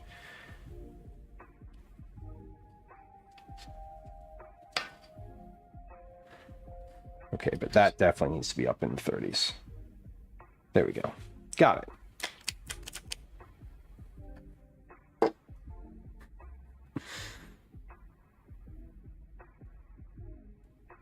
My sourdough starter. Congrats on the latest addition to your family, Avo. Whole wheat and bread flour and a little rye. Sounds delicious. Is this, I'm assuming this is not the first starter you've made, that you've made others? I've never made a sourdough starter. Were you here the other day when I was saying that there was someone in the store asking like if they sold sourdough starters in the store, and I was like, I thought you just made those. my naivete was like, don't you just make those yourself? I thought you just put some flour in a container and hope for the best. I know that's not how it works. That was a gross oversimplification, and I'm sorry. It will absolutely happen again. 43, nope. 38, close enough. Okay, so I'm gonna doing like 2 of these at once, because putting the scoop down in between things, re-tearing the scale, all of that. Okay. Man, okay. I thought this part of this process is definitely a bit tedious. I did not anticipate the tedium of this aspect. The third. Okay. Well, that makes... Yup. That makes sense now. Broccoli, the Silpath mats are great. They're super convenient, and I like them. They do make cleanup easier. I still usually I still end up having to wash the sheet pan itself. Like, I wash the sheet pan anyway. Like, let's be super clear. Like, I clean the sheet pan after using it with soap and all of the various scrubbing instruments. But what I mean is, like, I'm not scrubbing stuff off of it. You know, it's like a little bit of grease or something like that, but it's not like baked on. Sometimes it does. Sometimes if I'm baking something that is kind of gets under, like the oil gets under, then that'll burn in, and that's kind of annoying, but generally speaking, they're great. Every time one dies, we add a generation. Excellent. I've never made a sourdough starter. I feel like perhaps I'm missing out, but perhaps also not. So this is good. I can actually get quite a few of these on one tray. So the efficiency is good here.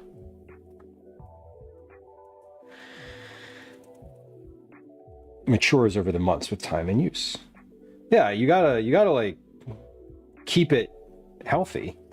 It's like a Tamagotchi, and if you know what that is, you should probably take a multivitamin.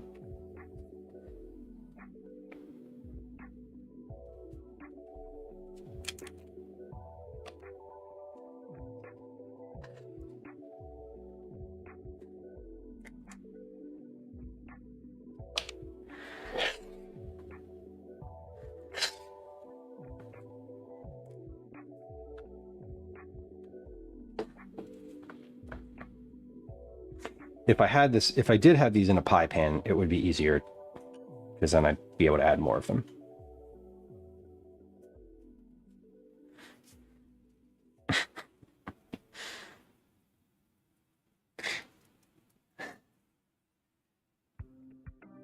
Yeah, you're not there. The aluminum, the cleaning the aluminum pans, Broccoli, I agree, totally. Megan, welcome in. Fudgelon, you got into butter croissants? Ooh. I bet that was a very satisfying thing.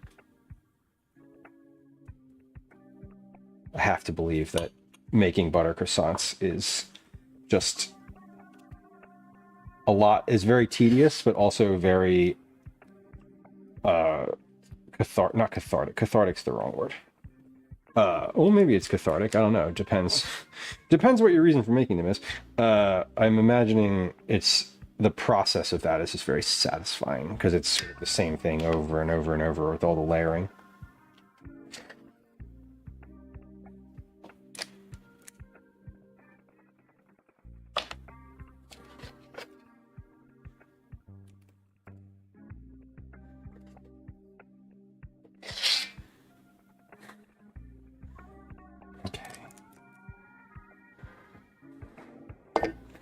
Looking good.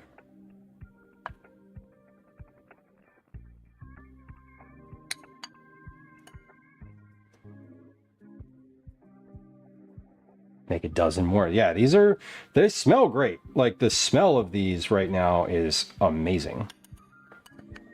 I'm going to taste one of them. I'm going to taste one of the ones from the tray that just came out of the oven in just a moment here. One of our testing trays as it is. And I think I'm going to go with 4x4 on these trays. I don't want to push it because I feel like 5 might be too close to each other. I don't know. We'll see. Lisa, welcome. Good to see you.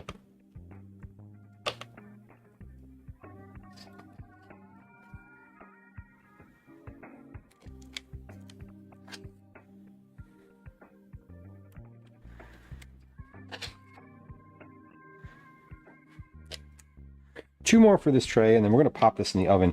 These are going to end up baking faster than I can make them. So it's going to be one of those days where we have a little bit of an empty oven sometimes, which is not ideal, but is sort of how it's going to go.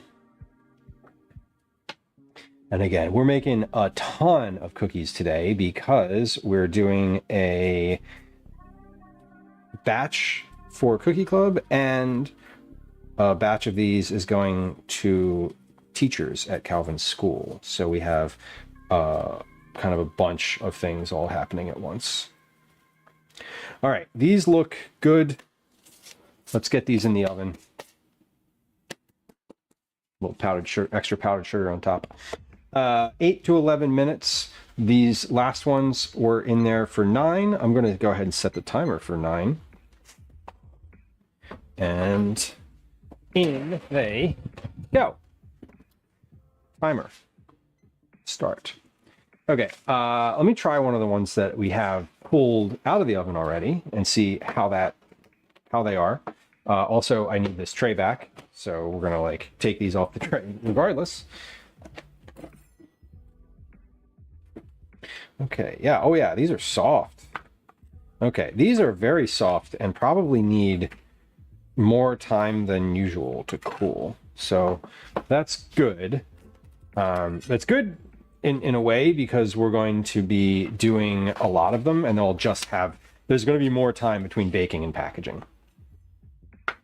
Once you see how much butter goes into croissants, you don't make them often. That's reasonable. I know that they are very buttery. That is their point. This is our cookie so far. It is still a little warm.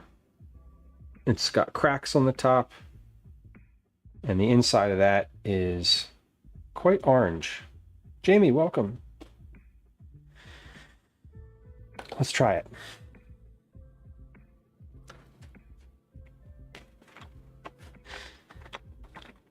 That's really good. That is very orange. Bright. And chewy.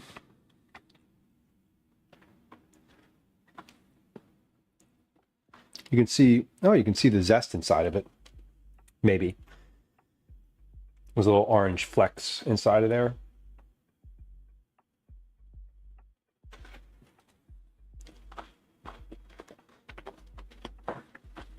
That is a tasty cookie. And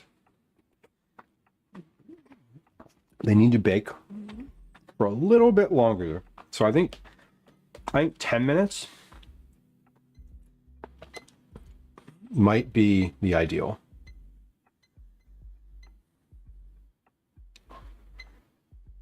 Okay, so I'm stopping that timer that I had. I started another one and added a minute to it. So we're gonna do 10 minutes to start. It says up to 11, but 10 is, I think 10 is where we're gonna land. That was if I hadn't taken them out and put them back in and they had kept cooking for a minute farther, I think they would have been just perfect. Okay, but let's get this next round. We're gonna start working on this next round because we got a lot more to make. We're just like in the beginning of it. So let's keep moving.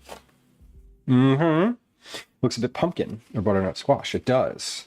It does. I do like the color. I'm also glad that I doubled the amount of coloring in them.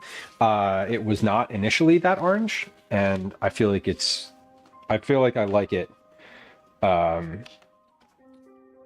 better in the way it is now than perhaps how it would have been. Okay, I'm gonna get this scoop out of here.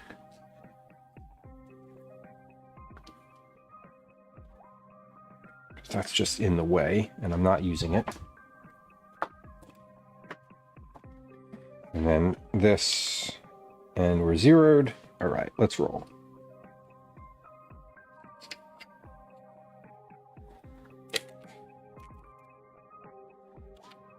Okay.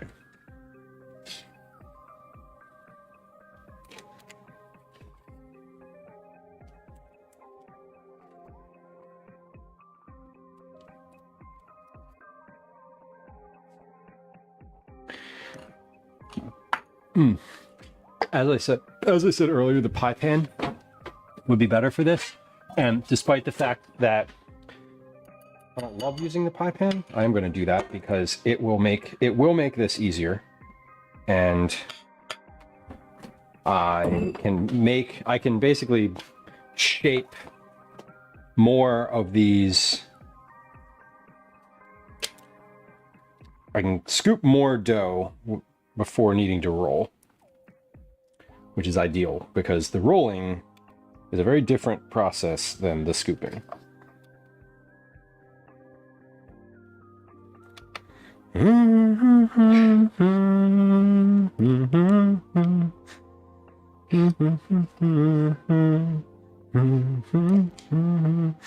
Okay. I wonder how many cookies this is going to make, though.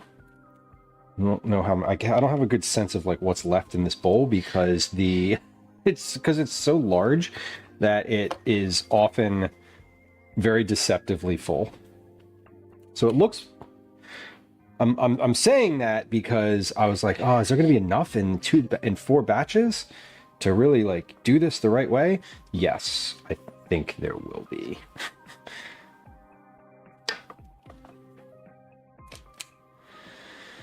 All right, this is good. Yeah, I can get a bunch of these scooped off and then I'll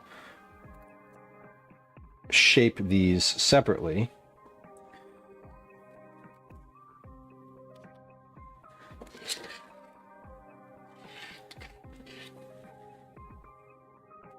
Cool. All right. And let's see, how are these spreading now that I've got all of them on a tray? Perfect. Okay. Yeah, and I can do, yep, these are going to spread right up to each other's edge, which is ideal. And I could definitely do 5 across for these. So that's good to know. They do not need to be, I can do more on a tray, 20 on a tray, which if I was calculating that out, we got to cook 5 trays worth of cookies. Waka Waka, welcome in. Good to see you. The teachers are going to like those better than an apple. Hopefully. Hopefully. Every so often when I have when I make more cookies for Cookie Club than I really need, and when I say more, I mean like when I make more packages than I really need, I will give them to Calvin to take to school for his teachers. So his teachers know. They know the cookies. They know that cookies get made every month. So I feel like there's somewhat of like a reputation to protect, which sounds very like self-aggrandizing to me when I say it like that. But I definitely, I don't want to send him to school with like, you know, a box of chocolates from CVS for each of his teachers, which, let me be super clear. If that's the appreciation that you're showing to the teachers of your kids, great, because most people don't do anything. So anything is better than nothing. He was like, can you make something? He was very specific about, can you make something? So I was like, yes, I can definitely do that. And the reason I can do that is because I'm already making a big batch of cookies today. Today was already cookie day, and he got me right when I was planning for that, so it was easy. Fellas, good luck with the lawn mowing. The lawn mowing is always, I remember as a kid, I hated doing it, but I remember in the time, as I was doing it, physically in the process of doing it, I remember it could be very relaxing. So I hope you end up feeling relaxed afterward. Baker says, I'm sure they appreciate the extra effort. I hope so. And if not, you know, whatever. It's fine. If not, it is what it is. They're teachers and they don't owe me anything. So I am not going to be, I don't, basically, like, if you don't like it, don't tell me. If you do like it, go ahead and say that. But like, if you have a complaint, stuff it. Full stop. Made a lot of money mowing everyone's lawn. Super. It's now with the disability, it's a huge pain in the ass. I believe it. Well, I hope it's at least uneventful.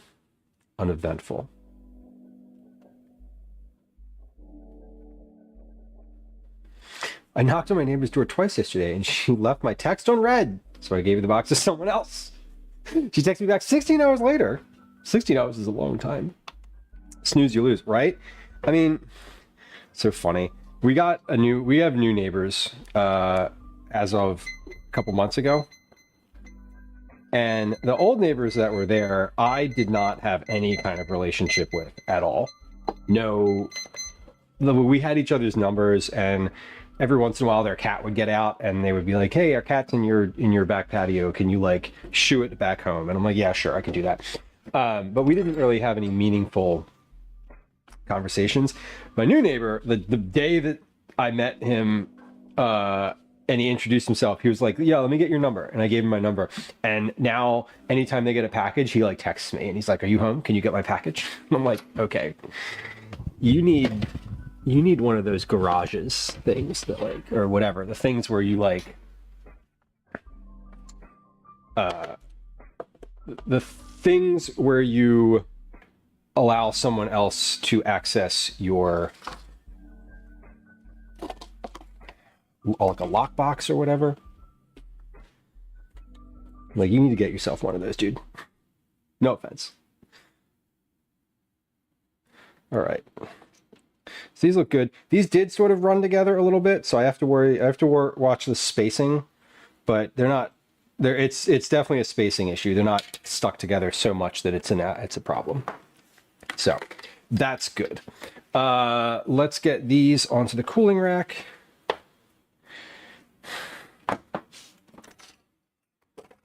Yeah, and this next round,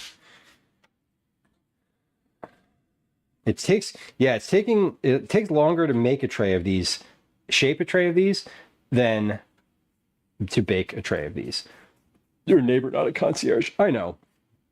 I don't generally mind because I am pretty neighborly, and I'm a helper at heart. I'm a like, you know, oh, do you need something? Can I help you with something? Like, you know, I'm that type of person just sort of by nature.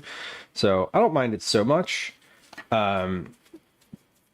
But like, yeah, let's not make that an expectation. I think that's what I would say is like, I don't want that to become an expectation. I am okay with that being a consider it happening every once in a while. The other thing that I thought though is we have several neighbors. You know, we're in the city. We're literally like, I am looking to my right. I can see all of my neighbors' houses. They're right there. I was thinking like we should have a text group chat between like all of the neighbors that are like right here, and not so that we can communicate, but that just anytime anyone has like a package that they can just text that whole group and be like package, and anyone else in that group can choose to get it or not. And I think that would be great. I would love to do that. That would be something I would happily participate in. I think when it's the one-to-one thing and they're constantly like, hey, you person, can you specifically get this thing for me? I'm like, if I can, sure. Why not? Megan, you had something delivered that sat on your porch for a couple of days? Days? Incredible. If we get a package at the house and it sits on my front step for an hour, that's lucky. I mostly, it's funny, I mostly send things to the P.O. box. Like the bulk of the things that I order, I send to the P.O. box because then I can pick it up when I want and it doesn't get stolen. Like we live in a city and people follow the UPS truck, the FedEx truck. People follow delivery trucks around in the city and will just steal packages 5 minutes or less after the truck came through. It's really intense and a real thing that really happens all the time. And remember earlier when I was like, yeah, there's, you know, here's a very positive element of living in the city, right? I have access to more foods and grocery stores and like a variety of things and pricing and all that. But like also I can't get mail at my house. So that's inconvenient. I can get it. It doesn't stay. Pretty rural. Yeah, I mean, it just doesn't sit here. A lot of folks have those, they sell like security boxes, they sell bags that have a little lock on the top of them. So there's things you can get that help sort of mitigate that risk, but they're never full, you know, none of that's foolproof.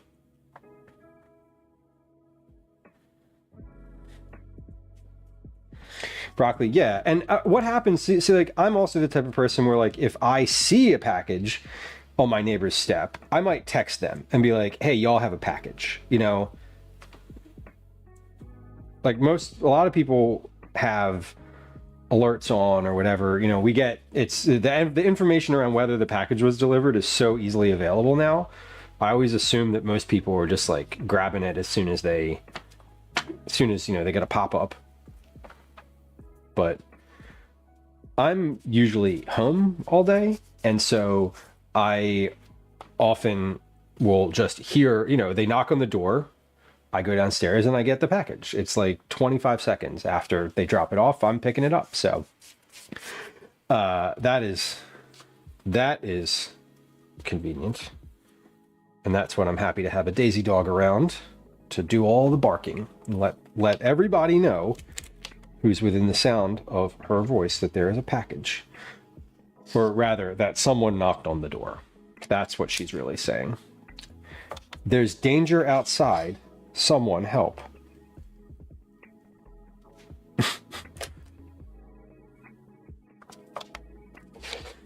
All right. Almost through this first round of dough, which is great. Being able to put a bunch of these on a single tray is really helpful.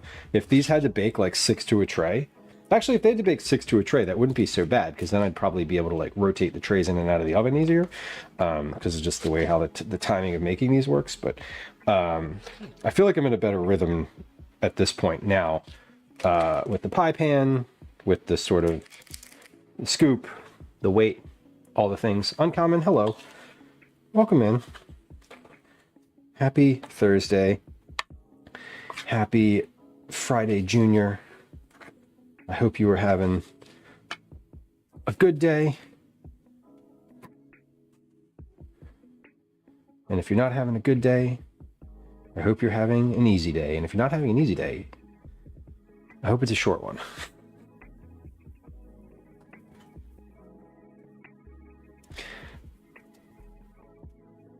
Couriers don't bother to knock so far. That would be really annoying. It would be really annoying if the delivery folks didn't knock. Although I also usually just hear the truck out front. And the semi-sticks with a block-long driveway. Nice.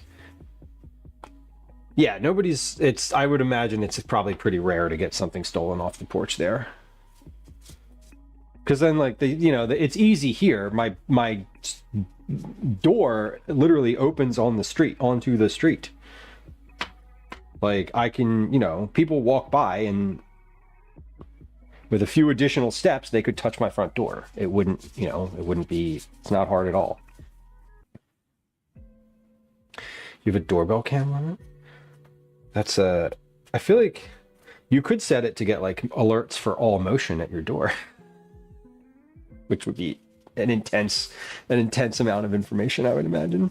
Electric. Yeah, the electric delivery trucks are, yeah. Those ones, you're like, where did you come from? I get that.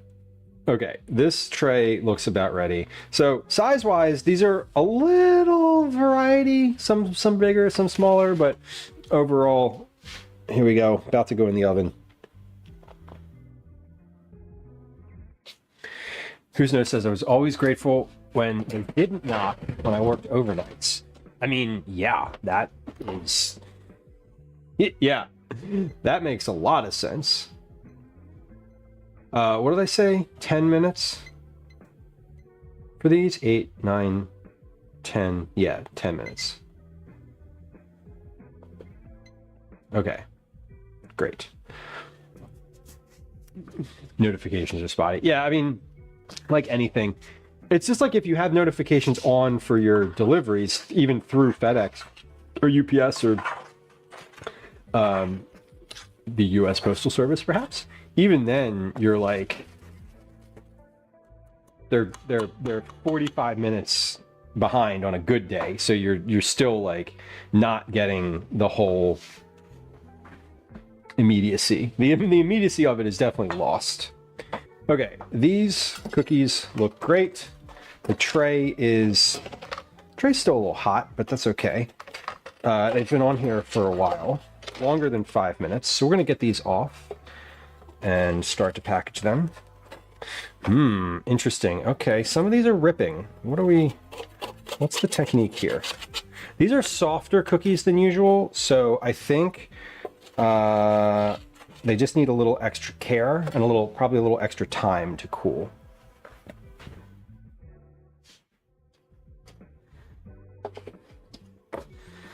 Sensitivity set pretty low.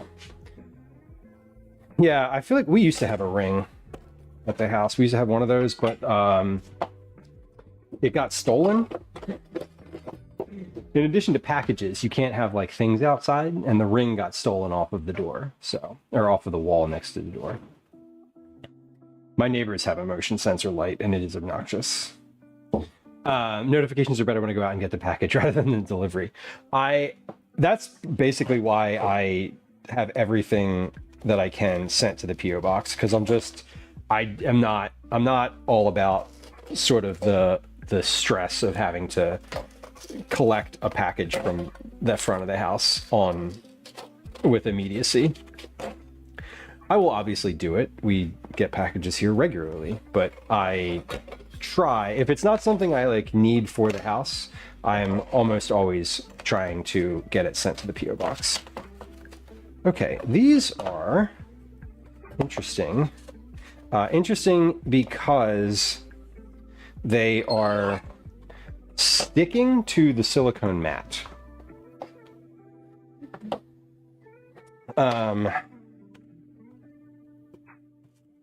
Which I'm curious about. I'm curious as to why, but they're coming off okay. So we're just going with it, and I'm going to scrape the mat off, and we'll move forward from there. They smell great, though. The kitchen smells really wonderful. I wonder if they just... I don't think it's that they need longer to cool. The sticking is weird. But that also means that the tray now has, like, stuff on it.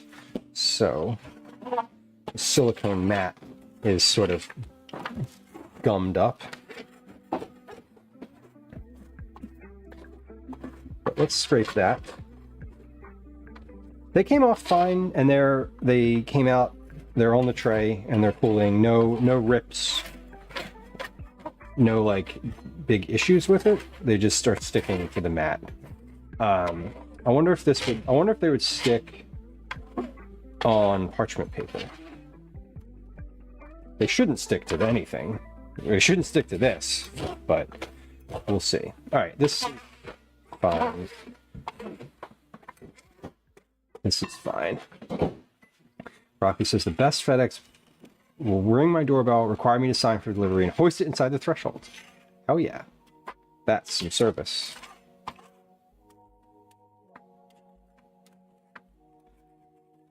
Yeah, the best ones will. What about the rest? Oh, the wine deliveries. Yeah, the one. PA is so antiquated. Okay, let me knock this off in the sink, and then we'll get the next. Christina says, I love orange cream anything. These are orange creamsicle cookies. Trish just rated me out of here to another channel. There's a channel I'm following but not even watching. Rated out. Weird. Oh, you're a moderator in that channel? That's an odd. That's odd. That seems like it shouldn't happen. But what do I know? Not a moderator. Okay. Odd. I've definitely never had that happen to me.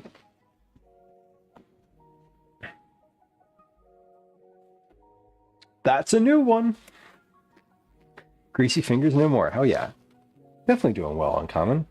Been a good day. Still a good day. We're working on some cookies here.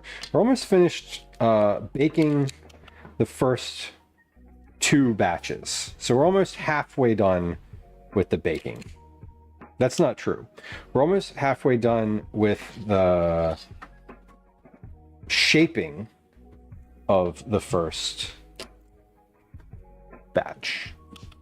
First batches. I guess I'm doing it in 2 batches, but they're double batches. So, you know,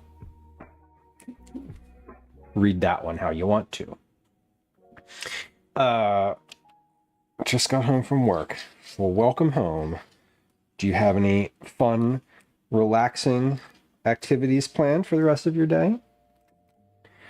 The rest of my day the rest of my day will be spent making cookies, doing dinner, doing bedtime, and packing cookie boxes later tonight.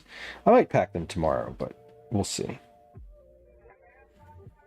I'll probably end up packing them tonight. I usually do. They're all ready to go, so it's just as a matter of like putting the popcorn in, putting the cookies in, and then taping them up. I do need the bigger mixer, Lemon. There's so many occasions recently where I was like, you know, basically every time I make cookies now, I wish I had a bigger mixer. A higher volume mixer. I have to help my mother with email stuff. Uncommon. Good luck. Good luck. Good luck. All right, we have a couple cookies going in here. Going on. We have some cookies in the oven, about 3 minutes left on those.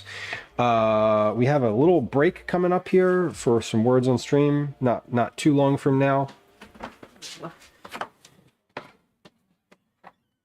Yeah, these are looking good. They're like doing the that 5x4 on the sheet pan is okay. They're not really like they're barely touching. They're barely next to each other. So it's a good. I think that's kind of the max I can get on there.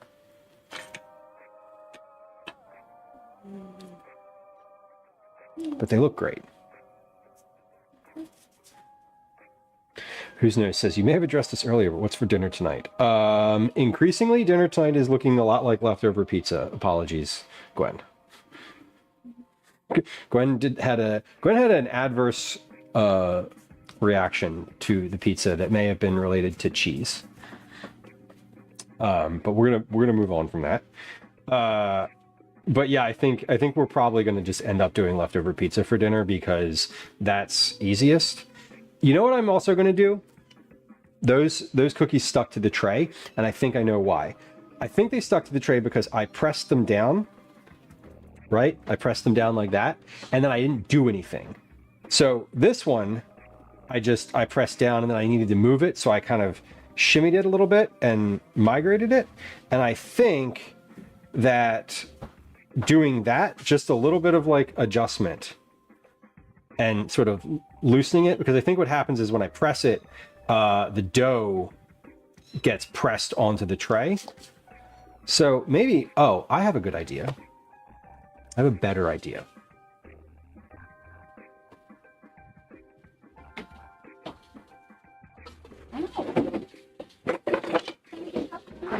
We're going to do these on like the back of a spatula. I'm going to press them on the back of a spatula and then just kind of deposit them onto the tray.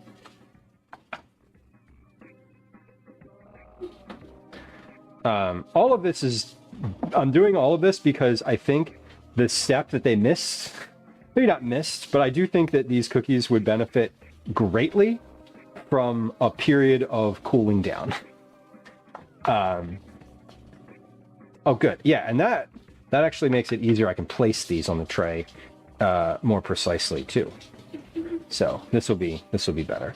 I'm just trying to, I'm like, why are they sticking? Why are they?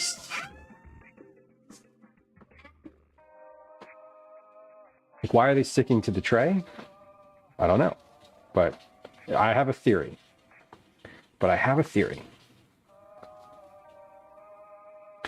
All right, we're gonna pause on this because I got cookies coming out of the oven. I need to get a little bit of powdered sugar.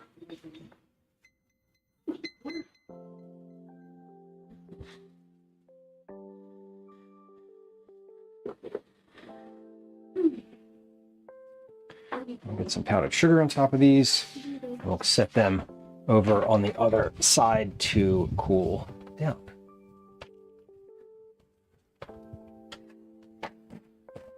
Yo! Beautiful. I have a hypothesis. Uncommon. Share. Please share.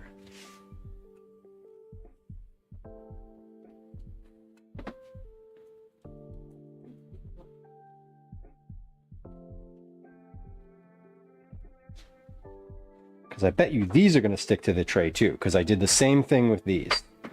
So the arbiter will be, yeah, in just a moment, Gwen, I am going to be finished with it. Like 5 minutes. Yeah, Uncommon, what is your hypothesis, if you're willing to share? Okay, these are looking good. I'm going to put these on the oven over here just a moment while I finish this last little bit. So I've got a bunch of dough still left in my bowl. Not that much. Probably there's less dough than there are spaces on the tray for cookies. So we're going to finish this bowl. And then we're going, do I have something in the oven? No. We're going to finish this, making cookies out of this dough, and then we're going to take a quick break. During that break time, I'm going to clean out this bowl and clear the counter a little bit and get set up for our next batch. But yeah, we've got just a little bit left in this bowl, so let's get that done.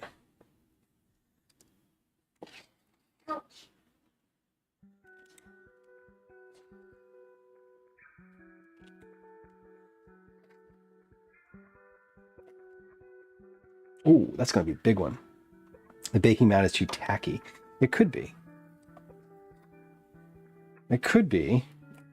I don't, I always use the same baking mat. These cookies themselves are a lot stickier too than, I feel like these are probably the wettest cookies that I've made. So I haven't like experienced this sort of sticking in a while. At least not that I recall. The dough here, the directions on this say to shape these by hand, which I don't think you could do.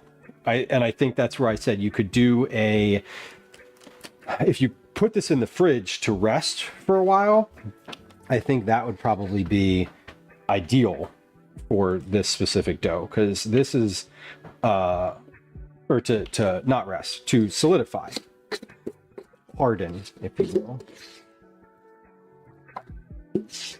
All right, and we got one more cookie left in here.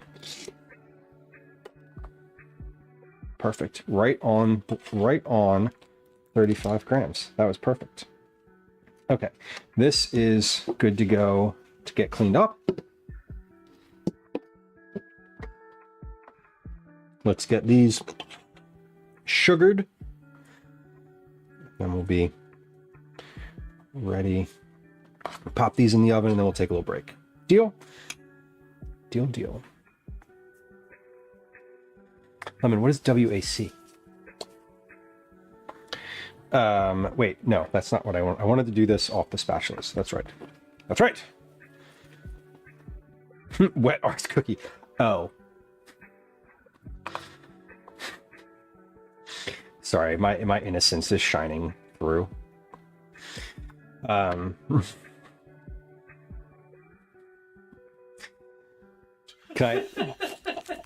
I share a fun anecdote? Yesterday, I was walking Calvin home. We were coming home from the playground and we were talking about bedtime. And I said, so we have sort of a very open language policy in the house. And we were walking home and I said something like, oh yeah, last night you didn't even get to bed until like 10 p.m. And he was like, well, actually it was 10:24. He well actually'd me. And as we were walking by the front of this house with this nice looking couple with their baby, their infant baby, and they were like looking at the baby and one of them was taking pictures. He goes, well, actually it was 10:24. And I said, well, actually you can shut the fuck up. And the look on their face was so horrified that they're like new parents, right? And I was like, this is what happens. This is what happens when your child turns 9. Don't look at me. Don't look at me. That's like, keep it moving. Keep it moving, family. Your kid doesn't even move around yet. Shut up. You shut up. But like, it's funny because I'm always just like Calvin, you should never actually say that to someone else who's not, within the walls of this house. This is a safe space and you're allowed to exercise your freedom of language in this household to an end that I don't really know what it is yet, but like, whatever. Not eating that shit. Right. And my immediate thought was like, they were looking horrified and I wanted to be like, hey, why are you looking like that? Do you think I'm a bad parent? I'm not. Do you object to that type of language being used in front of your child?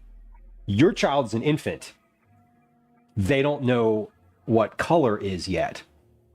They're still figuring out what sound is. They don't care. But it was very funny. As I was saying it, I was like, oh, there's people right there. It was life-changing for both of us, Lisa says. Perfect. Yeah, I bet. It's like, oh. But like, he knew I was joking. Like, he knew that that came from a place of like humor and jest, right? And that's what we're trying to impart in this whole thing, right? The fact that like you can say things and it's okay, and you know, maybe, you know, he knows not to say that to his grandmother, right? He knows not to say that to his teachers or his friends' parents. He's not an idiot. Like, we're trying to teach him to be like a functional human in society, and part of that is knowing what to say when. So, let's get these in the oven now. Start my timer. Beautiful. All right, we're finished with that first batch, which is kind of amazing. Took a little longer than I thought, but we got there. We're getting there. Shock value. I know, right? If someone's offended by my use of vocabulary, I double down. Slurs excluded. Yeah, well, I don't use, like, the other thing is that, like, we don't usually use slurs. Like, I'm very conscious of that, and I try to limit that, probably to the extreme that maybe some folks don't. But like, curse words as interjections, totally okay. Yeah, maybe don't come in hot if you can't take the heat.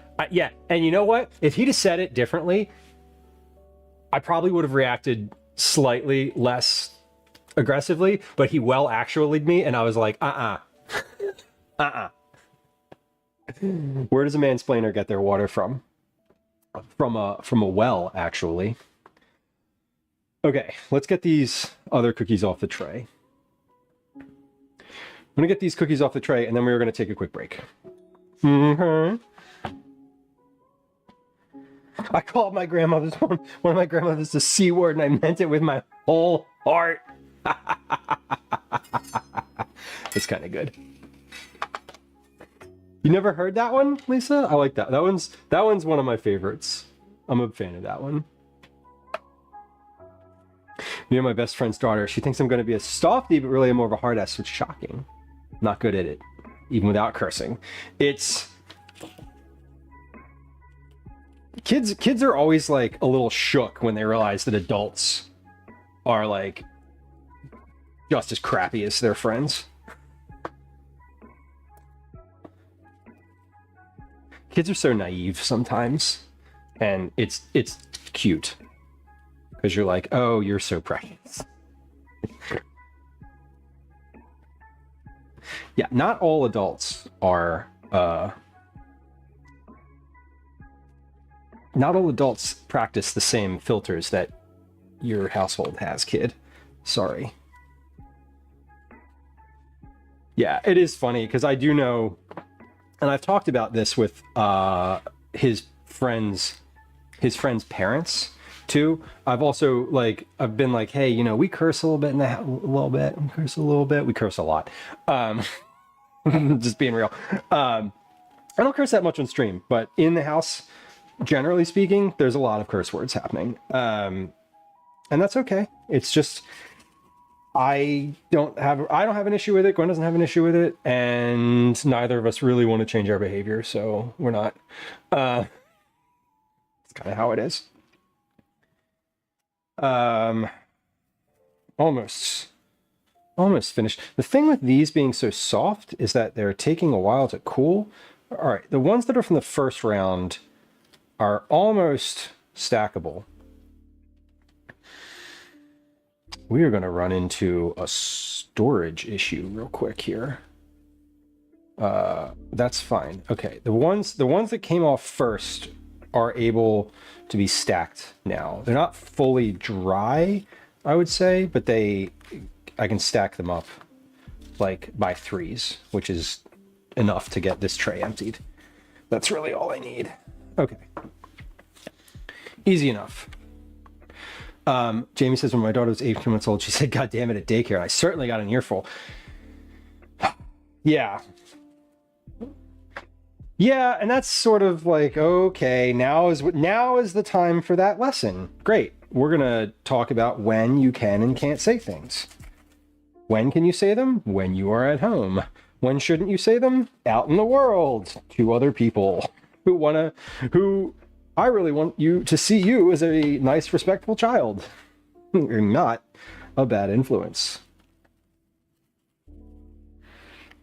We can't help it though. I mean, like, he hears Gwen downstairs screaming at Fortnite, and that's just how life is. So he's sort of exposed to a lot by default. I love curse words. I'm a big fan. But that's just because I like the colorful nature of language. So said, my son said shit at age 2 on the playground after hitting his head. The other parents were unimpressed. I would be impressed. That's when you should say it. That's the moment to say shit. That's literally the moment.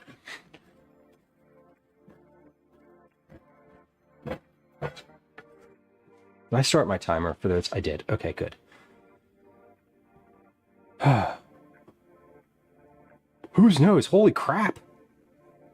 That's like, okay, door closed. Got it. Man.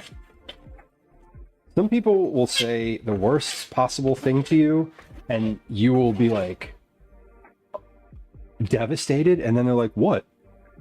What did I say? Sorry that happened to you.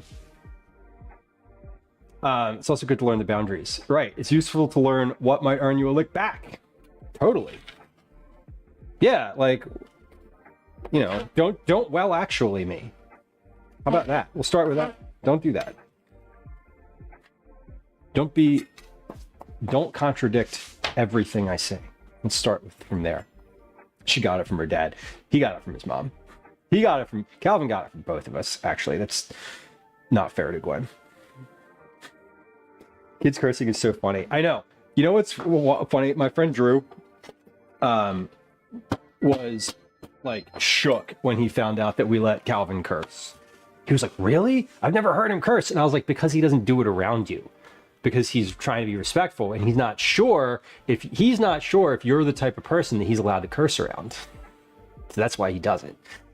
And Drew was like, well, how do I change that? And I was like, I don't know, just start cursing in front of him, and then he will. And he'll be like, oh, okay, this is fine. Nothing says fafo like the real words. What does that mean? I'm just kidding. I know what it means. Why are you so ugly? Yeah. You look tired. Oh man. Whose knows? Sounds like a lot of mental gymnastics to have to deal with. Broccoli, your mom would scrub out tongues? Oh my god. For sass? Woo. Oof. That's rough. Calvin would just have a bar of soap hung around his neck. like I don't know. Yeah, it would just be a bar of soap just hanging there, and every like minute or two you'd be like, hey, put the soap back, and he'd be like, okay. I did not get soap in my mouth, and it would have made no difference to me at all. No difference. It's just, I don't know. Honestly, to me, that's sort of weird behavior, the soap thing, but I get it. Many of our parents had zero idea how to parent in that type of capacity, whereas, you know, hey, at least I wasn't, you know, I didn't suffer the same thing they did. All right, we're gonna take a quick break here. We're gonna play a game of words on stream. That's coming up right now. 3, 2, 1. Lemon said I was threatened with soap, but I didn't understand the threat. They're like, you are gonna have to use soap without aloe in it. It dries your skin. That would be a threat these days. All right, we'll be back in about 3 minutes from a quick ad. BRB. I'm gonna clean up in the sink. Hi, welcome to another edition of Commercials I Hate. All right, cookies are in the oven. Cookies have 1 minute and 48 to go. So we're gonna have to get the cookies out before I finish the ad break, which is okay. We'll let them cool in the tray. That's all they have to do anyway. We really got to get this. me get this dish situation managed here.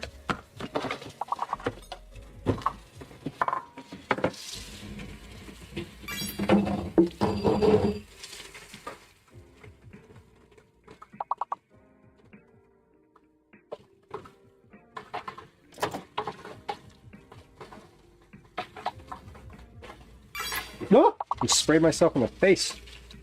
Oof. Bad news.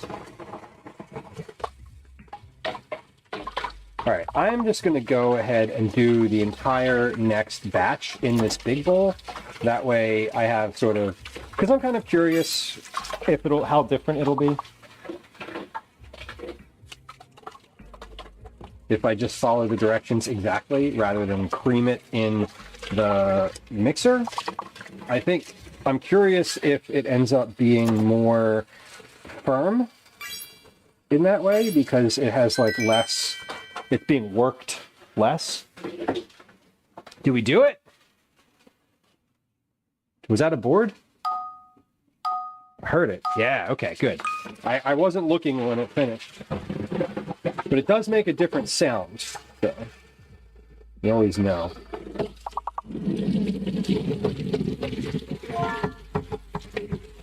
All right. Timer is going off. Are you hearing sink noises? Is that coming through very well? I don't know. I'm not sure where the gate is, or where the. So this is using a quote noise reduction filter. Okay, this looks good. Hey, timer, stop beeping. Stop beeping. Yes, sync. Thank you, Sofa. Appreciate it. I'm gonna ask that for the next like little while, like a couple weeks, because I'm still acclimating to what can and cannot be heard on stream. Right? It's a little ambiguous at the moment for me. So I appreciate the feedback in general. All right, I'm putting some powdered sugar on these now that they're out.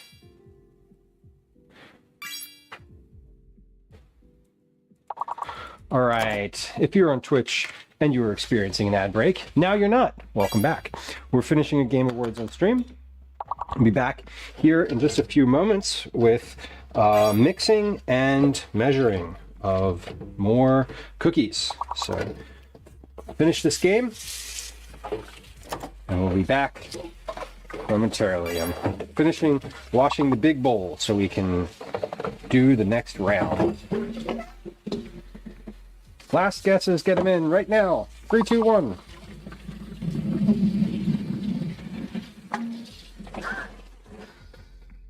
All right.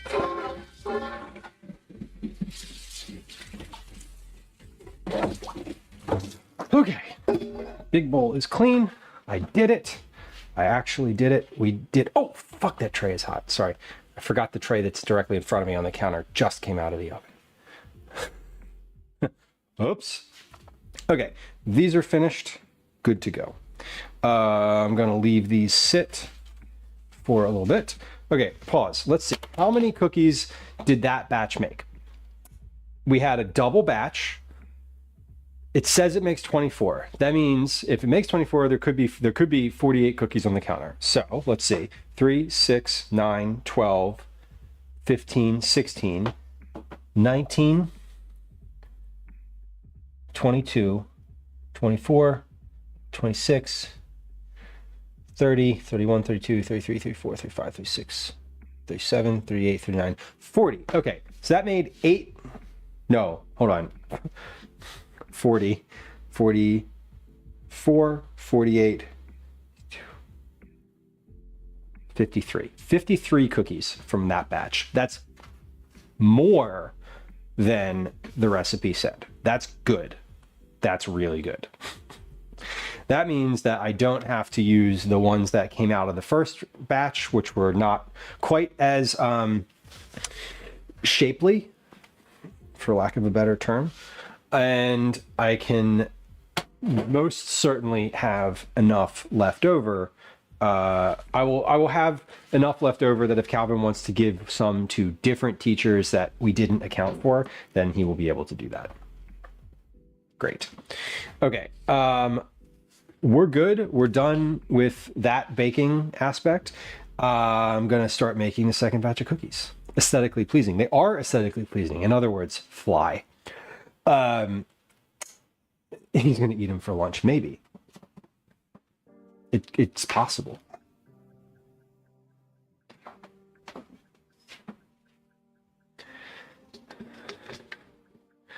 Aesthetically pleasing. In other words, fly. I think that's a soul coughing lyric. It might be a Mike Doty solo act lyric, but that is a lyric from somewhere. I don't remember where. Batch number 2.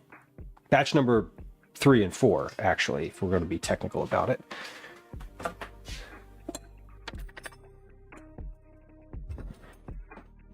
So this batch is going to be done in the big bowl. It's a lyric that exists in the world somewhere.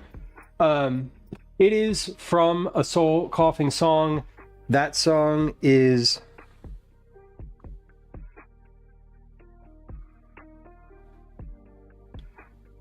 You are listening to Los Angeles. And it's off of the Ruby Vroom album.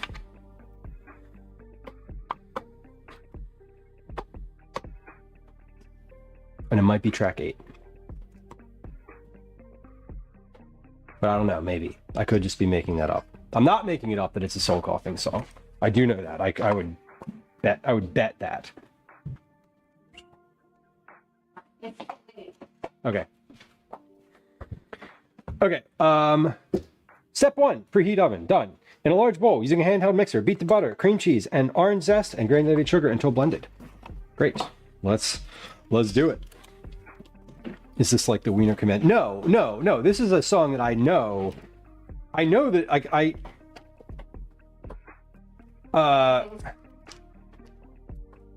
what's that? Oh, you're going to pick him up? Okay, cool. Here, take from that first pile that's right there, the 3. Yeah. Those are the ones that are a little misshapen, but they're still tasty.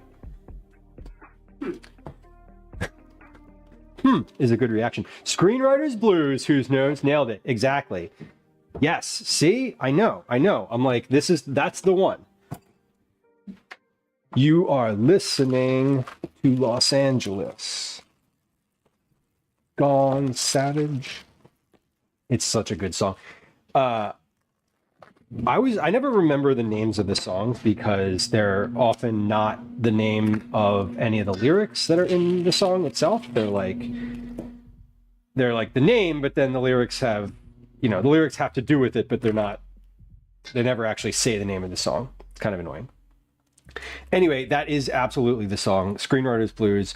And there's a line in there. He says like something about teenagers who are aesthetically pleasing. In other words, fly. I ate good food. Now I kind of feel drunk. Isn't that great? That's a great feeling. And you may have an indigestion hangover, but you will not have a regular old hangover, and that is the best. Fall Out Boy and Panic at the Disco. Yeah. That whole sort of like trend. Taking Back Sunday was very similar. Brand New was very similar. Bob, welcome in.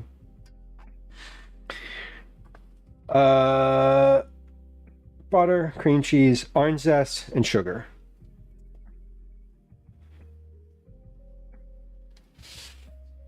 Beautiful. Now when I throw things in the sink, you can like hear them hit. Alrighty, let's see if we can do it with a hand mixer. I'm not used to using these. I generally use the big stand mixer for like every little thing. So this will be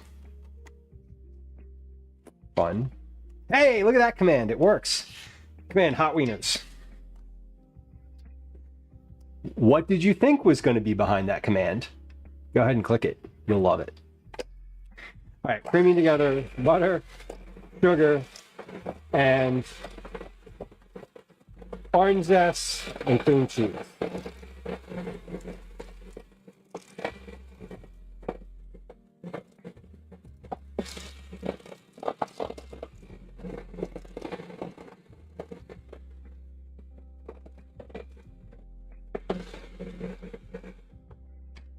Okay, already I'm going to tell you that this is thicker than the one before, because the one before was like liquidy at this point.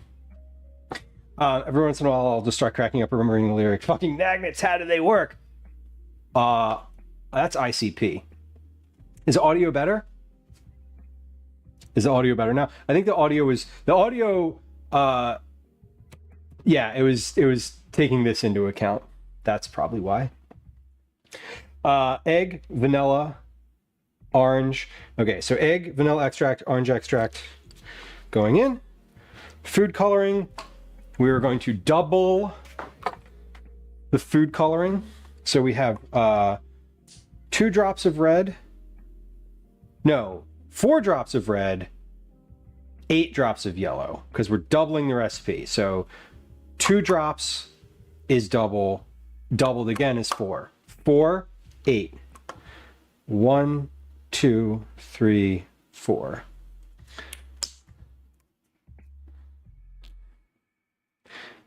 You're listening to KQBB in Los Angeles. You're the first caller.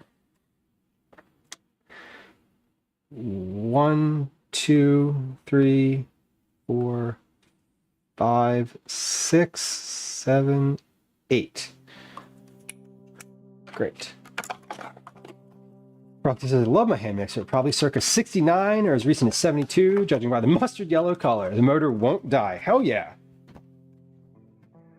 I mean, that's great. I grew up in a household with a hand mixer. That's what we used when I, like, that's what was used in my house growing up, was like one of these.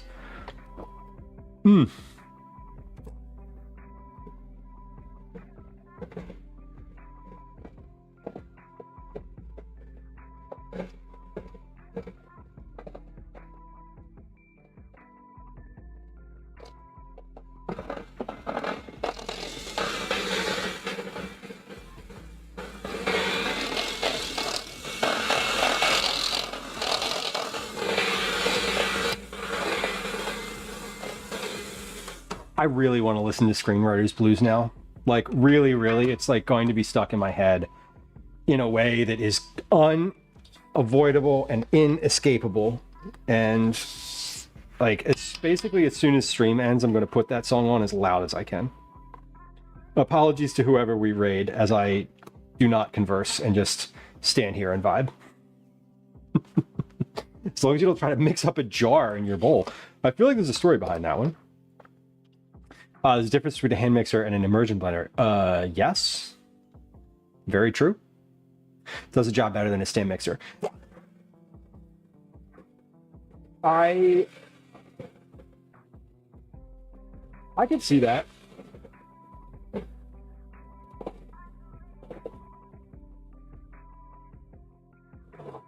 There we go. Add in the flour, baking powder, and a half cup of confectioner sugar with the mixer on low. Gradually beat into a creamed mixture. You got it. You got it, dude. I'm gonna add this a little bit at a time. If it spills out the side, that's okay. Most of it's gonna go in the sifter.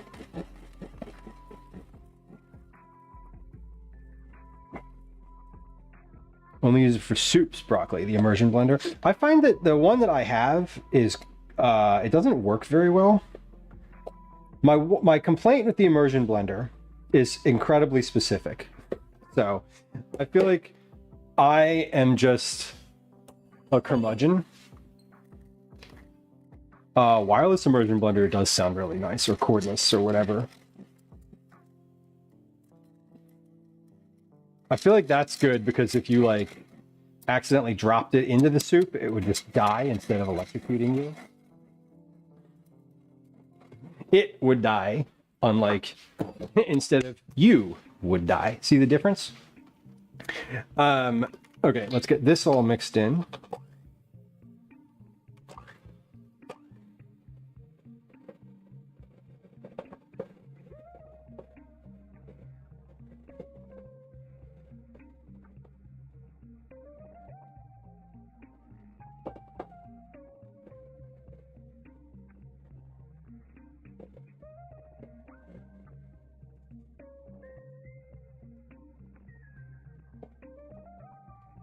I like the precision of a hand mixer. I'll say that. You're not like over mixing the thing.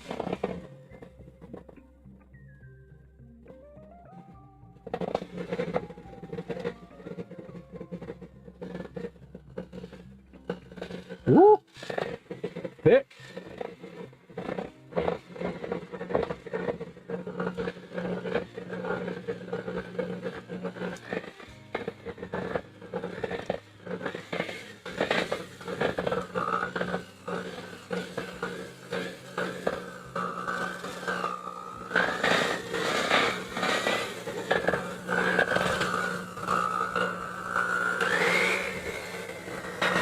Turn that up and get more behind it. It's like slowing down. There we go. Okay. It's nice until you forget to charge it. As long as you can use it with the, as long as you can use it with a cord. As long as you don't have to like wait for it to charge. Yeah, uncommon. It goes into the corners. Exactly. It's a little bit more. That's what I meant when I said a little more precise. Make an immersion blender tip for a Dremel tool. I mean, I'm like, now I'm thinking about the things that you mix paint with in a bucket with a drill. I'm like, that could work.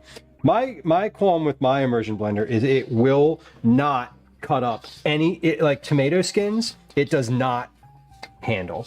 It doesn't break them down. They get stuck in the thing. I don't know what, maybe it's not powerful enough. Maybe the blade is not sharp enough. I don't really know the reason, but it sucks. Because the thing that I use it for is tomato sauce. Like I would love to use it for tomato sauce, but it's so bad for that it makes it just frustrating for that reason. I'm just like, you're just not good. But I feel like with a cordless drill, you could really get some action going on that. Cordless drill, maybe like a paint stick with a couple razor blades on the end of that, just stick it in the bucket, it'd be amazing. I'm just kidding. Don't try that. That sounds really dangerous. I'm gonna put this, speaking of mixers, I'm gonna put that one away now. And this is our third and fourth batches of dough. With 3D print immersion blender head that fits into the drill's collar. Again, just rapid prototyping. Sounds fun.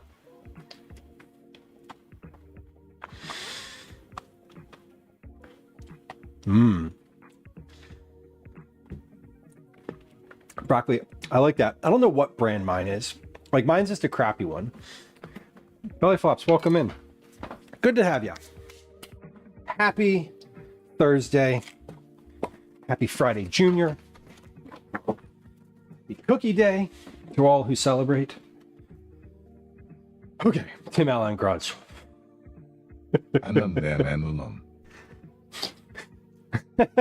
Jamie, what was that? That was good. That was a good one. It does look like frosting. I mean, I feel like you could, aside from the raw egg in here, everything you maybe could make this frosting. Some people are like, don't eat raw flour. I think you're not supposed to eat raw flour. I feel like that's still true. But I don't know. Okay, I'm shaking this pie pan off over the sink so that it's we're gonna add some more confectioner sugar to this.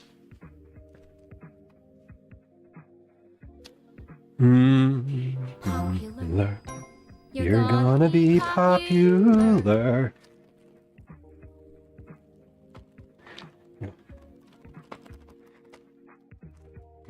You'll hang with the right cohorts. You'll be good at sports.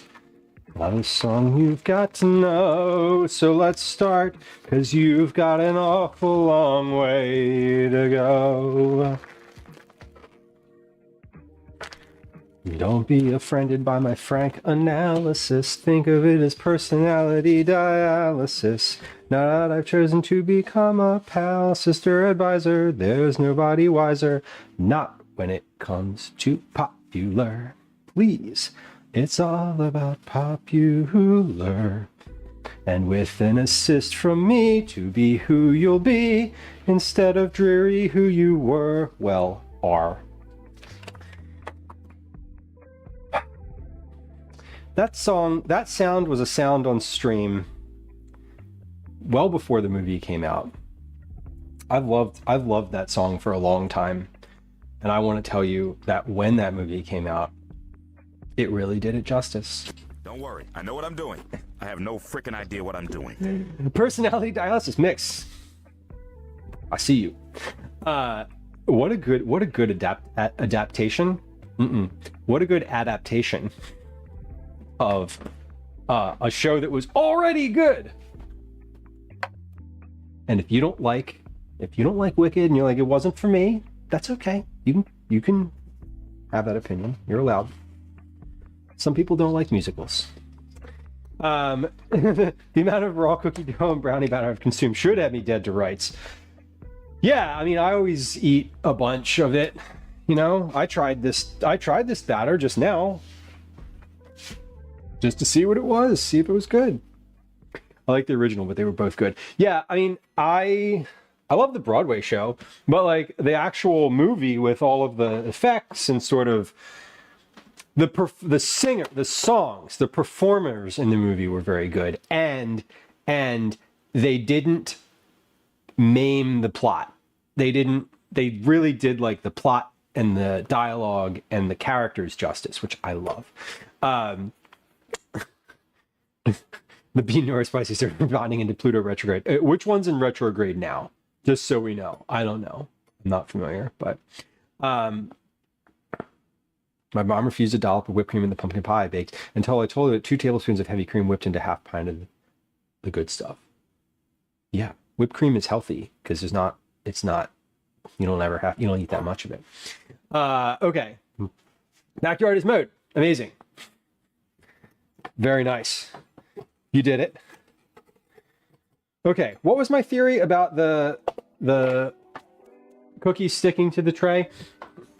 I don't think it was accurate because these are less stuck. These are less stuck. So we're going to do the same thing with this batch that we did for the last one, but I do think that overall they're just stickier cookies.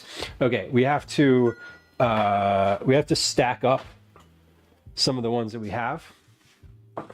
Hey, who's knows? Congrats. Was this one of the interviews that you did recently? I remember you were in chat. This was like maybe 2 or 3 weeks ago talking about like lining up some interviews. Is this sort of the end result of that? Congrats. Regardless of the answer to that question, congratulations. I hope it's what you wanted / what you need and deserve, and that it's an acceptable. I hope the offer is acceptable and that you didn't get undercut, that they're valuing you for your actual capacity and skill. And if not, that sucks. And if not, hopefully there's other intangibles there that are worth it. All right. I'm making space on my trays here. I've got a bunch of these cookies that I'm just kind of stacking now. Let me look at these. So these are the ones I stacked already. I'm just looking to see they're holding up. Like the bottoms of them are still flat. So the ones I stacked a little earlier haven't like collapsed around the side, which is good. So I don't want to stack them right off the tray. I think that would be bad. I'm going to give them like at least a few minutes, at least 10 minutes on the drying rack to finish. But yeah, these are still just sticking to the tray, and it's fine because I'm able to scrape them off, but it's notable. It's notable. I wonder what could be done differently, if anything, in process to get these not to stick. Again, not a big problem, just not a problem at all. Just a notable occurrence. And they're a little bit trickier to get off because you kind of have to be a little precise and a bit pushy. I have to push down pretty hard to get them off of the tray. Okay, clean cleaning this tray off here at the sink real quick. Scraping the stuff that is sticky and stuck here. And then we're gonna start loading up the next trays with cookies. We're halfway through the baking, which means that we are time-wise more than halfway through the stream, because the first part of stream before we even got to the baking was admin, putting all of the bags together, popping the popcorn.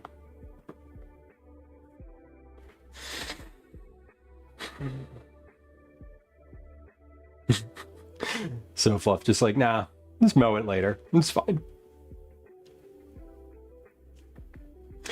Yeah, who knows? A lot of this, it's really upsetting. There's so much right now. There's so much right now that's upsetting.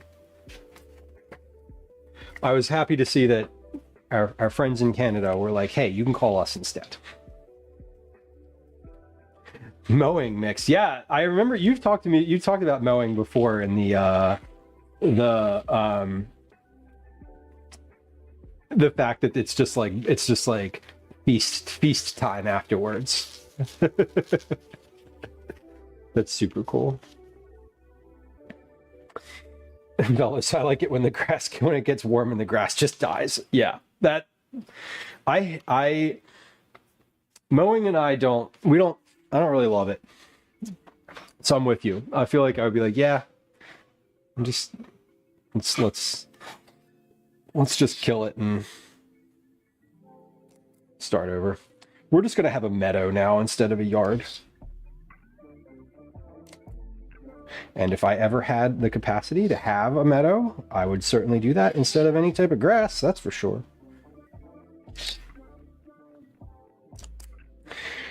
Okay. See, now this bowl should go a lot quicker because I actually have a technique now. Like a scoop, scrape, drop, scoop, scrape, drop, scoop, scrape, drop, and then we'll roll a bunch, and then we'll do the next.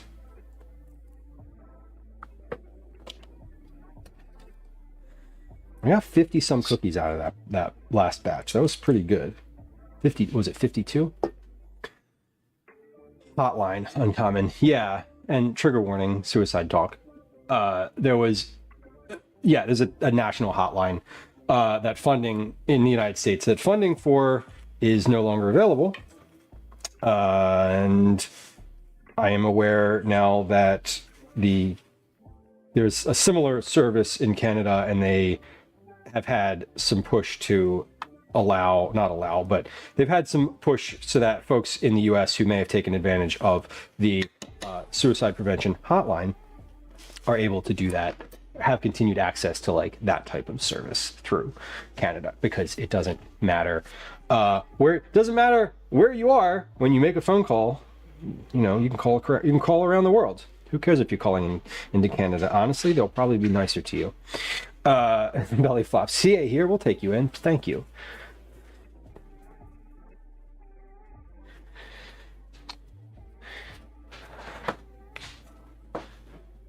and we, some of us will happily be taken in.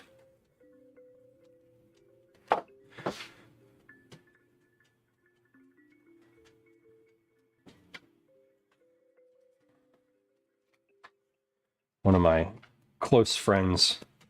Oh, wait, I don't even need, hold on. I don't need the spatula to flatten these. That's silly. I can do that on my hand, like literally on my hand before I put them down. That is even easier. Saving a tool.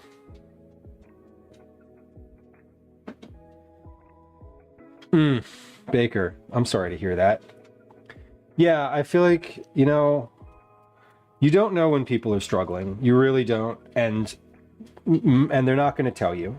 Like, that's the thing, is that folks who are struggling aren't always going to say it. Because of stigma, because of fear, because of uncertainty, because of not trusting somebody to listen to you instead of just reacting. So you know, those types of services where it's a, you know, someone you can call who's going to listen. It's like, it's incredible. You have no idea. I'm sure, you know, folks who've never needed it have no idea what that means to somebody. And you would never be able to quantify it because they haven't needed it. If you haven't needed it and it hasn't crossed your mind, you know, it hasn't to call something like that, then you're sort of, you don't know. You just don't know. Baker, I'm sorry about that. Well, remember having to wait until 9 p.m. to make a phone call? 7 p.m. Oh no, it was 9. Well, I think it was 9. I think you could pay more to have your your minutes not count after 7 p.m. if I recall correctly.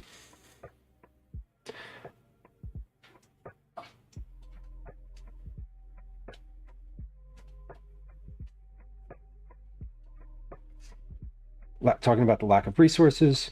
I have a lot of Americans use our hotlines because it doesn't matter where you're calling from. Totally. And that's like, man, compassion is really at a premium these days. And I think if you have it, hold on to it. And if you have people in your life who are compassionate, you know, hold on to them too. Because we don't have a lot of, because it's at a premium these days. And this war on empathy that people have is horrific. Okay. Amber. Oh man. The Yip Yips. I don't know who that is. Are they Sesame Street character? What are I would need a little context because I honestly don't know who those, I don't know who I'm unfamiliar with those characters. Helix, welcome. I'd have a hard time complaining about them because I don't actually know who they are. With a little context, I may be happy to do that. I could certainly try.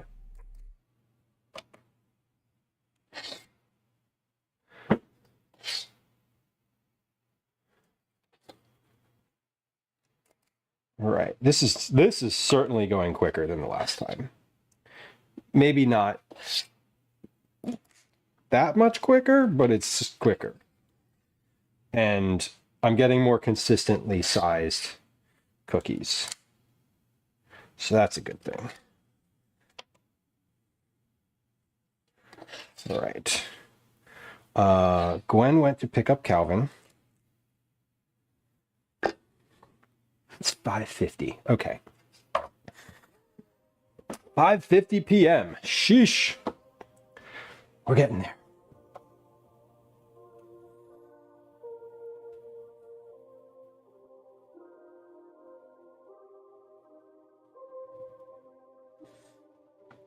Who's knows? I'm glad you're still around. I'm glad you're here, even for this little small intersection of our day. A museum has a payphone and it's not a display. I've seen payphones, but every once in a while I'll see a payphone on the wall and I'll like take a picture of it because it's such a novel thing. Now you're like, oh, this is weird.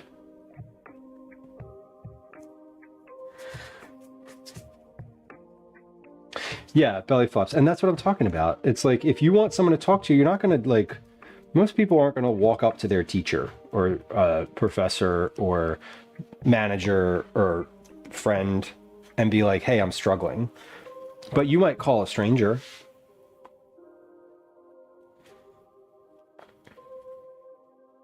I don't know the yips. I'm sorry. Lissy, welcome in. Welcome in. Helix, these are orange creamsicle. They taste like popsicle. They have a similar they have a similar flavor to like an orange creamsicle popsicle, if you're familiar. Like they really do have a similar flavor. Guava Chico, welcome in. What did you use for the citrus flavors? The citrus flavors came from two different things. One is orange zest, which got mixed in, as well as orange extract. So there's orange extract and zest in here. There's no, if you don't have orange extract, you could use orange juice in here. I would probably, instead of using orange juice, I would use the concentrate. I would use like concentrated orange juice. Like, you know, I don't know if you're familiar with like the frozen concentrated orange juice that you can get in the like the grocery store, but I would thaw some of that and use that instead because the extract is much more condensed.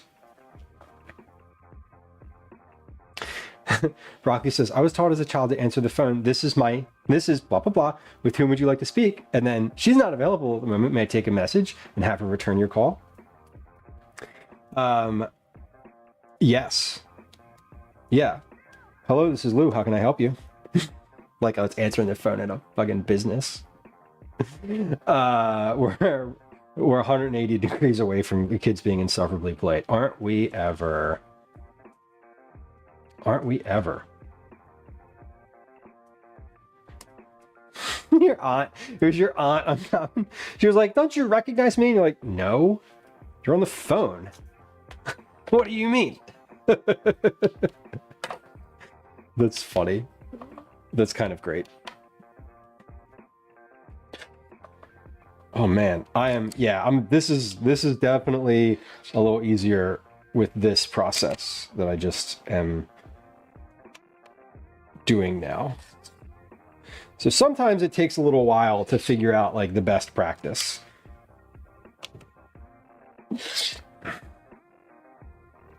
God. Yeah, see, now that I've told you all about Calvin being a little curse machine, sometimes he's gonna want to come on stream and say all sorts of awful things. So we can't tell him that y'all can't tell him that you know. Because then he'll just unleash himself and we'll get a TOS violation.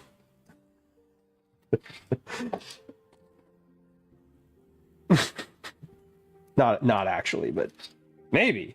I don't know. It depends what he says. I don't have any control. He's a child.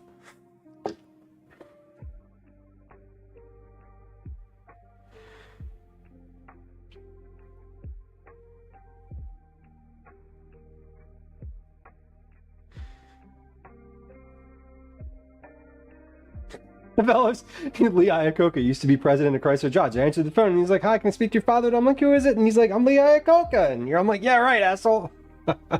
Now you got to worry about an AI Lee Iacocca calling your house and asking you for like money or something. So that's what's going to happen to all the like boomers right now. It's going to be someone who is famous, you know, in the 60s and 70s, like some AI voice calling. Like, hey, this is Billy Crystal. Would you like to donate to whatever? Not that Billy Crystal, I don't know. Why that? What? Who the hell? Where the hell did that come from? I haven't thought of Billy Crystal in 15 years. That's probably why I thought of it. As a kid, I used to answer the phone like, hello, this is the blah, blah, blah residence. Like I was their butler. Uh-huh. Yeah, I would literally answer the phone. Hi, this is Lou. How can I help you? Like they're ordering food. Look what I can do. Exactly, Baker. Exactly. Hi, Mom. What do you want us to bring when we visit? That's thoughtful. That's a good way to answer the phone. At least you're answering it. Who the hell is Billy Crystal? Exactly. Exactly why I think that name came to mind when I said like someone that all of the boomers know will be like an AI version, and that's how we're gonna get all their money. That's really how it happens. That's the end of that story right there. Why the hell did I think of Billy Crystal? I can't name a single Billy Crystal movie off the top of my head, so I am just not good at it. Blazing Saddles. Is that a Billy Crystal movie? Please tell me that's a Billy Crystal movie. I feel like maybe it is. I don't know. This is Ed McMahon. You've won the Publishers Clearinghouse sweepstakes. Yes. We can only give it to you if you go down to your local CVS and get an Apple gift card. and weird is the number. He was an actor or comedian. I wonder if he's still alive. I don't know. I don't know either. I think so. Hello, this is me. How can I help you? I think that just aged you. It did. You know, it dated me, and saying it aged me. Billy Crystal I say was, when I was a kid, he was like popular. Like he was like a well-known actor, right? Let's try a different one. Kevin Costner. You know Kevin Costner? You even used the Stewart voice. I wasn't. That was just totally random, but I will take all of the credit that you want to give me for all things both intentional and not. City Slickers. Okay, good. I didn't see it, but I feel like that was in my head.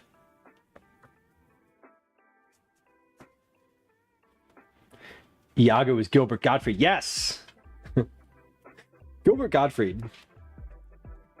If the AI Gilbert Gottfried called me and asked me to jump off a bridge, I would do it. I'm just kidding. I wouldn't, but I would laugh a lot.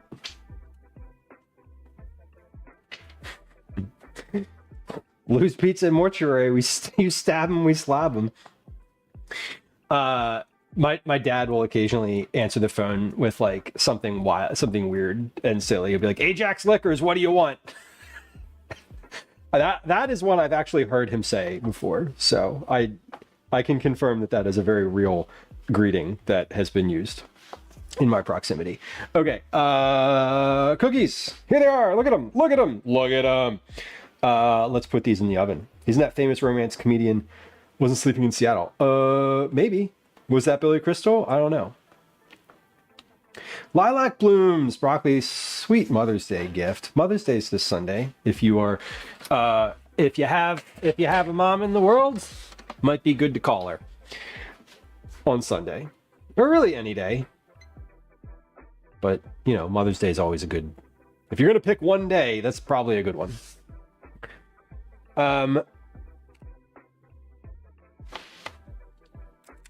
Let's continue. Let me see.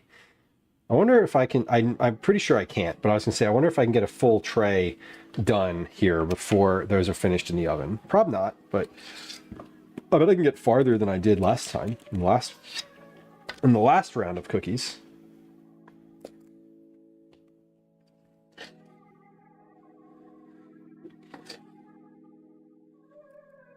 Why the fuck did I bring up Billy Crystal? Who? My brain was like, boomer actor.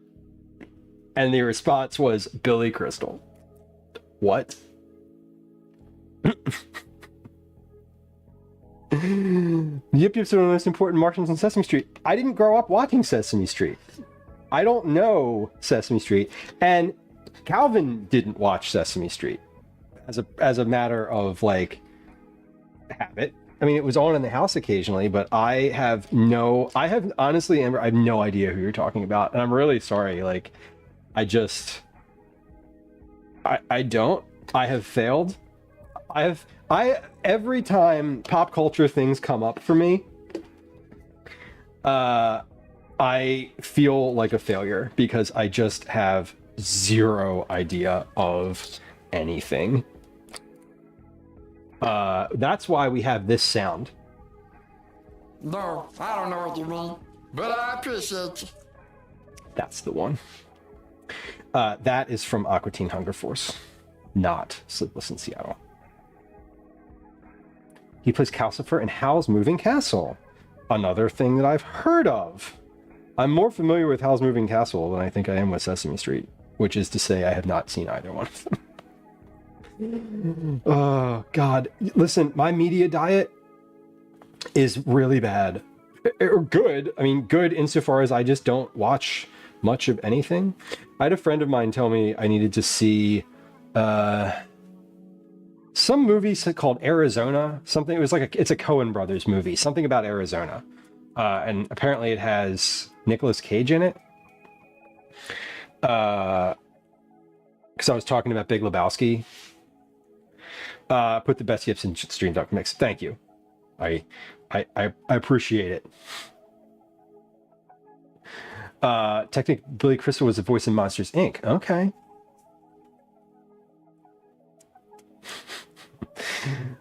Cyborg, welcome in.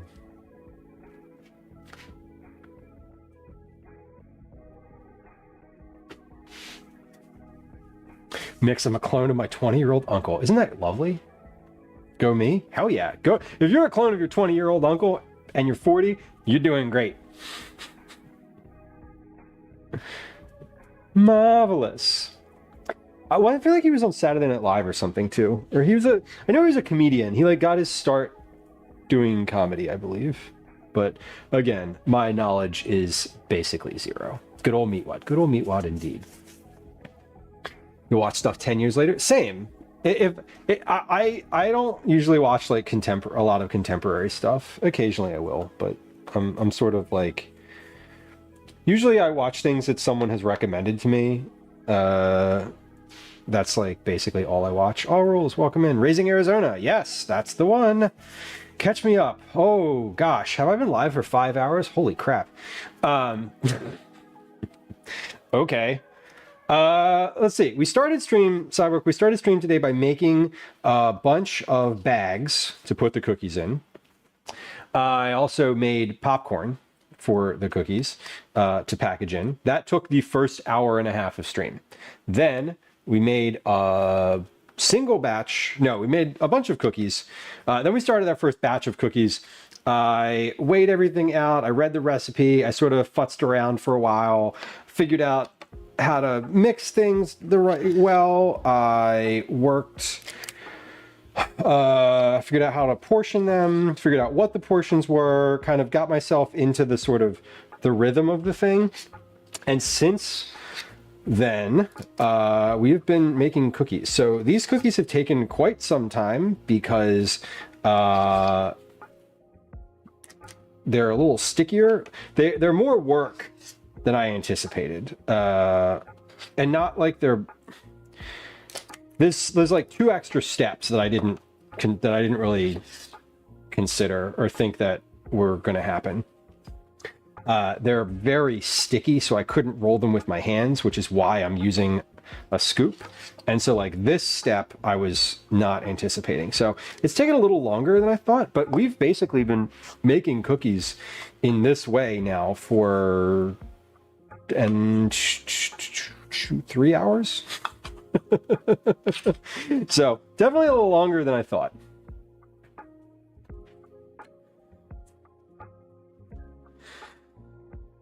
It wasn't Saturday Night Live. Yeah, if you sent me something about the yips, I'll watch it because I'm curious, you know. Still haven't finished watching Deadwood. I haven't started it. What have I been watching? I started watching Alone Australia last night because that's the type of thing that I enjoy. Knowledge that a lot of these things exist, but no real knowledge of it. Who knows? Exactly. I've heard of Deadwood. I believe it's on HBO, whatever we're calling it these days. Max. Who knows? The meaning to watch The Wire. I have seen The Wire. It was very good.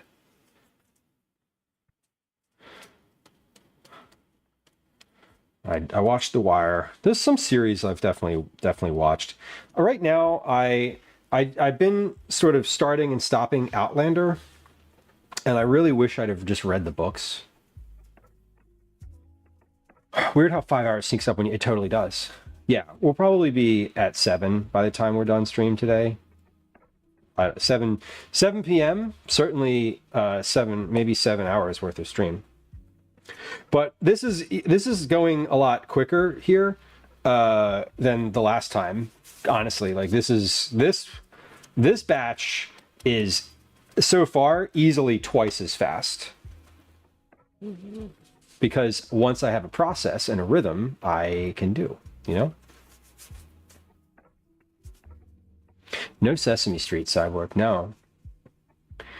I did not, I didn't watch anything growing up. After a certain age, we didn't have any television in my house. We had some movies. There was a Nova special in my house on VHS tape about the Bermuda Triangle.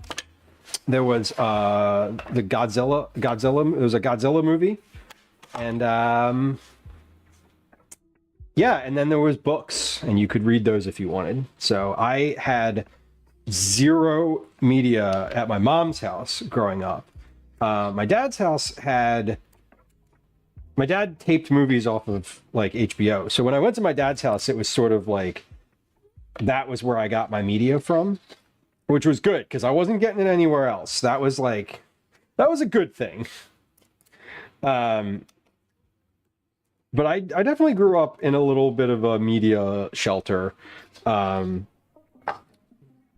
general, which just kind of is what it is. But you know, like I didn't go back and watch shows that were popular when I was a kid. You know, like I didn't. Like I'm an adult now, and we're not gonna spend a ton of time watching children's shows. This is not what I want to do with my time. So, you know. Braunlaw is a consultant on the Canadian territories alone and hosts of Merchants in the Wild. That's cool. Is the Canadian Alone the one that they do on Vancouver Island? Because that one is intense. That one is like that one I feel like is the most intense because there's bears. Australia's wild and crazy and like, yeah, there's poisonous everything and Tasmanian devils, but like bears. I'm sorry, bears. You're not going to get scarier being out in the world than a bear. You're just not. I have to watch Supernatural before I take it off Netflix. I keep hearing that show. What's the other one? There's one that Schitt's Creek I've been told to watch a bunch. There's certainly other ones. The books were better. Mix. Of course the books were better.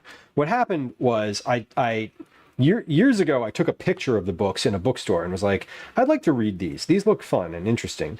And then I saw that there was like a series and I was like, I'm still going to read the books first, maybe. And then like 3 years later, I saw the series on whatever app it was on as I was browsing around and like open to suggestion in that moment. And I was like, okay, I guess we'll give this one a shot. And it's fine. Honestly, the Outlander series probably should have ended after season 3. They should have just been like, yep, that's the end of it. Story's over. And if they'd have ended it after season 3, I think everyone would have been fine with that. Like, they didn't wrap up some stuff, but like they didn't need to, so whatever. I don't hinge my emotional investment on television in any capacity, so whatever. I was trying to watch it. I think like I started watching it. I'm on like I think I just finished season 5. And I'm sort of watching it for the routine at this point, not necessarily the amazing storyline. All right, so we finished a tray here, and I'm going to get that tray in the oven because it's not completely full, but it doesn't need to be. It'll bake just the same. All right, I'm going to powdered sugar these Johns. These look great. These have like cracked in the middle. The other one's cracked too, but for some reason these look moundier. Is that a word? It is now. Did I start my timer for those cookies? No, I did not. Yes, I did now. Okay. Okay, Lou. You can't touch this. Da-na-na-na. Just kidding. Let's use a different cookie sheet. Actually, let's take a quick break. We were at the top of the hour. We blew right by the top of the hour, and now we are up against Twitch telling me I need to run an ad, or else it's gonna run one for me. And we've had that happen already today, so I want to get ahead of this one before it sneaks up on me, and I'm just talking, and I look up, and then there's an ad running, because that happens too. The Anne of Green Gables and Little House on the Prairie books are better than the film versions made from them. Broccoli, agree. Full agree. Usually the book is better than the movie. We were talking about Wicked earlier, and I was like pleasantly surprised that the movie was as good as the musical. At least to me it was. I think to Gwen too. And Gwen's got a much more discerning palate for musicals than I do. So, okay. Schitt's Creek is so good, Who's Nose says. You and Twinderella are eventually just going to gang up on me and make me watch it. We could do like a watch party in Discord or something. Most black bears will leave you alone unless you have a cub or two in tow. Brown bears and polar for another matter. Yeah, I don't want to do with anything. No bears. No bears, please. I'm good. Yeah, Who's Nose? Australians are like, y'all are soft. Everything in our country will kill you. Good luck. Oh my god. Okay. Black bear is the center of my family crest, Broccoli says. For what it's worth, most foxes will leave you alone and just watch you too. Foxes are terrifying. You ever heard a fox yell? They sound like a child screaming. It is objectively alarming. I don't want to be eaten by an Australian spider. They're big enough, Jamie. Australian spiders will mess your day up. Okay, we're going to start a game of words on stream. Here we go. We're going to run an advertisement on Twitch. It's 3 minutes long. If you don't want to watch an ad, you can go over on YouTube. There's a link to that in chat. Here it comes. I'm going to wipe off the counter and clean up. Hi, welcome to another edition of Commercials I Hate. Okay. I'm not using the stand mixer anymore. We can get rid of that. Yeah, just kind of like, I need to continue cleaning up here. We are absolutely just going to have leftover pizza for dinner. Zero question about that at this point, because it is after 1800 hours. I thought I would be finished not only baking, but I thought that I would be finished packing the cookies by 6 p.m. Damn was I wrong, obviously. So it's totally fine. I'm not feeling rushed for time. I'm very open-ended on my time today, so I don't have a like, panic is not setting in. But I am not interested in doing any other type of cooking today. Other than, as I said, putting things in the oven, which I've already been doing today. Okay, there is powdered sugar everywhere. Hey, good job. Hey, you're part of it. Yo, you're part of it. Yeah, you're part of it.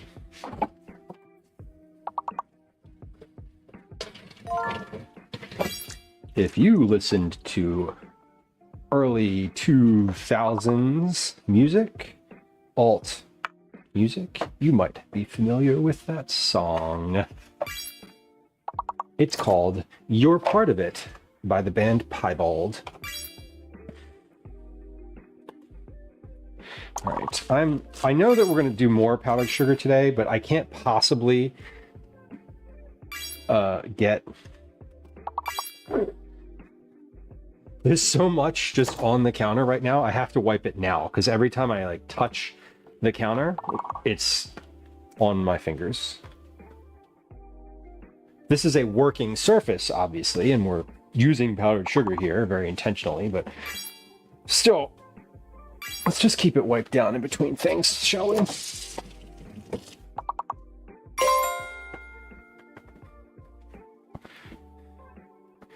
All right, now, I also need to consolidate cookies a little farther because we have more coming off of the tray here in a few moments.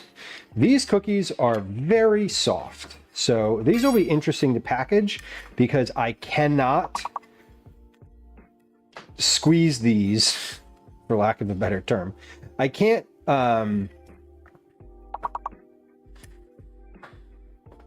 seal these very tightly. These are going to have to be a little bit looser. These are sort of cakey cookies. They're very good, though. Hey, if you were on YouTube, you were experiencing an ad break, and now you're not. Welcome back. Appreciate you. Thanks for your patience.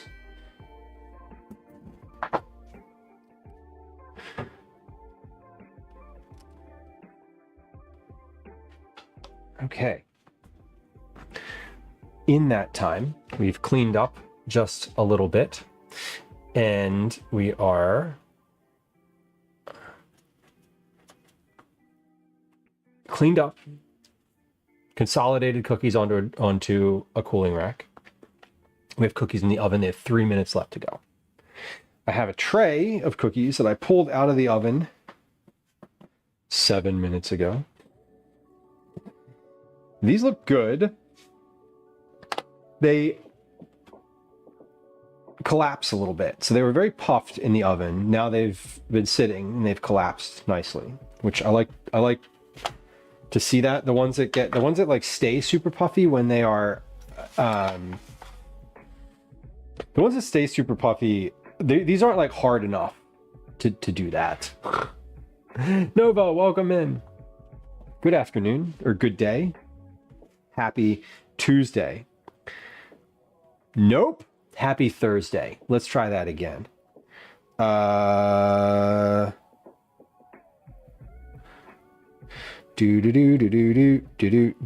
Great. Surf always types faster than I think.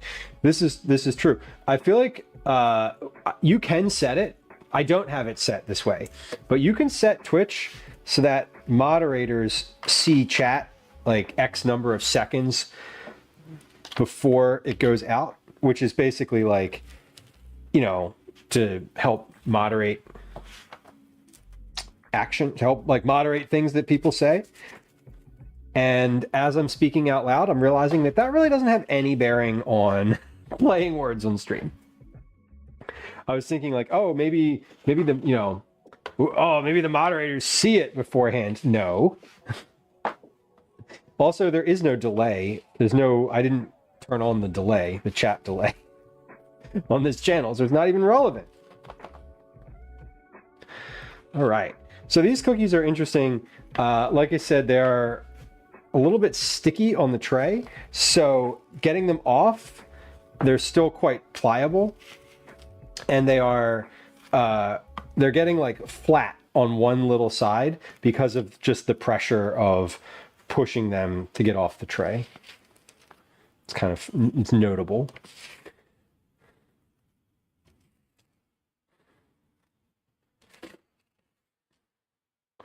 All right, I think we have 2 more trays of cookies to go, I believe. Maybe a third. Unclear. But they're turning out really well, and they are very tasty. So I'm pretty happy with these. They're not as solid and firm as other cookies have been, but I think that's going to be fine. I'll be able to package them still, and they are very good. I hope. My suggestion for eating my suggestion basically is like if you're receiving cookies, I would probably toss these in on a sheet pan and put them back in the oven for a little bit to like heat them up and kind of crisp them up again, because I'm guessing that they're going to be very soft when they arrive, because they are cakey type cookies, and if they're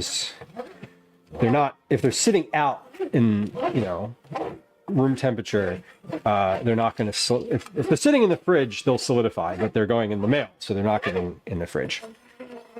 So I would certainly put them in the oven for like a few minutes at 350 degrees Fahrenheit. A Snickers stuffed peanut butter cookie. Who knows? That sounds good.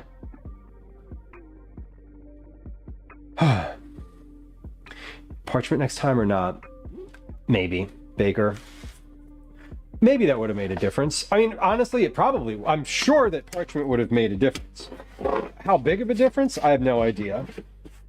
The thing with the pastry mats, though, is that if it sticks and you can scrape them off, that's good. With parchment, I couldn't do the same sort of like pressure because it would rip. So I don't know. Should we try one with parchment? I'm very willing to try one with parchment. Like, it's not, you know, for science. You want to do one with parchment for science? You could totally do that. Is parchment that much better? I don't think so. I prefer Silpat because it's reusable. Right, Nova, same. And I have always used it, so I didn't think to use parchment. I would die if I ate a Snickers stuffed peanut butter cookie. This is true. I absolutely would. Yeah, let's try one. Let's try one with parchment, because the worst thing that happens is I destroy an entire tray of cookies. Again, that's fine. I'm making a lot and I'm making extra, and like, sorry if several of your teachers that you were hoping to give cookies to don't get cookies. Like, my bad. My bad. Dad wanted to try science instead of consistency.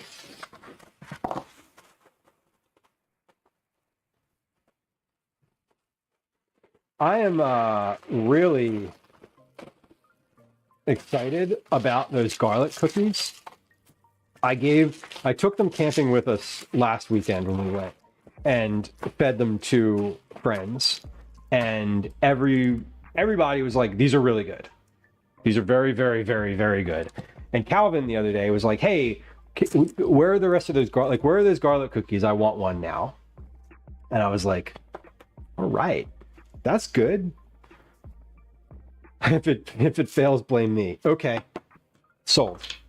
I think it'll be fine. I mean, like, parchment is a very normal thing to bake with, right? Do I have cookies in the oven right now? Fuck, I do, and I didn't hit my timer. Okay, it's fine.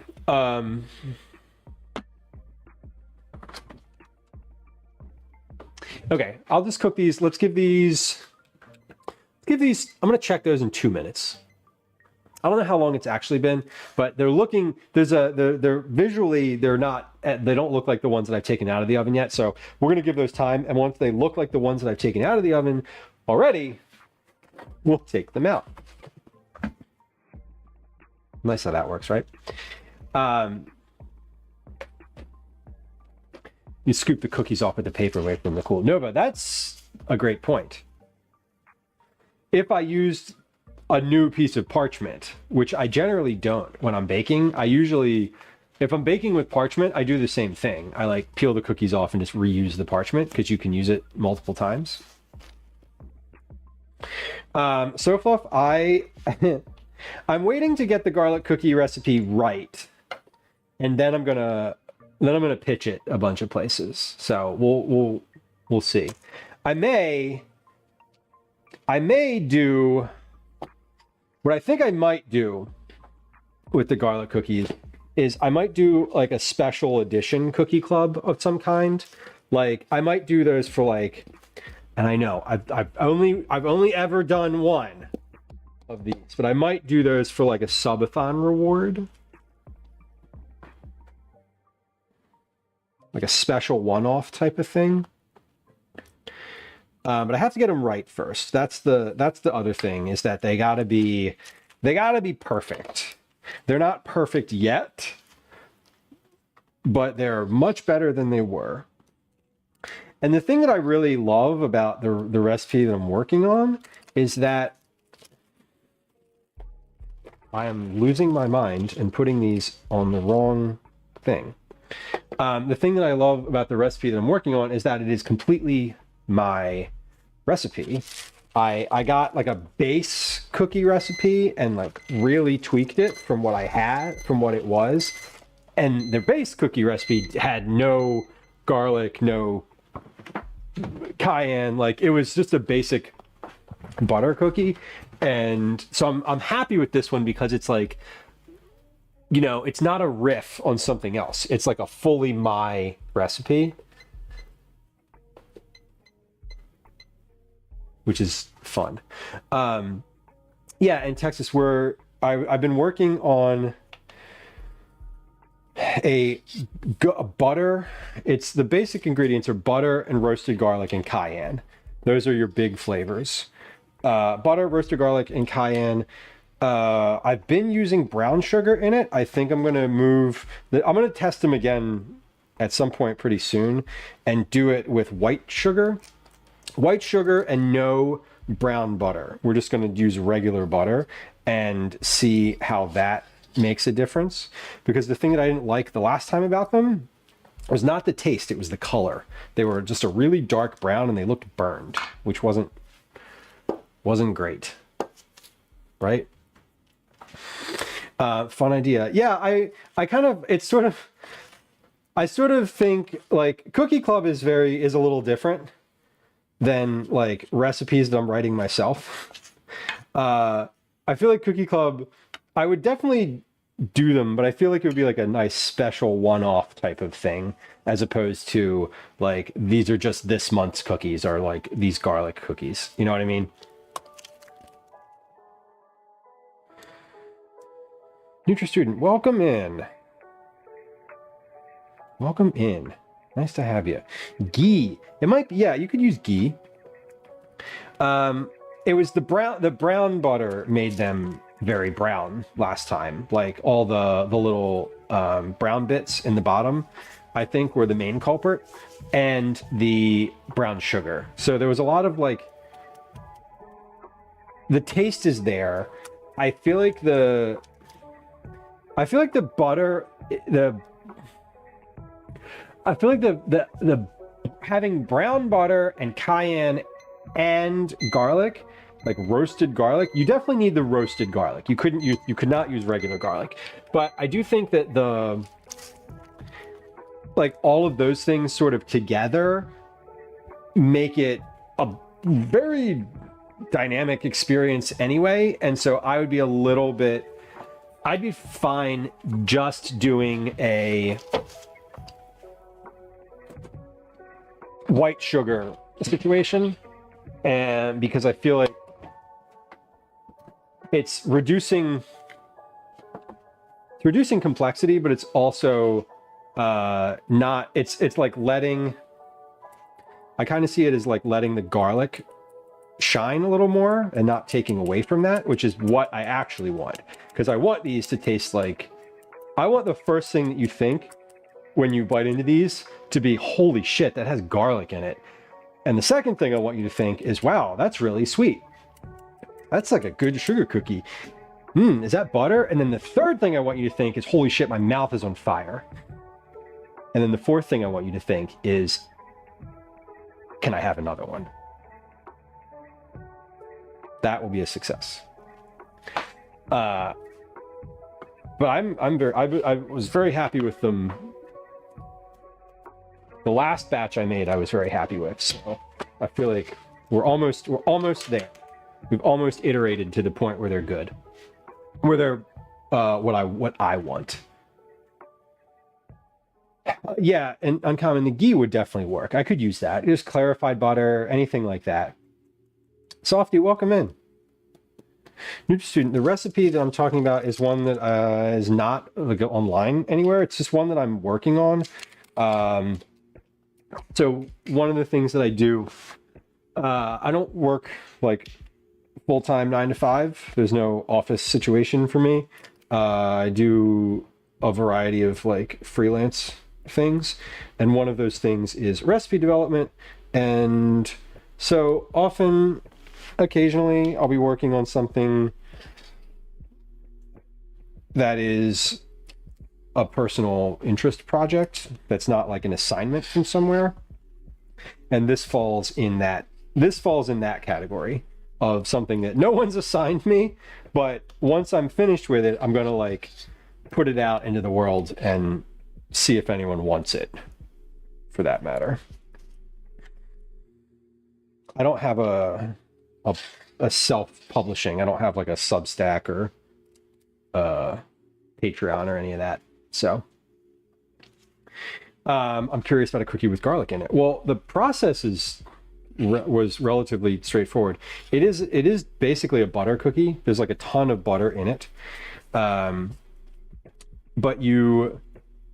The process so far that I've been using is browning the butter and then solidifying it, whipping that together with sugar and brown sugar and roasted garlic, and adding flour,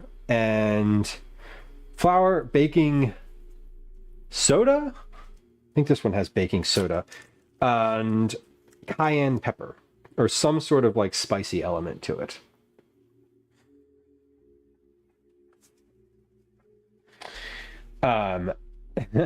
Nice. That's weird. The bot didn't post one of them. The bot was like, no, we're not going to do that. We're not going to post Blue Sky. What's that? It's just Twitter, only not filled with the worst humans you've ever encountered in your whole life. Okay. All right, let's get this. There it goes. We got it. Twitter with nice people. Yeah. It is Twitter for people who know how to read. Like a textbook, for example, or an article. Anyway, not a hill I want to die on in this exact moment, but yeah. But it's the garlic cookies are a thing that I've just been working on for a little while. And I started working on them last May, but I didn't get back to it until recently. I was looking through my notebook recently and I was like, oh wait, these are really good. I should finish this.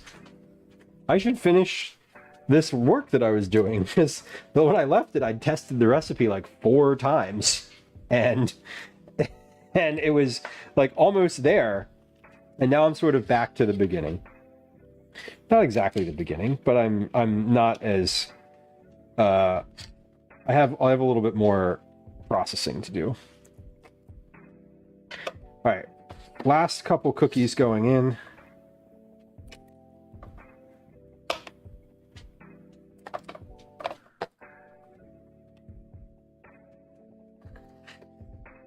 Going on, I should say.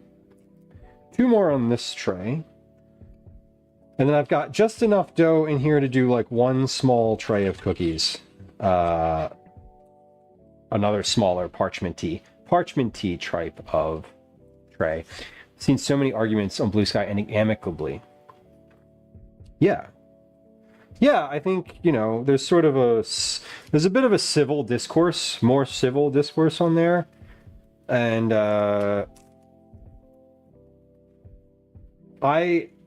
it functions very much like Twitter did in it feels like Twitter felt in like 2012, 2013, which like maybe some of you were like, I wasn't allowed on the internet at that time. That's okay. I was, and it feels very similar. Okay, these are going to go in the oven. These look like they're ready to go. And we're on parchment, so let's see what the difference is. The next tray I'm also going to do on parchment, because I have only a few little cookies left here, and I have my silicone mat. So basically those cookies are going to stay on that tray because I don't have a lot of room left on the cooling racks. So they're just going to stay there until something is required of them, and we'll just use the parchment for the rest of it. We don't die on the stream, we kill people when it's valid. Hopefully not each other. You're in the discard, ready for recipes release. It is, I will definitely, once I'm finished with it, I'll definitely put it in Discord. I have been, I don't have a formal like place that I put all my recipes, but I will definitely post it in there. If it gets published somewhere, I'm still just going to post my recipe for y'all, because if it gets published, mostly Mostly that means I'm not allowed to publish it anywhere else. That's what that means. That means that someone else owns it.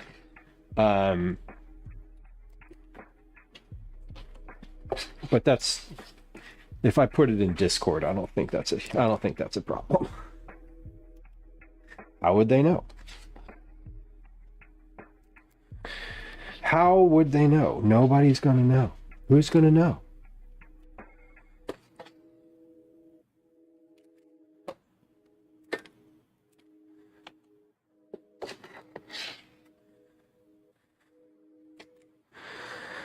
Almost there. Okay, and now I need to scrape the bowl. Discord is a huge protection for blind spots. Yeah, well, it's that's the nice thing, Nova. I kind of feel like there's some good there, right? Like I get it that you know, copyrighted material and piracy is still like a huge issue. But often, like, Discord is generally like a private space. Even if you have a huge Discord, it's still a private space online. Like, it's, you know, it's sort of like not on the public internet. Like, it's sort of the next level down. And so, yeah, I think, you know, obviously, if they were going to try to manage copywritten material better on Discord, like that would have to come from Discord. The publishers would not be able to do that because they'd have to figure out how to join and monitor private Discords. Like, and good luck. Like, but I definitely could see that being a thing where, like, you know, the music industry came in and was like, hey, listen, we're going to sue you as a company unless you take care of this. And I could absolutely see that happening. And then I could see Discord taking some level of action. I don't know what, but, you know, it's like how you're not allowed to read books on Twitch. Like, books that are not in the public space domain. Like, there's a reading category, and a lot of the people who are reading in the reading category are reading from books in the public domain, meaning they're free. There's no like copyright usage on them, but a lot of folks aren't. And, like, you know, it's a shock that, you know, those things are still up. So yeah, Spotify, everybody wants their cut. Everybody needs their cut. Shit, I didn't put a timer on those cookies in the oven either. It's okay. It's okay. We're coming into the end. We're really like, we're getting there. We're flying. We're flying along, unconcerned, unbothered by things like timing.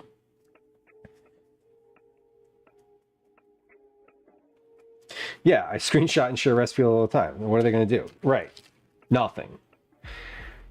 I think it's just, I mean, it's a big, you know, recipes are weird because it's, you know, sort of proprietary. Like, think back to these, like, recipes that were super popular during COVID, right? That the New York Times was putting out. And it's like, you know, if you don't have the New York Times paywall, how are you going to get it? Obviously, like, you're going to get it on the internet. People will share it with you. To wit, if you ever want a New York Times recipe and you saw it online but are like, I can't get that, I don't know how to get that, you ping me in the recipes channel and I'll upload a little PDF for you. No questions asked. I've done it before. It's my contribution towards the cause. Okay. I'm done shaping the cookies. We're done. We finished. The cookies are shaped. They're shaped. They're shapely. In fact. God, everything's sticky. Like my hands and skin. My arms feel sticky. Okay. Last tray of cookies. I'm gonna pop those the weight over on the stove. This is finished. Big old bowl. Big old cookie bowl. Done with the scale.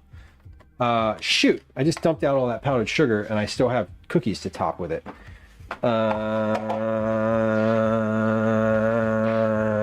We'll fix that in a moment. Here we go.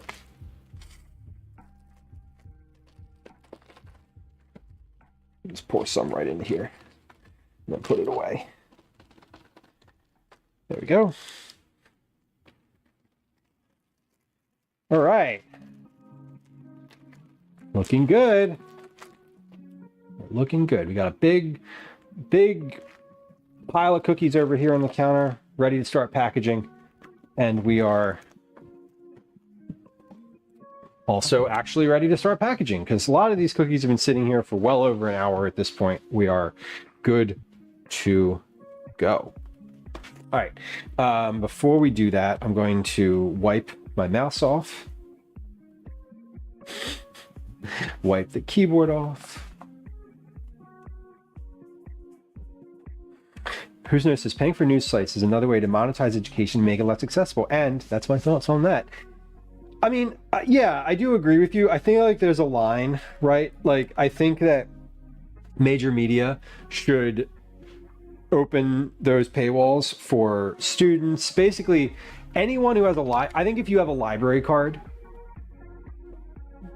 and you do, to be fair, if you have a library card, you can get all of that for free. Like it all comes with your library card. Fun fact, most libraries will give you subscriptions to all the major newspapers in the US and abroad as part of your free public library membership through the Libby app or elsewhere. But I think kind of to your point, it would be nice if as a student or, you know, anybody who's like,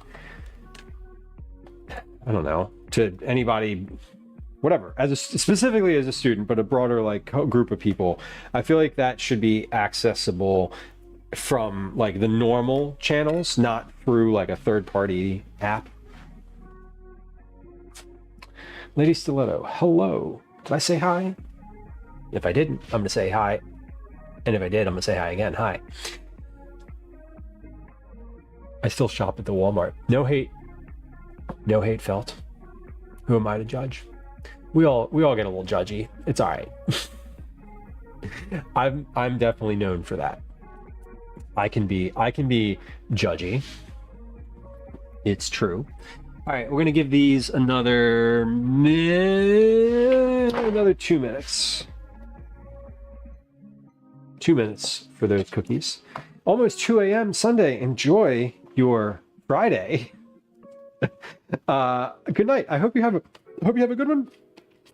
I know it's your first time here, and just so you know, I'm usually live on Tuesdays and Thursdays. It is a relatively stable schedule for the next like little bit. So if now is a good time, earlier is a good time for you, I'm on Tuesday and Thursday, generally live.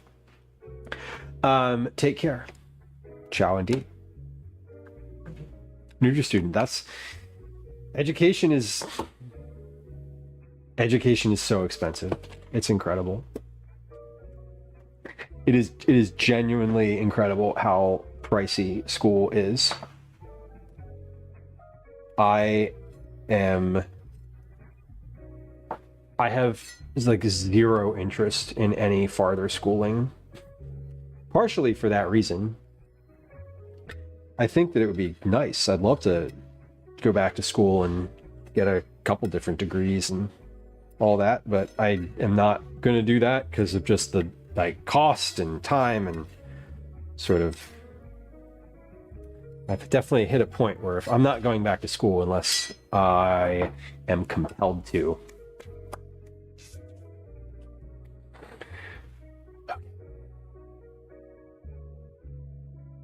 Medical reasons. I'm glad that you are able to get back to it.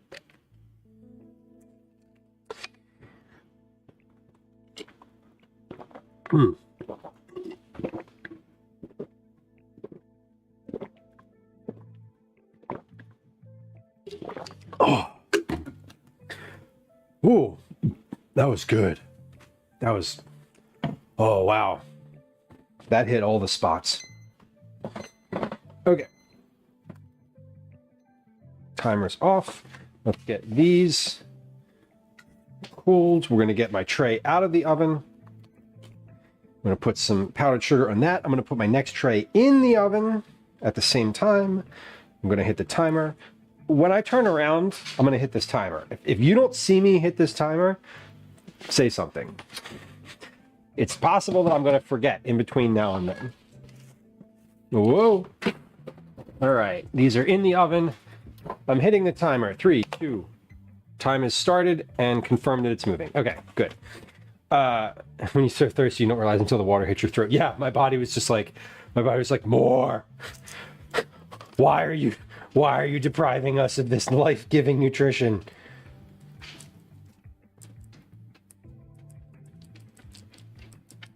Okay. I would say that this batch looks really good.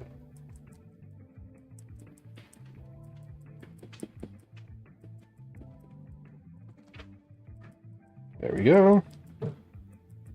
Okay. Beautiful. One more batch to go coming out of the oven. We made a lot of cookies today. God damn. I don't even know how many cookies we made. I guess I could count them. I mean, I could count them. I don't guess that I could count them. I could definitely count them. Maybe I will. You know what?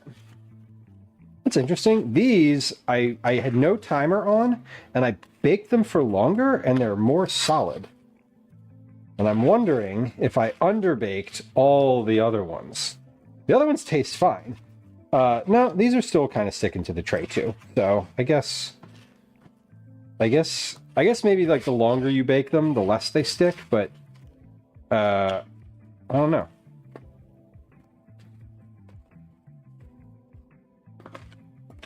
Yeah, these are still sticking to the tray. So I not as bad, not as tightly as the other ones.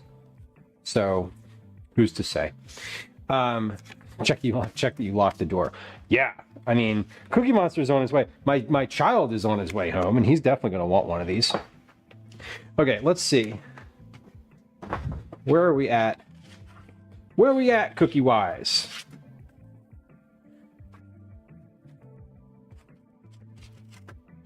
We're gonna, I'm gonna take these off the tray, and then I'm gonna count what we have so far.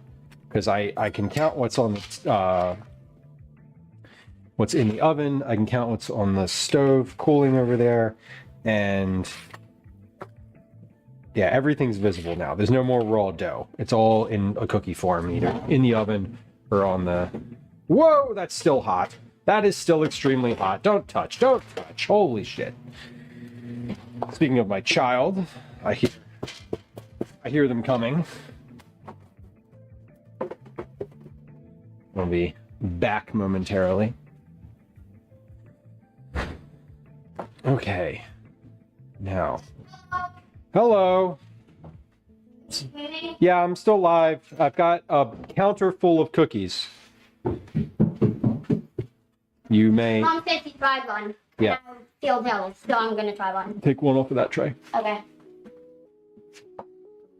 Wow, that's good. What? Say that again. Wow, that's good. Yeah. It tastes like orange cream. And the orange is subtle.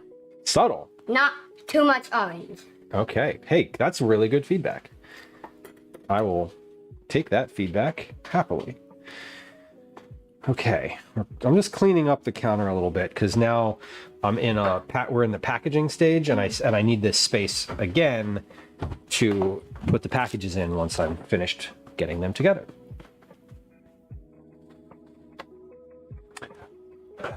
Thinking about those garlic cookies, have I tried black garlic? No, I haven't. I think if I did black garlic, I would probably go all in on the butter, the brown butter though, because if it's black garlic, it's definitely going to take that into a darker color.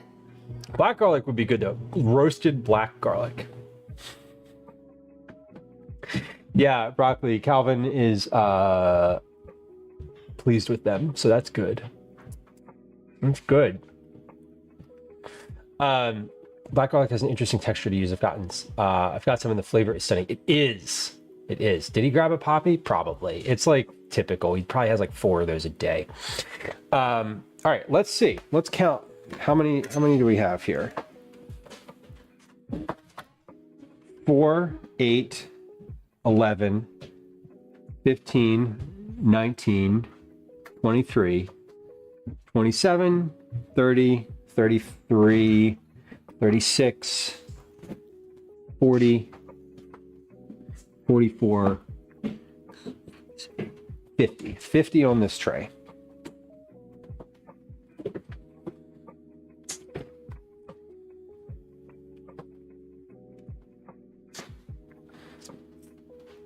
Go ahead. I didn't count that tray yet. Gwen's over here like slowly sneaking more cookies. Really intense roasted garlic. It's soft and sweet. Soft and sweet is good. Soft is what I want. I want the roasted notes. Like raw garlic is way too astringent. So it has to be roasted. If black garlic is good roasted too, that'd be great. It's dangerous to make and have salmonella. How do you make black garlic? I'm unfamiliar with the process. When I met Calvin. It's all right. What? You like that one? Yeah. Yeah. I mean, I don't like it for me. No, I don't like it for you either, but good. I'm glad. Yeah, listen, that's why I like playing the long form chess games, because I can actually think about my move. Gwen says she wants like 10 more of these. Well, here's the deal. I'm going to package all of them right now. Not all of them, but I'm going to fill all of the plastic plastic containers that I have, and there will be leftovers after that, and all of the ones that are unpackaged are open for the house. So, deal? It means that there's going to be cookies, but don't come up here and eat a bunch of them. Don't come up here to grab like 5 of them off the tray yet. You can have one more, yeah. Keep taking them from this same tray. These are the ones that are like the not as shapely. These are some of the best cookies you've made. Gwen says these are some of the best cookies I've made. That's Top 5 for sure. okay. I'll take that. Oh my god. Did you just breathe in all the powdered sugar? Yeah, you did. She's over here coughing. Okay. Top 5 cookies I've ever made. I mean, good. I'll take that as a compliment. You fermented in a rice cooker. Okay. And broccoli, yeah, no, sorry, back on the name thing. No, like don't worry about it. It happens constantly. Takes like a month. Wow. I think I tried looking it up and it said, no, it takes too long, too much work, and it might kill me if I forget. Forget it. Bellis, yeah, that feels about right. It doesn't need roasting. It's already soft. By black garlic. Send a pic of the dry out. Yeah, I know you can buy it. I figured you can buy it, but I'm probably not gonna make it for my first foray. What's up? Like you set up a kitty cam for me later. Gwen wants me to set up a kitten cam stream for her later. Okay. So I opened OBS and I couldn't do your chat. Okay. I can. Do you want to do bedtime? And I'll do it during that time, because I don't have the energy. Like if I do that, I'm gonna want to come down and sit on the couch. I don't know. Okay. I need to change. Yeah. High marks. Okay, we had 50 on that tray. We got is my timer running? It is running. Okay, so 3, 6, 9, 12, 15, 18, 20, 23, 26, 29. So 29 on that tray.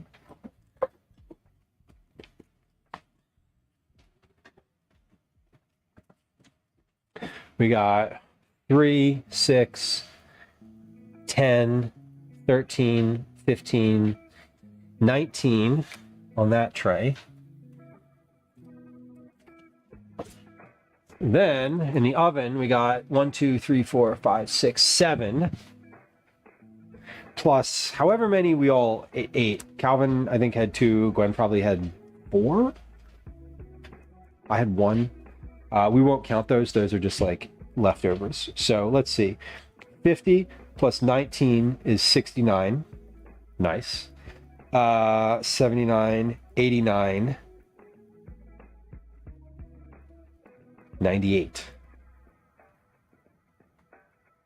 105 cookies. 105 cookies available on the counter right now. How many did I need? 76.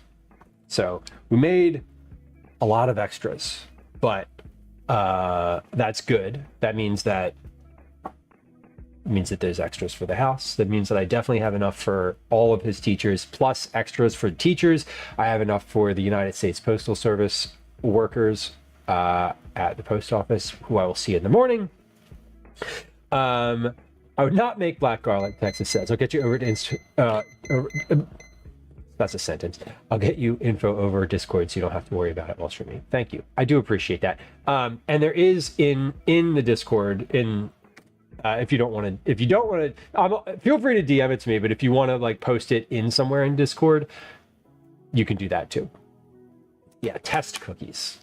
We did have some test cookies. All right, so that was my timer for these in the oven. These look good, and these are ready to go. Turn my oven. Actually, I'm not going to turn my oven off because I'm going to use it for pizza later. Actually, maybe I'll just turn it off now because it is 1900, and maybe we'll have pizza like 1930. That seems about right. All right, time to package.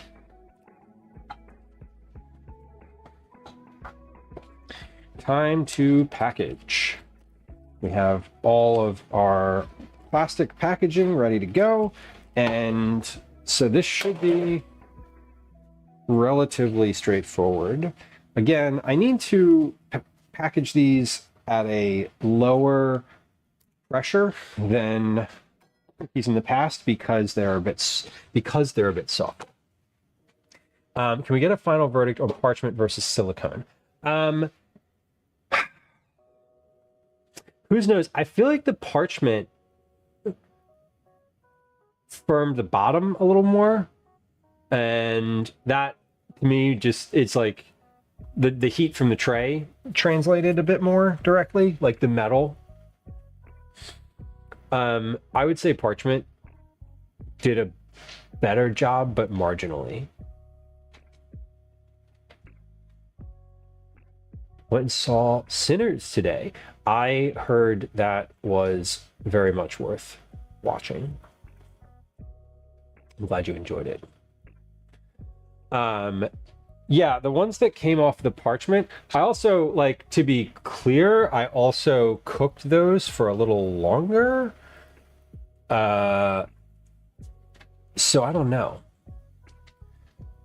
I think if I was to go back and do these, if I was to start over on the baking process of these, I would think I would probably bake the initial ones that I did for like 2 more minutes and get them like a little bit more browned on the bottom, because the ones that I made in the first rounds are not really browned on the bottom.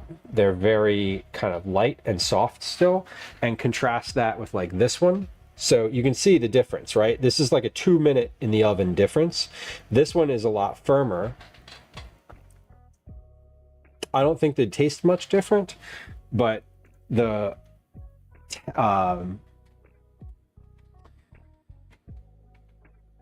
yeah, the texture on the bottom I think is different. It's a little bit more like crunchy. But verdict, I think. Oh, whoa! I just caught my shorts on the caught my shorts on the edge of the cabinet. Verdict, I think either one of them is good, and if I was doing it again, I would probably bake them for a few minutes longer on parchment. And I'm going to write that down. If I was to change this recipe, I would bake for, say, 13 minutes. And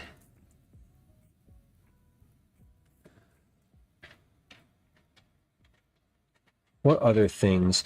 I do think also using the handheld mixer was a better, the result was a firmer dough because it wasn't being mixed as much, I guess. That's just my guess. So I do think the handheld mixer dough was a little bit more easier to work with. That's how I'll put that. It's easier to work with. Cinderella, I love it. You told me about the popcorn, using the popcorn thing. I love it. Feel free anytime. Yeah, nothing's copywritten here. Feel free to make all the copies you need.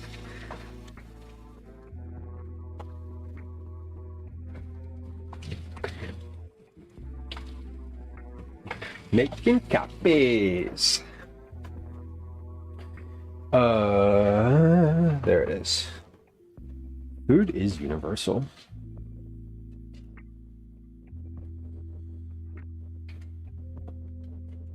White chocolate.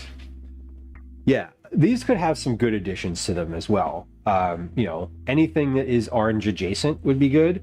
You could add additional citrus to this, which might be nice.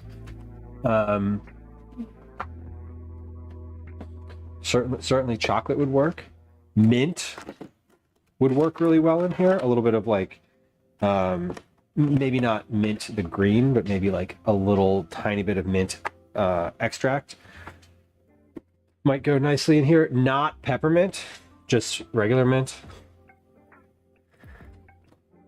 Peppermint I would not enjoy in this, I don't think. Peppermint is too holiday for me. It hits too many notes, too many holiday notes mentally. Okay,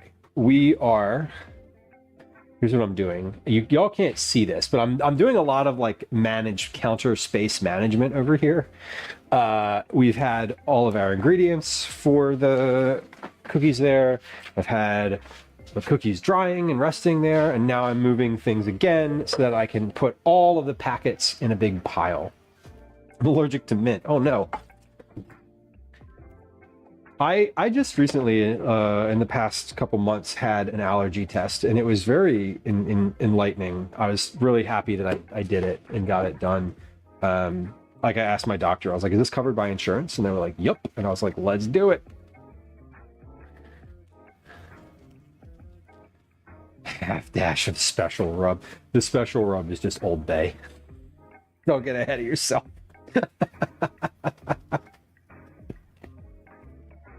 Okay, man, these gloves suck.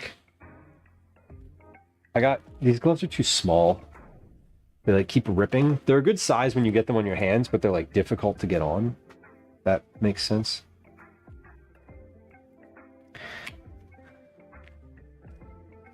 UK healthcare is overwhelmed. Yeah, I mean, that's what I understand from like, you know, the rest of the countries in the world who have universal healthcare, is that it can be difficult to like get care under those systems because like everybody's entitled to it, and like that's a good thing. I feel like having to wait a little longer to see a doctor is better than going to the hospital making you bankrupt. I'd rather wait a little while. But anyway, that's my perspective as an American. Your understanding may vary. Wait, no, we don't want to seal. Too much. Too soon. I want to vacuum these. Right, we're in part 2 of using the sealer. We need to vacuum first. All right, let's see how much we can vacuum before these cookies start flattening. There we go. Perfect. Okay, just a little bit. Old Bay fries with white cheddar sauce are yum all up. Totally broccoli. Holy shit. Yes, they are. Did you see? the trademark symbol I used at the end. I did. Actually, you know what? I didn't. My brain saw it, but now that you're mentioning it, I'm like, oh yeah. I love the trademark. I love using a trademark symbol in like chat or texts. I do think that's funny. I saw it and my brain registered, but it didn't.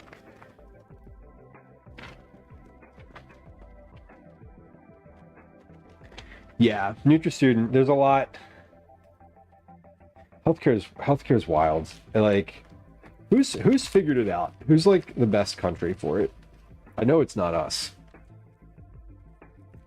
I know it's certainly not the U.S.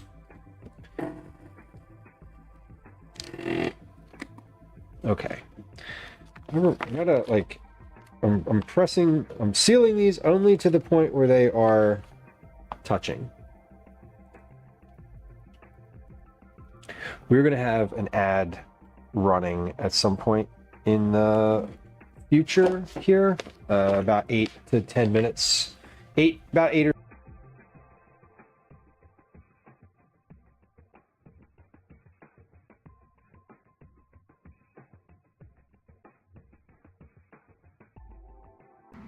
I'm in danger.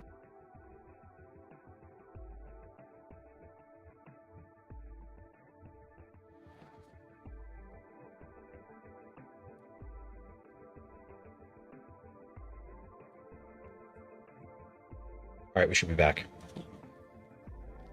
We must be at 6 hours. God damn, this mic lasts exactly 6 hours. That's incredible. It literally it's died at 6 hours like several times in a row now. Yeah, I have two. And it's nice now because the way that the setup that I changed for my sound a couple weeks ago now includes plugging the base station in, so I never actually have to worry about the battery for the base station anymore because it's just plugged in all the time. Now I have to worry about the battery quality degrading, but that's very different. Germany.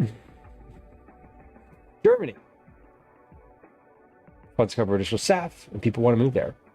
Great. Tater tots with minced garlic, peppers, and onions. Oh, whose knows? I'm with you. I love a good tater tot.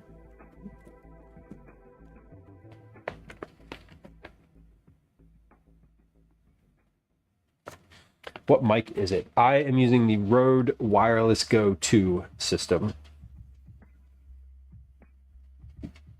That one. And I always use mic number 2. Mic number 2 is my main mic. I always start out with mic number 2, and then we move to the mic without the number on it. So I am just packaging cookies until I don't have any more packaged things in this pile, because I did enough plastic packs to accommodate everything I needed. And so I don't really need to think about it at this point. I just need to do it until this pile's gone.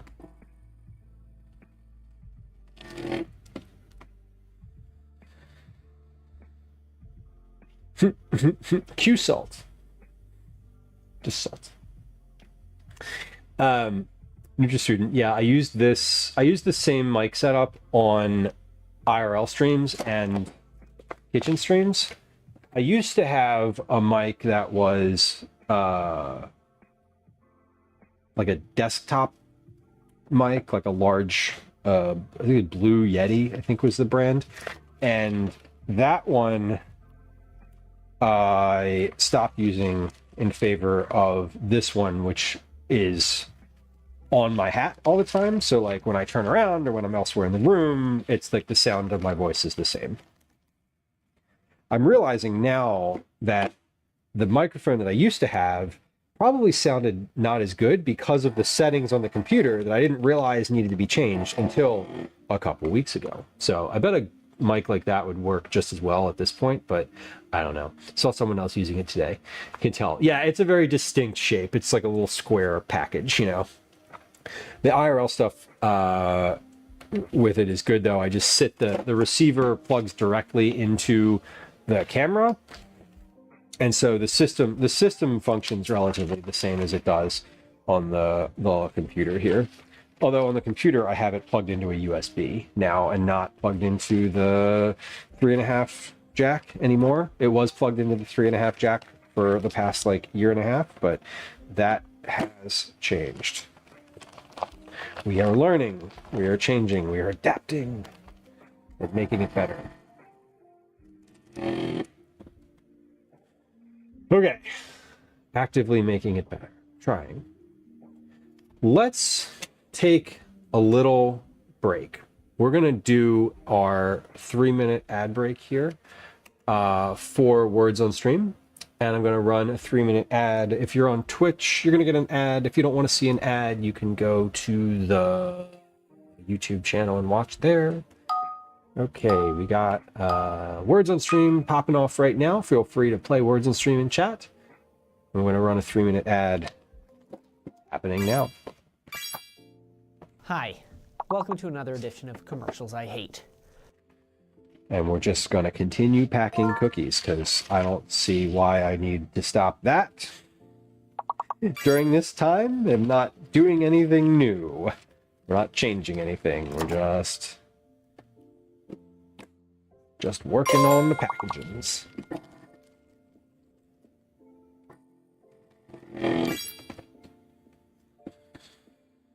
Okay. We're getting there. I'm shocked that I still have my sweatshirt on. I'm warm, very warm. I've thought about taking this sweatshirt off probably 25 times this stream, and I just haven't. I just haven't like stopped to do it, which is so silly, but it's just true. I'm just like, I just haven't done it.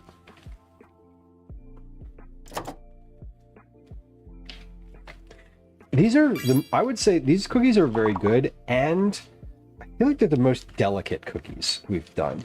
Not in terms of like a really fragile, like firm, like pizzelle type of cookie. Just delicate in the sense that they're not very, that they're soft. They're like more cake-ish than anything else. I think gate is definitely a word. Someone else put gate in chat. G-A-I-T. That's definitely a word. Definitely a word. Yeah, there it is.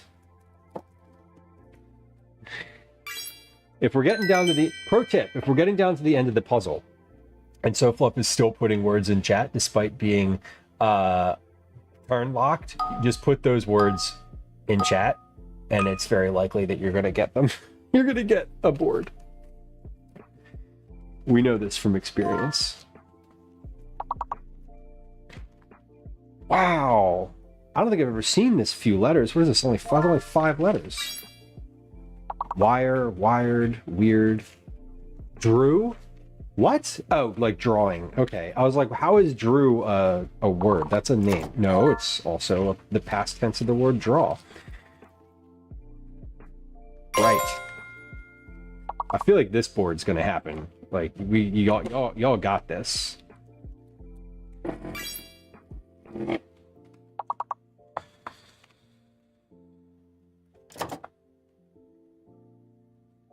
I feel it. I feel it. In my bones. How is rain not a word? R-A-I-N. I feel like that should be a word. Were you locked, NutraStudent? In the sense of like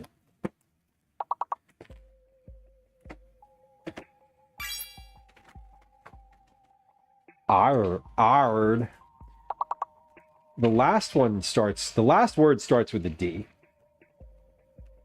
The last word 100% starts with a D. I think it's dire, D-I-R-E. There we go. Oh, sorry, I didn't mean to backseat your game. Hey, good work. Finished it. Finishing strong today. Finishing strong. There's a couple. I think we struggled at the beginning of stream with some of those boards there. It's looking better now.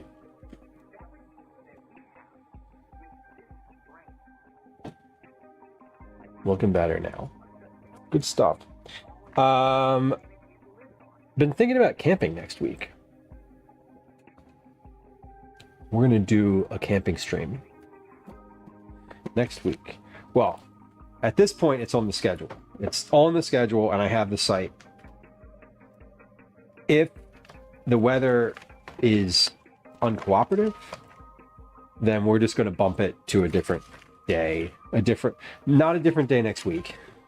But we'll sort of get back to it as soon as possible. Being able to doing that on a weekday, like doing a camping thing on my normal Thursday timeline, is my plan. So whether we can get to it this coming week or we have to wait a week or two, I think so it's going to be on a Thursday regardless. So my plan next week is to do Thursday. My plan next week is to get where I'm going on Wednesday, have some time to set up and do like, you know, set up and settle in. Get up on Thursday morning and kind of get my day started, make sure I have everything that I need, and then go live in the morning, ideally around like 11 a.m. maybe, something like that. And my thought is maybe I haven't like fully fleshed any of this completely out yet, but my thought is that we do some type of like little hike or walk of some kind. Probably not like, you know, deep backcountry type of thing, but there is a loop trail around the campground, which could be fun. But my thought was maybe we take like a little walk to start the day, and then come back to the campsite maybe like 1 or 2 p.m. Hang out for a little bit, like literally just kind of hang out, have a little campfire, something of that nature, and then on around, you know, 3-4 p.m. start dinner. And we'll make dinner. Depending on the menu, we may use the campfire completely. We may use the stove and the campfire. I'd like to do a combination of several things. So we're going to do that. My plan is to do that on Thursday. So my plan is to be live basically all day, from like 11 a.m. until like 9 p.m. Figuring out how I can make sure that happens with my power situation.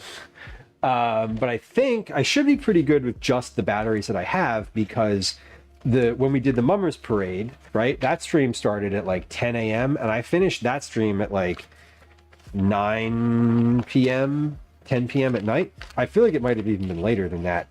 But like I was right up against the limit of my battery on that stream. So I would love to have like a little bit of a better solution, so I'm not as concerned about it, but I think I think I should be able to do a nice long stream with the power options that I have.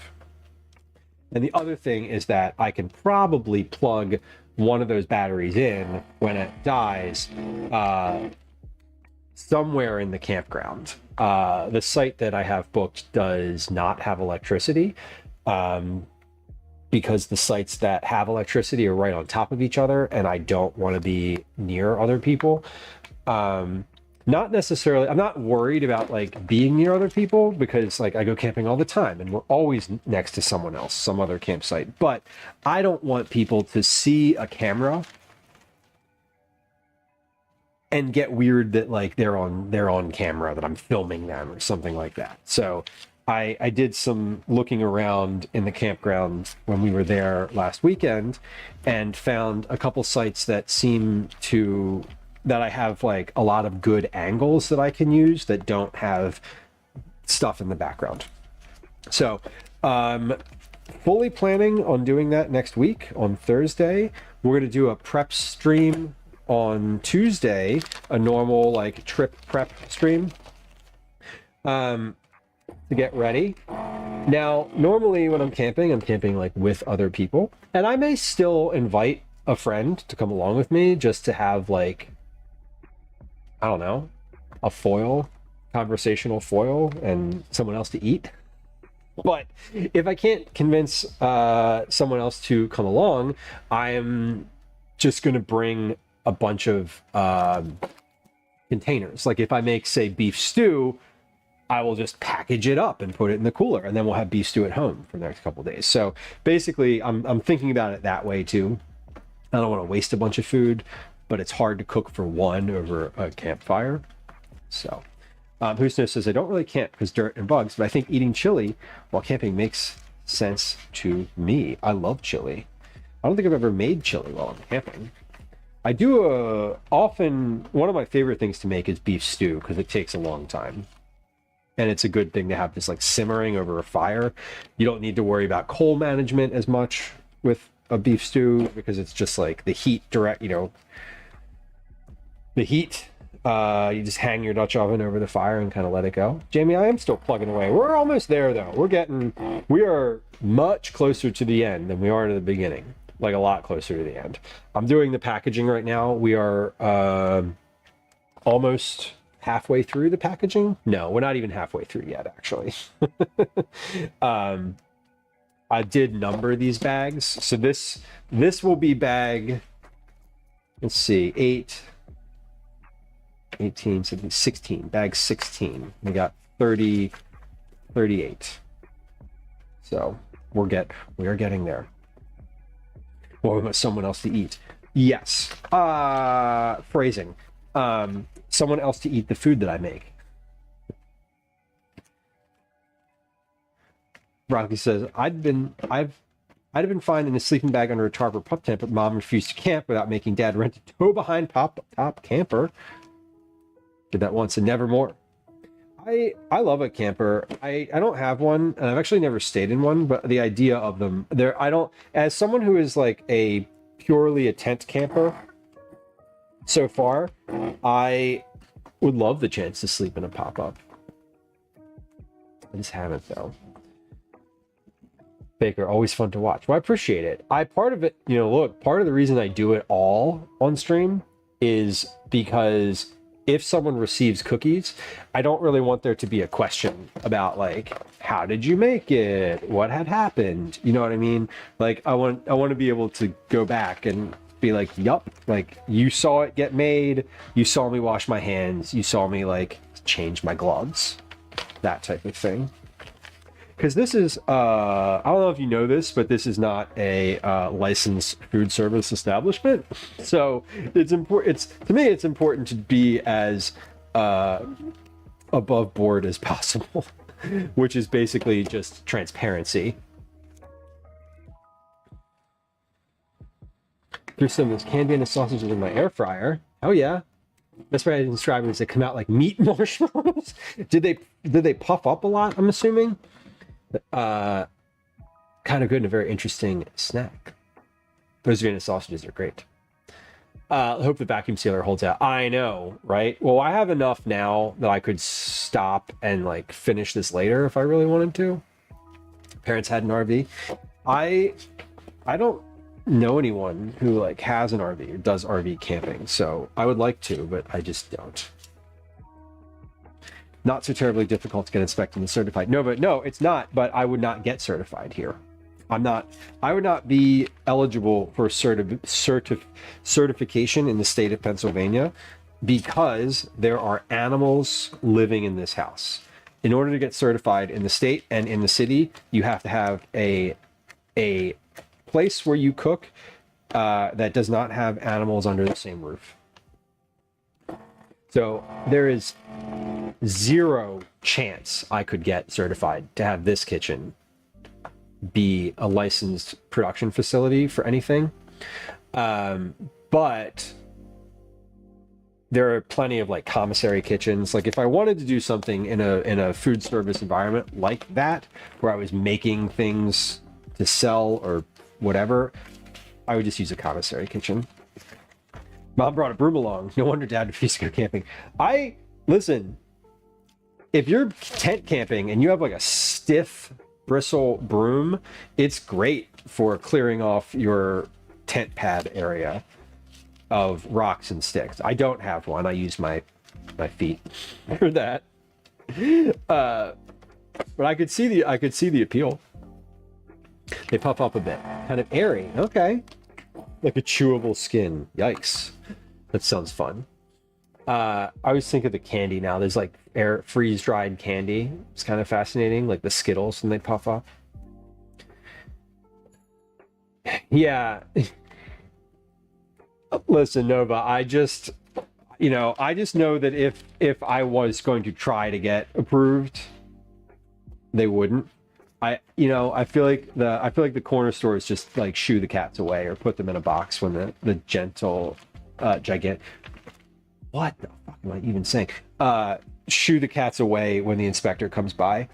I was starting, I don't know what word I was starting to say. I was starting to say the word gentle, but I looked down and saw gigantify in chat, which is not the same word.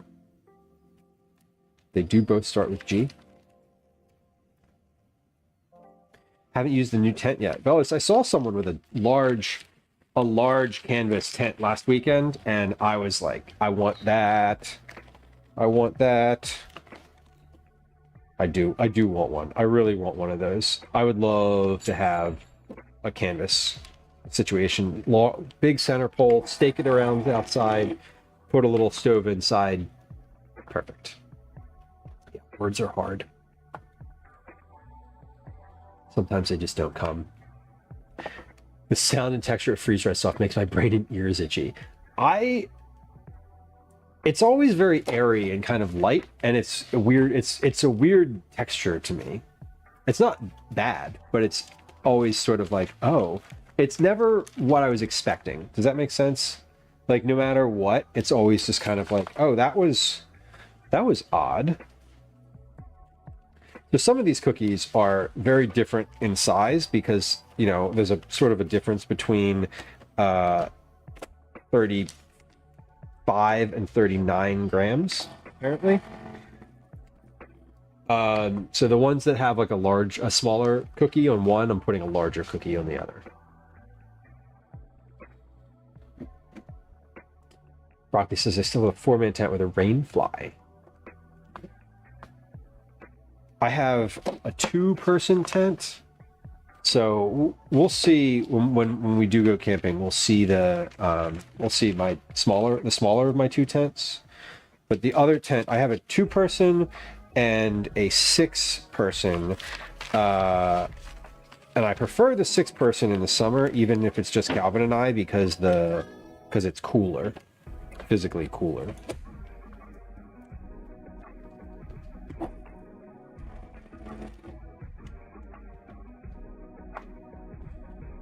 Freeze-dried gummy worms. Never had. I would definitely have one, though. They remind you of Cheetos? That's kind of fun.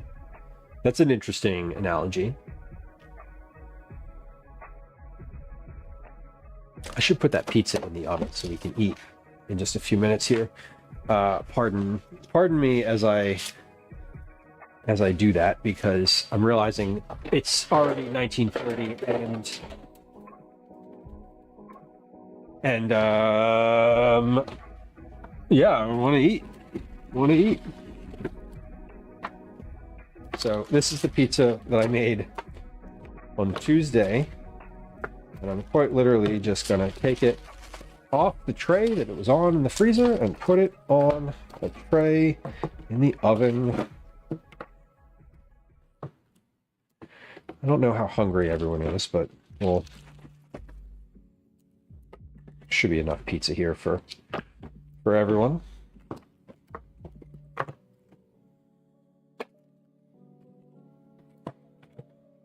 Okay.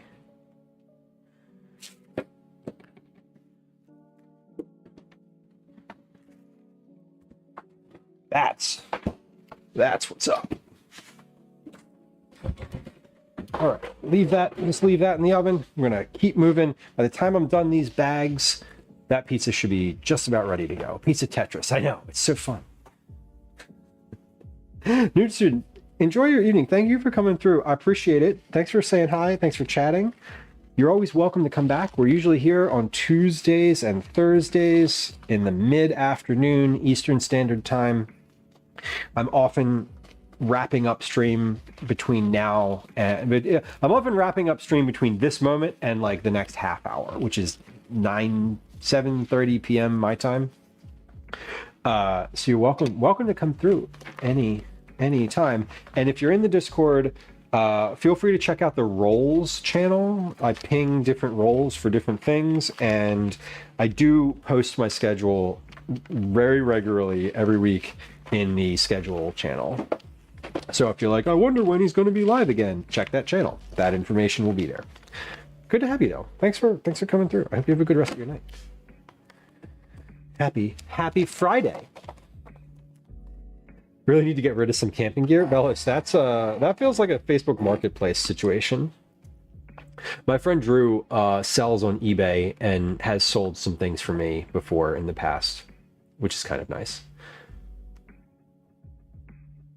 I have a version to foods to like foods that are airy and their texture. I can eat caramel. I can't eat caramel corn because it's crunchy and not airy. Caramel corn feels very dense to eat.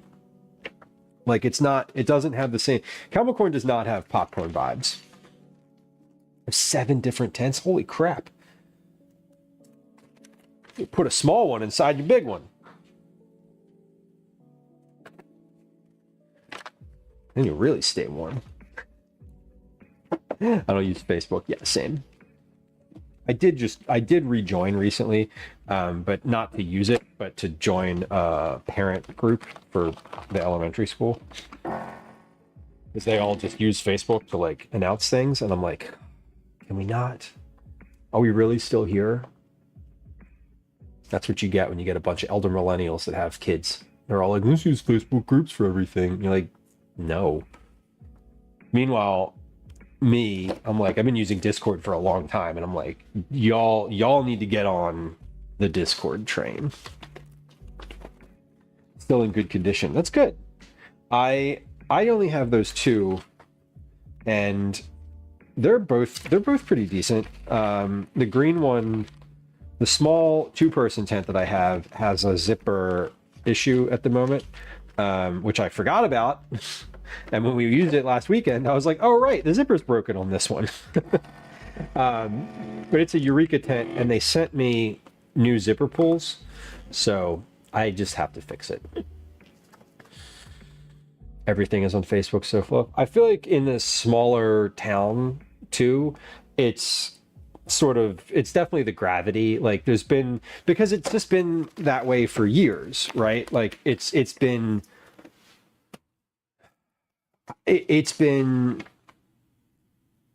20 years, right, of Facebook being the sort of place where people do things like that. And I think that there's no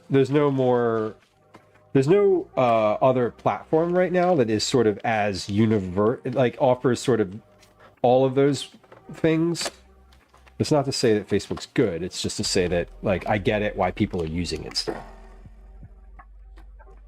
Who's noticed your niece has an app where teachers can text the teachers and other parents. Calvin does too. It's mostly sort of an announcement thing. I can message the teachers. They can message me. They can set announcements for the school, for the class, for whatever. But I can't message other parents. Currently, there is a group me that people use, but they're also on Facebook, which I find annoying.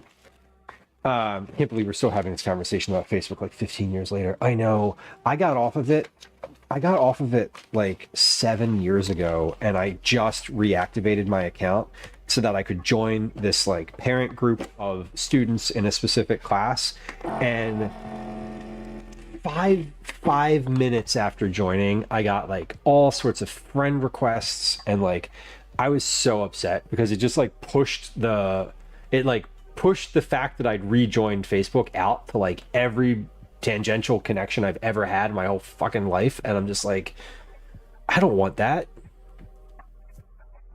I have a Coleman dual burner. Same. The Coleman's great. I love my camp stove. Small towns aren't exactly up to date.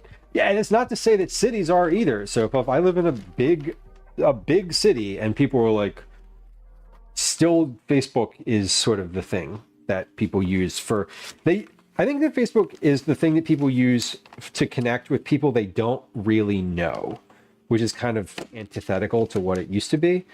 But like, I think about, you know, these like neighborhood giveaway groups, like school groups, things where it's just like a bunch of disparate adults and they're just connected over a singular issue, you know? I did rejoin for the PTA thing. Yeah. It's gonna get worse before it gets better. You can say that about a lot of things. I feel as though there has to be some software built for the purpose of the school community. Oh, there is. There certainly is. Some of that costs money, which is a barrier. And again, though, I think that mainly it's the Facebook is just entrenched. It's so entrenched in the way that adults my age, right? I am 40 years old. Adults my age operate, and they're just like inured to it, and you can't get out of it. And it's like, y'all, stop using that platform. World War II technology, right? Which means it works and will never not work. Facebook always felt unnatural and pushy. People stop talking to each other, find out about each other's lives, because why talk to someone when you can just stalk their Facebook? Exactly. Exactly, Nova. It's a big reason why I don't like using it. Because I just spent... It was like filled with hate and filled with like a bunch of stuff that I don't need or want to see. People's information. I'm like, we in the world that we live in now, we're sort of like expected to keep up with all these people. It's like everyone you've ever met, you can talk to again. Like that person that you ran into in a conference at, you know, in Indianapolis in 2007 adds you on LinkedIn. And you're like, go away. Like, I don't want you. I do not want to be perceived in any capacity by you. Yeah. Velas, I can talk about camping gear all day long too, and I feel like we should maybe do that next week too. Remember one of the last things I did on Facebook was Farmville. Well, you could go back to it if you wanted to. It's still there, I promise you. Quietly stewing in the background because I'm managing chaos and Haven Miss Papum today. Yeah, Mix, it's all good. I hope you have a smooth evening ahead. Pseudonym. Uncommon. I had one moment where I was like, holy shit, you just put your real name in chat. Don't do that. Don't do that. And then I like read it out loud and I was like, clever. And then you're like, wait, but that is my name.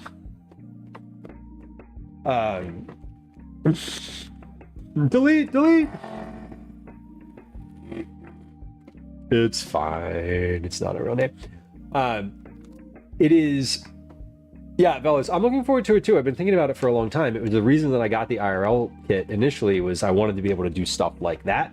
And so I'm looking forward to it. I'm monitoring the weather because right now it's just like casual thunderstorms all afternoon. And it's knowing where the place is and sort of having been there before and sort of knowing a little bit more about the weather patterns, I'm expecting that it's going to like either be like, okay, definitely going to have a lot of storms, or no, it's going to diminish. Like, it's not just going to sit where it is right now, which is basically like 47% all day.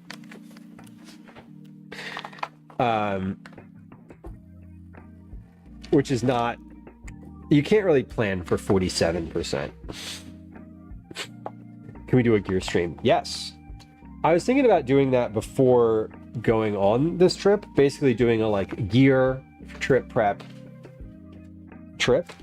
I don't think I'm gonna have time to get the gear stream in, but it is something I've been thinking about and sort of, I am very much intending to do it. It's one of the next non-kitchen, non-IRL things that I want to do.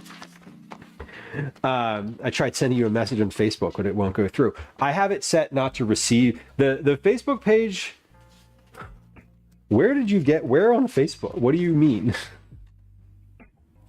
The Eat It Dad's Facebook page? To be fair, I have all of my Facebook profiles set so that no one's allowed to message me because I don't want anyone to message me on there. So that's why.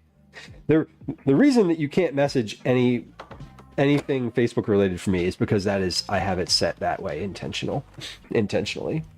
Because I don't want messages on Facebook. I'm never going to message back on Facebook if anyone ever gets through the filter. I like my real name, Who's No Says, because it has a common spelling, but mine is spelled differently, so I'll just give people the traditional spelling. Perfect. It's incognito. Would love a gear stream. We're definitely going to do a gear stream at some point. What I'm planning on doing, Velos, is reorganizing my camping closet at some point. And when I get to the reorganization of the closet, that's when we're going to do the blow everything out of the closet, look at it, go over it, kind of talk through why I use it or what it's about and all of that. So. Darlene, yeah, on YouTube, yeah, I don't use Facebook at all. I don't want to use Facebook. The only reason I have an Eat It Dad's page on Facebook is so that I can have an Instagram business account. That's it. That's literally the reason. So I have a profile, I think that, I don't know what the name on it is. It's Lou Dads or something. So there's that one. I have one under my real name, which shouldn't be discoverable, but I don't know, it's the internet, you can discover anything. And my real name is not hard to find. just being real with y'all, I don't put it up on my Twitch profile, but if you went looking for it, you could find it.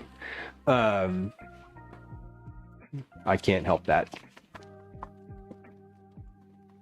There's only one other human that shares my name, Uncommon says, and I kind of like that.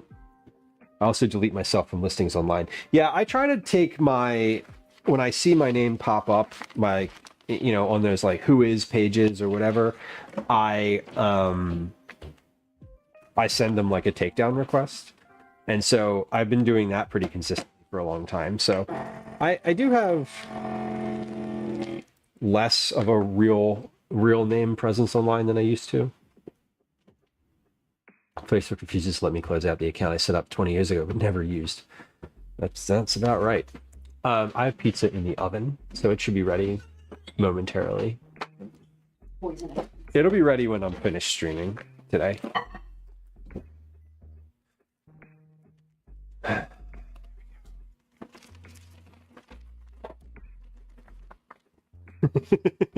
Darlene on YouTube says, is your mom named Lou Limelight because she has the same name? No. She's definitely on Facebook, though. She's very much on Facebook. Everybody who's over 55 is scrolling that shit hardcore all day, where they get most of their information from.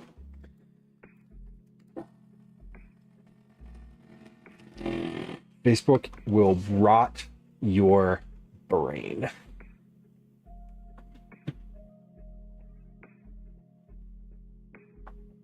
You anglicized your name choice. Never thought to Google my damn spelling. Yeah.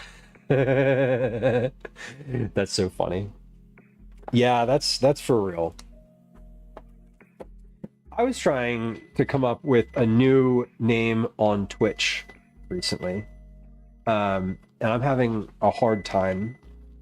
I'm having a very difficult time. I'm going to eventually in the next 6 months, I'm going to change the branding on the channel.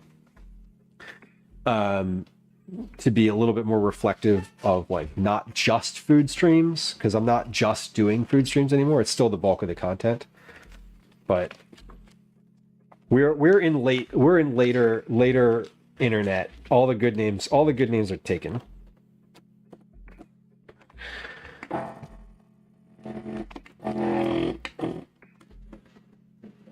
Yeah, happy early Mother's Day, Gwen. Especially while wiping kitten butts. Yep. About to happen. About to happen. We just did the last package. Y'all.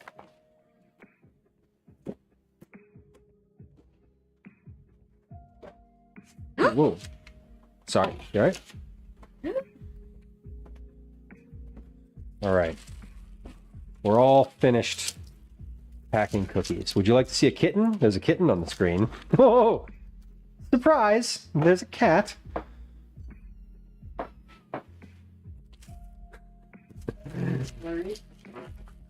Was it blurry? No, briefly, but it's. I mean, when it's that close to the camera, it's like in and out of focus. Yes, it's time. It's time for feeding and weighing and facilitation of bathroom burping. Y'all. 6 hours, 43 minutes. That was a long one. Been a long one. We did it. Finished making the cookie, finished prepping for the cookies. We finished baking the cookies, cooling the cookies, packing the cookies. East Harbor Heroes.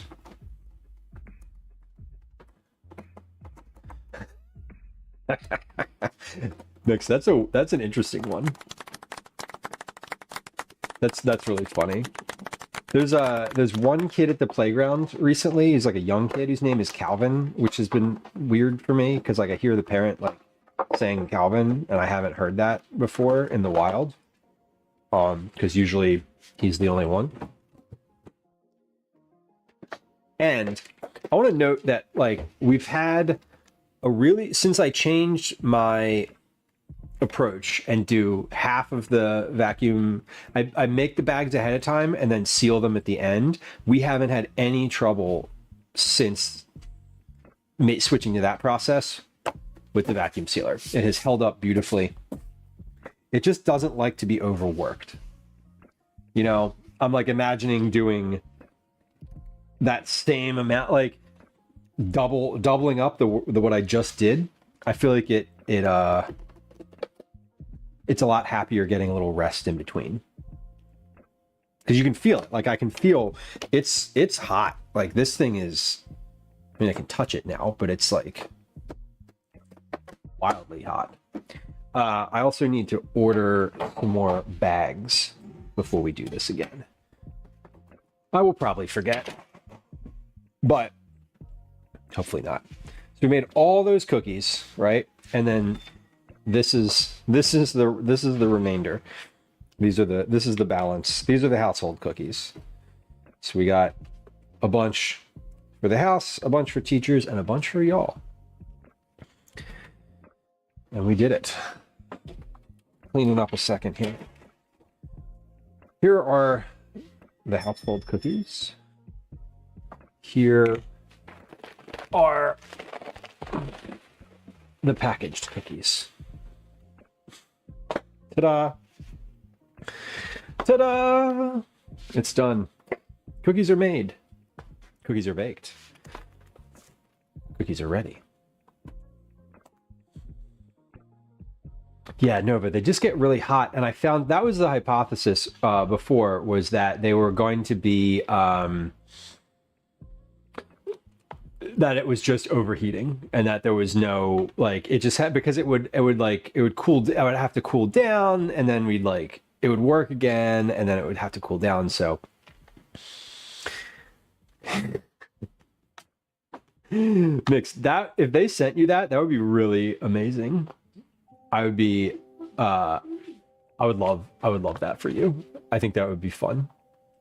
Especially because, like, how many people would know what it is, right? Like, no one, you would know, and maybe like a few other locals might know, but generally speaking in the world, like, it would be like a nice little inside joke, I guess. Inside joke. Okay, let's see. What are we going to get up to today? Or where better question. Where? Let's look in the, I'm gonna look in the food and drink category here for a moment. House cookies, mail cookies, teacher cookies. We got cookies for the postal service people. Lots of people. All right. I think, there's some people in the food and drink category that I don't know, who I've never seen before.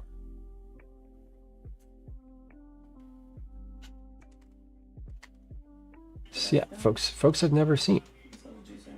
Interesting. Okay.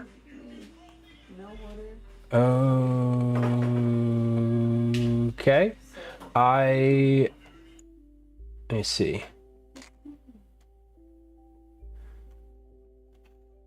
Yeah, uncommon. That's what I was thinking. I love Room and Board, and there's such a nice chill place to go. I was looking to see if there was anyone here who is a just straight up food and drink streamer who I've not rated before. Getting ready over there too. That I'm also familiar with, but I don't think there is. So I think the way AI has taken over Facebook, I bet. Yeah, that commercial. Can I tell you how much I hate the commercial with the person who's talking to the Facebook AI and is like, can you give me suggestions for a Moby Dick themed book night? And then they're like, can you give me topic discussions to start the conversation about Moby Dick? I'm like, I don't know, read the fucking book. Use your thoughts and figure it out. You got this. Did you read the book? How about a topic discussion of, this is the first thing that comes to mind when I think about the book Moby Dick. There you go. Topic suggested. Sorry, I am salty about it, obviously. Okay, we are going to raid Room and Board because I like Room and Board and they're a nice human mix. Can you who is it that you were suggesting? So Fluff, you had a suggestion too. Who were you suggesting? Out of curiosity, I want to see I'm curious if I know them or if I know them at all. Broccoli, ever make a classic tuna noodle casserole? No. Yes, I have, and it's actually in my notebook right now for next.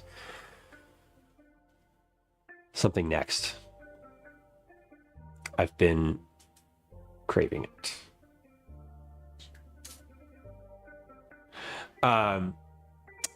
Titanium Chef, TC. Yes, so Fluff, I like TC. Pissed off bartender. All right, Mix. I'm gonna follow them. I don't always love rating channels blind that I don't know, and it's not because I don't trust the suggestion. It's because I don't always want to surprise the streamer with someone who is not a normal follower. Does that make sense? Okay, I'm gonna follow that channel though because I love lefties. Okay, we're going to raid Room and Board today. I'm going to start that raid. Room and Board is a chef cooking at home. They're making Dinner with the Decades 2000s night. Hell yeah. Go and tell Room and Board your favorite 2000s emo musician. Getting bombed, I know. They are. Luke Sauerker, good to see you. Thank you for coming through. I appreciate you. Are Cliff Notes still a thing? Yes. I think so. I think it's just like, hey, AI, tell me about this thing now.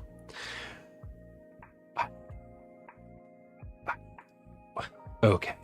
We're going to go visit Room and Board. We will be back on Tuesday next week. Next Tuesday is going to be a evening stream. So we're either going to be prepping for a trip, camping. Hopefully we'll be prepping for a camping trip. If not, we'll be doing something. I don't know what, but there it is. We'll be live on Tuesday next week. If that changes, I will be posting the schedule in Discord as usual. And then we'll be live on Thursday. Tuesday and Thursday next week, very similar. As always, there may be a pop-up stream over the weekend if I get the yen to do an IRL thing. I don't know. I might not, but we'll see. Thanks for hanging out today, y'all. I appreciate you. I hope everyone has a lovely rest of your Thursday, a good Friday, and a fantastic weekend. I'll see you next week, and if I don't see you then, I'll see you in chat. Bye.